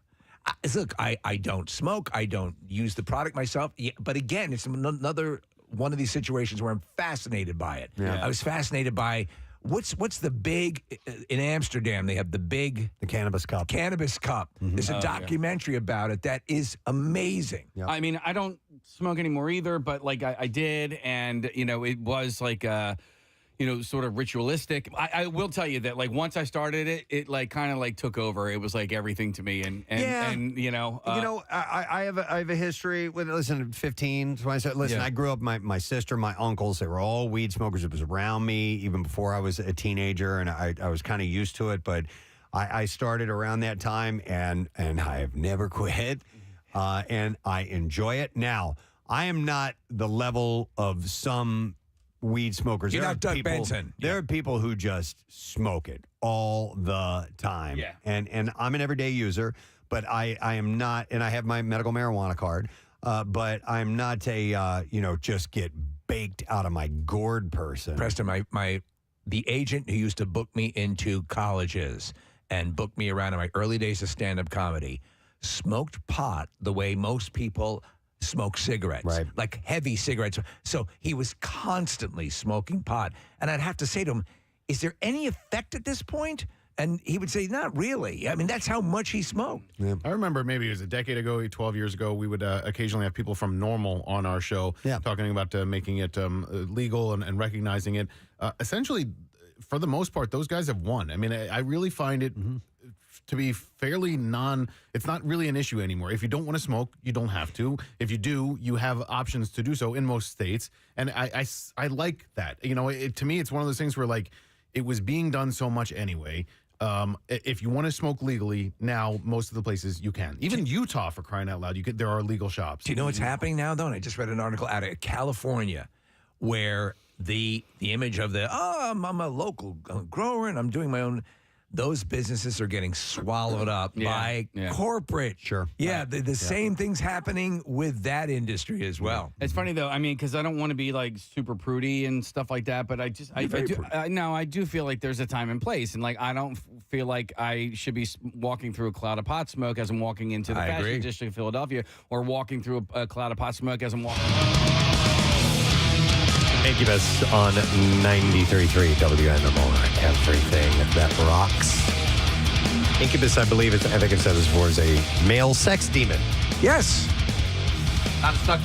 What's that? Succubus is female, right? Yeah, I believe that's the case. So enjoy the male sex demon music this morning on WMMR as we serenade you into a No Sad Bro Friday and into a weekend of which the weather is going to suck. Today and tomorrow, just a heads up on that. So we got rain today, high 47. It's going to increase as the day goes on. Then tomorrow, some showers, so intermittent rain. High about 43, but we make a turn. Sunday, Monday gets better. We'll be back up in the 60s on Sunday and the 70s on Monday. But it just kind of ruins your weekend a little bit. So you got stuff to do, though. You can stay find hang out, go see a movie. Go see movies. Yeah. Go do the chicken thing at the Minecraft movie. You can go do marijuana. Yeah. Do marijuana. Do marijuana. No, but you know what? Go see Aubrey's Children? Or Audrey's Children, yes. That's playing at the Bryn Mawr Film Institute. Opens today, right? Yep. Yeah. Yes. I think it'd be a good thing to do. And it's got really, really good reviews so far. So we are going to offer up a prize if you can answer this question correctly about today's show. So, by the way, go ahead and just text word Zoom right now to 610-660-9333. That way we'll send you a link. And if you know the answer, then you can just go ahead and click on it. And maybe we'll get you on to answer the question and win the prize, which we have a 4-pack of tickets as MMR rocks the Monster Energy AMA Supercross, which is Saturday. And the question that I'll pose to you is this. What is Hitler presenting to the panel on Shark Tank? We said this just moments ago. Yes. Like about a half hour ago. So what beach item is Hitler presenting to the panel on Shark Tank? Because people are lined up as we speak at Rivers Casino getting ready for Shark Tank auditions. Yes. Greg Monahan, one of our own, is there as well, a former worker here. All right, let's do the trash while you're getting set. The trash business is a gold mine. 93.3 WMMR with Preston and Steve's Hollywood Trash. All right, it's brought to you by Sequoia Outback. Stop in for their annual spring and Sequoia sale going on now, Route 309 in Hatfield or at decksupplies.com, and experience the ultimate in outdoor living at Sequoia Outback. What's going on this morning, Steve? Well, Lorne Michaels has been tapped to produce a British version of SNL. British channel Sky Max says they wanted a version of SNL with a distinctly British feel, so they hired a Canadian living in America. Oh, my God. Kylie Kelsey reveals what was really edited out of her interview with former First Lady Michelle Obama. Apparently, Michelle revealed her favorite prank to pull while visiting friends is to leave an upper decker, which seems so weird. And finally, Selena Gomez and fiancé Benny Blanco attended a Knicks game wearing matching floor-length coats on Tuesday night. How good is Selena Gomez in bed? Well, Benny Blanco agreed to wear a matching floor-length coat to a Knicks game. All right, we're still looking for somebody to chime in with the answer, and what we will do is fire up a little bit of music news while we're waiting for you to let us know which beach item Hitler is presenting to the panel on Shark Tank. And while we're waiting for that, we will do this. Now, Preston and Steve's Music News on 93.3 WMMR. It's brought to you by Rita's, introducing Rita's new Skittles Ice. You can try it in gelati or ice blender, and you can add Rita's new Skittles popped topping for extra fun. Be cool. Go to Rita's. So weekend one of Coachella kicks off today. Lady Gaga, Green Day, Post Malone are all headlining along with Travis Scott. Other artists joining this year include Missy Elliott, Megan Thee Stallion, Charlie XCX, Benson Boone, Claro, and Zed, and many others. And if you can't make it, then Coachella is live streaming many of its sets from the weekend over on YouTube and the Coachella app as well. That lineup is basically your Spotify list. There you go, right there, man. Yeah. Now, listen, speaking of that, Jillian Lauren, wife of Weezer bassist Scott Schreiner, of course, we talked about her yesterday. She was shot by police outside of their Los Angeles home during a search for hit-and-run suspects. Well, apparently, Weezer is playing Coachella. And Schreiner has confirmed that the band will proceed with their Coachella performance tomorrow on the Mojave stage at 3:10 p.m. When approached by reporters, he stated, "She's all right. Thank you for asking. See you at Coachella." Now, I saw a story, an extra development on the deal that suggests that she actually shot at the police. Okay. Yeah, which and I'm like, well, we need to confirm that. Yeah, I haven't seen anything about that. about That's why they shot at her. Possibly. That's why they shot and hit her. Yeah. So Record Store Day is this weekend. The annual event put on to bring together fans, artists, and independent record stores is happening on Saturday this year. It will feature over 300 limited edition vinyl releases. Artists include Taylor Swift, Post Malone, Wu-Tang Clan, Rage Against the Machine, David Bowie, and more, and they all have something special ready for release. Post Malone is also this year's Record Store Day ambassador. He said the whole energy in a record store is just super inspiring. I feel at home. It's really an unexplainable feeling to hit up a shop and dig through crates just to see what grabs your eye. He's absolutely right. I have had a chance over the past year to go to two record stores with that old record store vibe. One was for when we were trying to get that dog Cannoli adopted. That was at a record store. And there's just something, as you well remember, Preston, about walking around and you're flipping through the records and conversations start about artists or people recommending things. There is a very communal, cool feel that you don't. I mean, listen, we have the access vis-a-vis streaming, which is great, but there's nothing like that record store vibe. Yeah, even when vinyl was becoming rare and CDs and cassettes and things like that were still around, still had to go to the record store. Yeah, still that same to get sort of them. And vibe. so you had that same thing going on, people flipping through and trying to find something. Yeah, I've actually had record store owners, especially like mainline music right here in Manayunk, I believe that's the name of it. The guy there recommended to me 2 things that I have since gone on to love and follow the bands he recommended. Excellent. So, yeah. Green Day has announced deluxe edition of their album Saviors, set for release May 23rd through Reprise Records. This expanded version, titled Saviors Edition Deluxe, includes 7 new tracks, including the previously unreleased song Smash It Like Belushi. The deluxe I love that. edition also features acoustic versions of Susie Chapstick and Father to a Son. Does Smash It Like Belushi begin with, I gave my love a cherry? I'm sure that's what it's in reference to. It has to be. You know, yeah. So the band is set to headline Coachella tomorrow, like I said, and next Saturday. What's Susie Chapstick? What, the song? Yeah. I don't know. Oh, it just reminds me Haven't of Susie Cream Cheese, which was a band that Bill invented. Well, Susie Chapstick was Susie Chaffee was her name. She was a professional skier, and she had endorsed Chapstick. And so they gave her the nickname Susie Chapstick. She'd come skiing in and go, just call me Susie Chapstick. Yeah. I gotcha. Yep. All right, and then one last story. Froggy is playing a gig, and I wanted to mention this. It's on April 30th, and of course, we love Froggy. They do our official No Sad Bro Friday song. And this is from Madco Concerts. They're the concert promotions division of Drexel University student-run music company, Mad Dragon Music Group, and they have a showcase Wednesday, April 30th at the Lounge at World Cafe, and there will be 3 bands, Froggy, Catalay, and Slow Burning Daydream. Doors open at 6, shows at 8. Advanced tickets are $10, and the event is all ages, and you can get that through World Cafe Live. So I wanted to mention that. And that's the last bit of music news. We do have our lesson question person who is going to take a crack at getting our prize. And we now go to Mike. Yo, Mike, good morning, bud. Yo, guys. Nice to see you. Morning to see you. Good morning, my friend. All right, which beach cooler item is Hitler presenting to the panel at Shark Tank? I thought it was just a beach cooler. That's right. Yes. Yep, hang on, buddy. Going to give you a 4-pack of tickets, MMR Rocks Monster Energy AMA Supercross, Saturday at the Link. And you can witness the world's elite dirt bike riders battle for the coveted title of Supercross champion. Tickets are on sale now. You can visit supercrosslive.com for all of the details.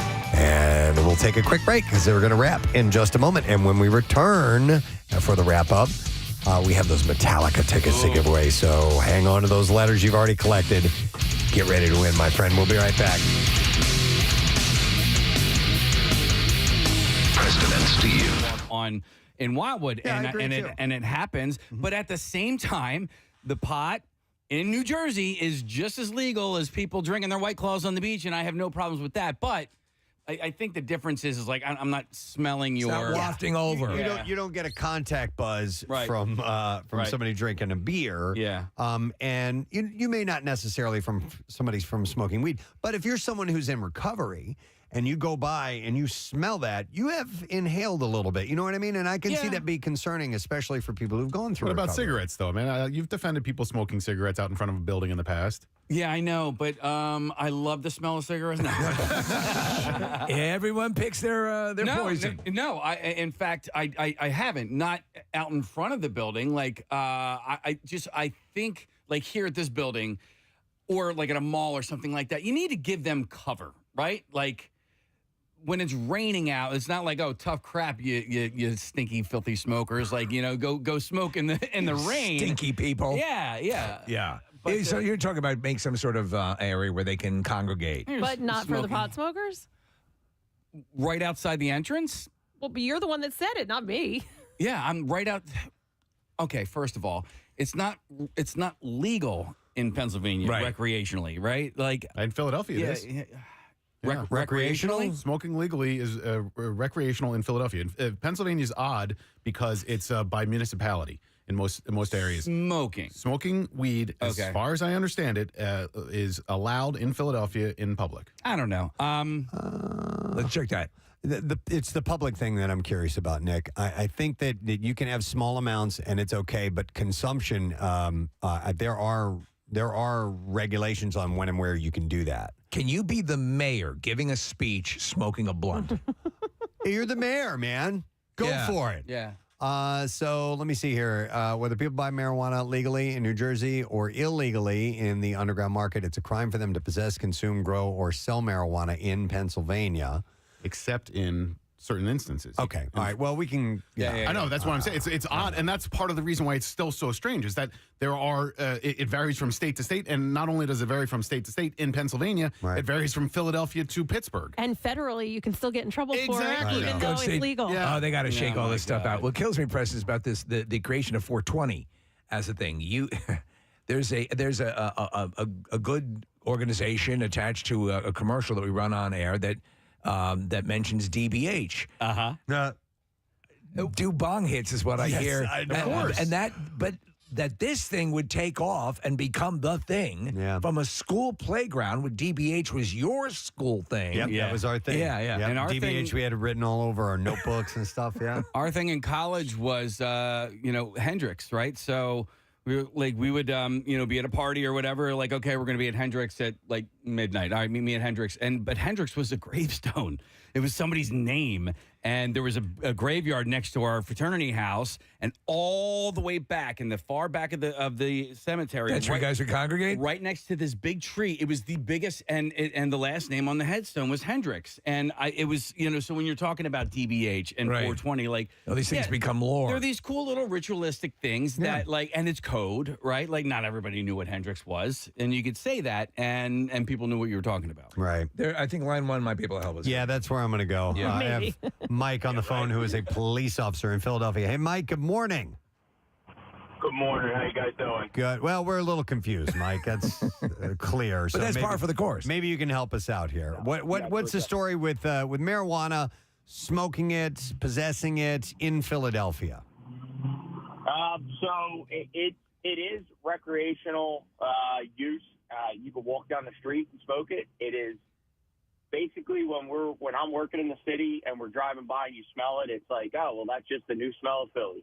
So instead of, you get down to the subway when we're working down there and you're like, oh, that's the smell of Philly. But up on the street, it's just the smell of weed everywhere. Yeah. So I didn't realize that you could smoke it outside. And that is Nick correct in that it's only. Here's the thing. I'm partially correct. And maybe, Mike, you can expand a little bit upon this. It's decriminalized. However, it's not legal. But I don't know what the difference between decriminalization and legality is. I mean, realistically, there is no. I'm sure there is a nuance, and if you're caught with it with like a certain amount and it's all bagged up, then yeah, it could be. Then it's criminalized. However, it's gotten to the point now where it's so prevalent out there that there's no point in doing anything about it because of how willing people are to just say, oh, okay, yeah, that's just the way it is. Yeah, and it's so low level that it's hardly worth the waste of time. Exactly. And like, to make, somebody. So the biggest things you get is still federally. It's not, and I'm a federal law enforcement. So even for us, though, we're not touching it because there's no, nobody's going to touch for a couple joints or a couple, whatever. Yeah. Nobody's going to even mess with it. But if you're flying out of the airport and you have it in your bag, your carry-on bag, and they do the search, yeah, it's getting confiscated. You're not going to go through because at that point, once you go through, it's a federal building. That's why you got to pick up the ass buddy for transporting your pot. Right. I mean, so they're going to confiscate, but they're not going to arrest you?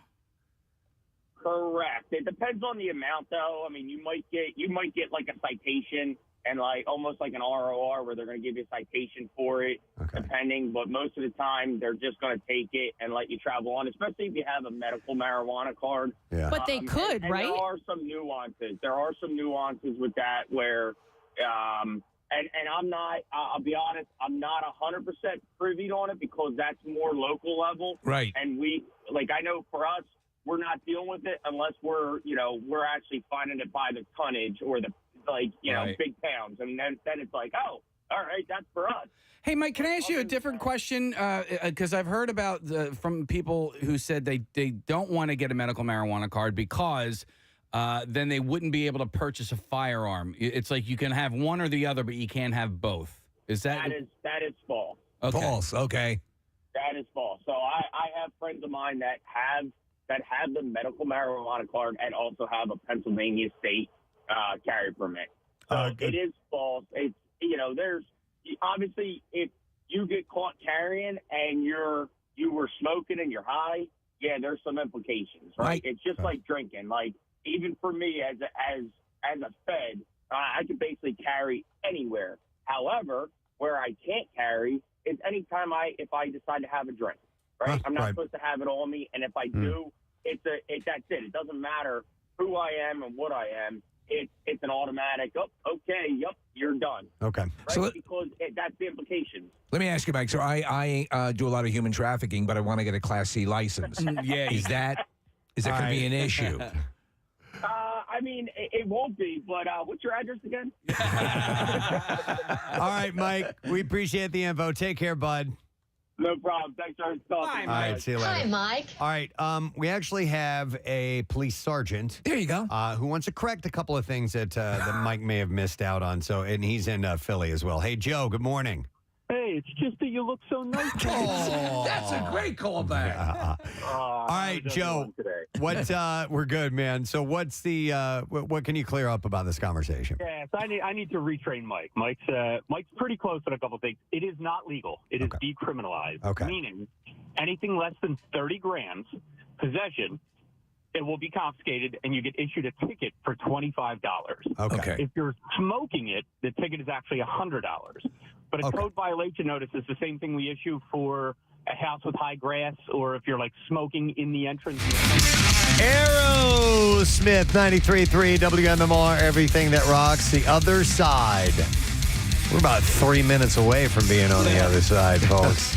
Other side of these microphones and out into the real world. And actually, we're off next week, so just a heads up. Some of us are off. Others will be working. Casey and Kathy are going to be here for the enhanced Preston and Steve Best of segment. You want to? I'm sorry. I was just going to say, if I were on the show and I had a secret relationship and I was looking for a way to be together, Ew. I think I would work the schedule just this way. Ew. I can say that too, Kathy. I can be mean too. Hey, can I speak for everyone? Yeah. No one would like to see you two together, so don't worry about it. No one would like to see any of us together. Nope. Why even bring that up? It's awful. But you definitely want to tune in Wednesday because I'll be doing traffic on Wednesday as well. You've done it before. And I'm not good at it. I think you did a fine job. You know what? I want to take a shot at it sometime. Yeah? All right. Next when we come back, All right. just one or two times. Yeah. I know how hard it is, but I've never tried it. I've never even come close to attempting it. What, Pierre? I want to do it, too. You want to do traffic? All right, sure. I wormed in on Casey. Casey always gave the letter. And then when we started doing crossovers, we were going along for a while, and then it came time for the letter. I go, oh, could I do it? Yeah. And so I always felt like I kind of stole that from you. No, you do it so well. You know every letter in the alphabet. Well, and Z. You want to hear how good I am at doing a letter? Steve, you have a clip of me doing a letter. Remember that? What's that? That's me attempting to say a letter. Yeah, Casey was stepping towards the microphone and tripped. And that's what he said. He was trying to say like E or something. What was that? Like, long time ago. long time ago. I think that might be Y100. That was here. Was it? But it was in the other studio. It was in the other studio, yeah. I remember because I remember watching you trip towards the microphone. Hey, real quick, I want to thank Brad Pearson, feature editor from Philadelphia Magazine. He was a special correspondent for The Connoisseur, telling us about their latest issue, and it's called Cheesesteak 2.0, and it dives into the world of cheesesteaks evolution and how things are changing in that Next step. world. Yeah, they have apparently a kicking cheesesteak, vegan cheesesteak at the Triangle Tavern. I was looking in the issue. Oh, I want to go. I also want to thank Matt and Aliana from 6ABC. We went on there this morning, had a good time chatting with those guys, and our friends from Duncan with the meal deal workforce visits that took place today. Thank you so much, guys. They stopped by All Current Electric Sales in Morristown, New Jersey, and Hannah's Massage and Facial Spa in Marlton. So we had a great time giving some goodies to people this morning. So you all good, man? Yes, very good. All right, let's do the letter of the day then. Preston and Steve on 93.3 WMMR. Now, the Daily Letter. The Preston and Steve Show brought to you today by the letter. L as in letter. All right, L as in letter. Perfect. All right, so you need to now text the word Zoom to 610-660-9333. Click on that Zoom link, and we will see if you end up getting through and are able to give us the word. And man, do we have a prize for you. Looking forward to handing that over to somebody who will appreciate it.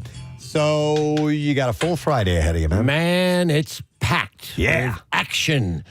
First of all, as you mentioned, tomorrow is Record Store Day. So sprinkled throughout the program, we're going to do vinyl. And vinyl selections, not just at our usual 2 o'clock time. So lots of vinyl on the program at various times.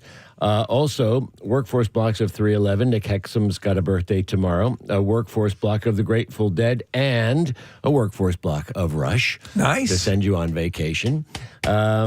Whenever it was we did the last one, I said, "Is there anything you want to hear?" And you said yes, and I did play it. I can't remember what it was. I heard it was Entre Nous. Okay. Yeah, I requested that one. Yeah, and I've been on a Rush kick lately. I've been really diving back into that. You've been Rushified. Yeah, Rushified. I to be Rushified. I'm going to request Unbroken Chain. I know you're not going to play it, but if you're doing a Grateful Dead workforce block, throw it all in there. Unbroken All Chain. right. Dark Star, the 55-minute version. Let's see, what else do we have? We'll have 311 Rush, Grateful Dead. Oh, and Slayer tickets. Yes. But for our final day, we're going to do Slayer on vinyl. Ryan brought in, we don't have any Slayer on vinyl here, but Ryan brought in his Slayer record, and he's wearing his T-shirt from their farewell shows 4 or 5 years ago. They're on their second or third farewell tour they're beginning. And so you can't have a farewell tour if you don't do a comeback a year later. And so they're playing Hershey Park. I think it just went on sale Saturday, September 20th. But we're going to do a very unique version of Name That Noodle. What do you got? All right, there? Ryan's coming in here, Mr. Shuttleworth. Show off Proof in the Pudding. That's his shirt. Yeah. So, yeah. Love it. Flew out to Los Angeles for that last show, and here we are again. Wow. Just turn around. What does it say? It says Slayer, final 2 shows. What year was it? 2019. Exactly. I remember the Who's farewell tour in 1982, which I went to. Yep. And the Doobie Brothers farewell, and the Stones in farewell. 81. And Stones never did. They didn't? No, I will, to their credit, the Stones have never, ever done a farewell tour. It's an industry unto itself, is the farewell tour. It really is. It really is. Ask Cher, ask the Eagles. Bands that I love, Grateful Dead among them, for God's sakes. We talked about this just yesterday. I flew to Chicago to see the so-called, quote, last show of the Grateful Dead. Yeah. And no sooner had it happened, 3 sold-out nights. God knows how much dough they made. They had Trey Anastasio step in to do the Jerry parts. All the merch, all the final. A month later, Bob Weir announces Dead and Company touring with the exact same band, except for it's got John Mayer on guitar. So do not trust a farewell tour. And the ultimate criminals, Motley Crue, for God's sake, signing a contract and then blowing it up 3 years later when they've run out of money. By the way, speaking of the Grateful Dead, and this is the reason why you could play Unbroken Chain, the last time they ever played Philadelphia was 30 years ago, March 19th.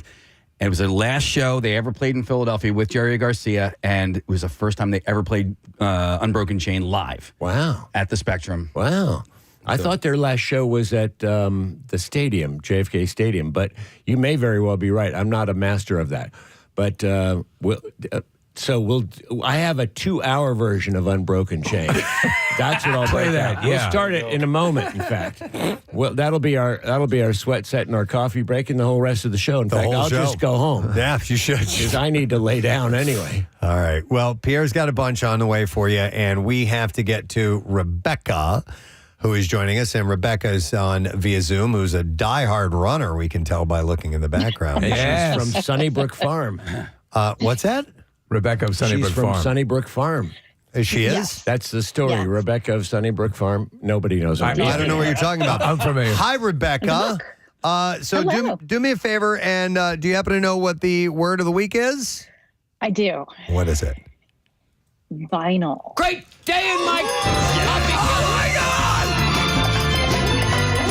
Rebecca, we have a very desirable prize that we are going to give to you. It is a pair of 2-day floor tickets as MMR rocks Metallica May 23rd and the 25th at the link. She's She's doing throwing the devil horns up. Do Yes. you like Metallica, Rebecca?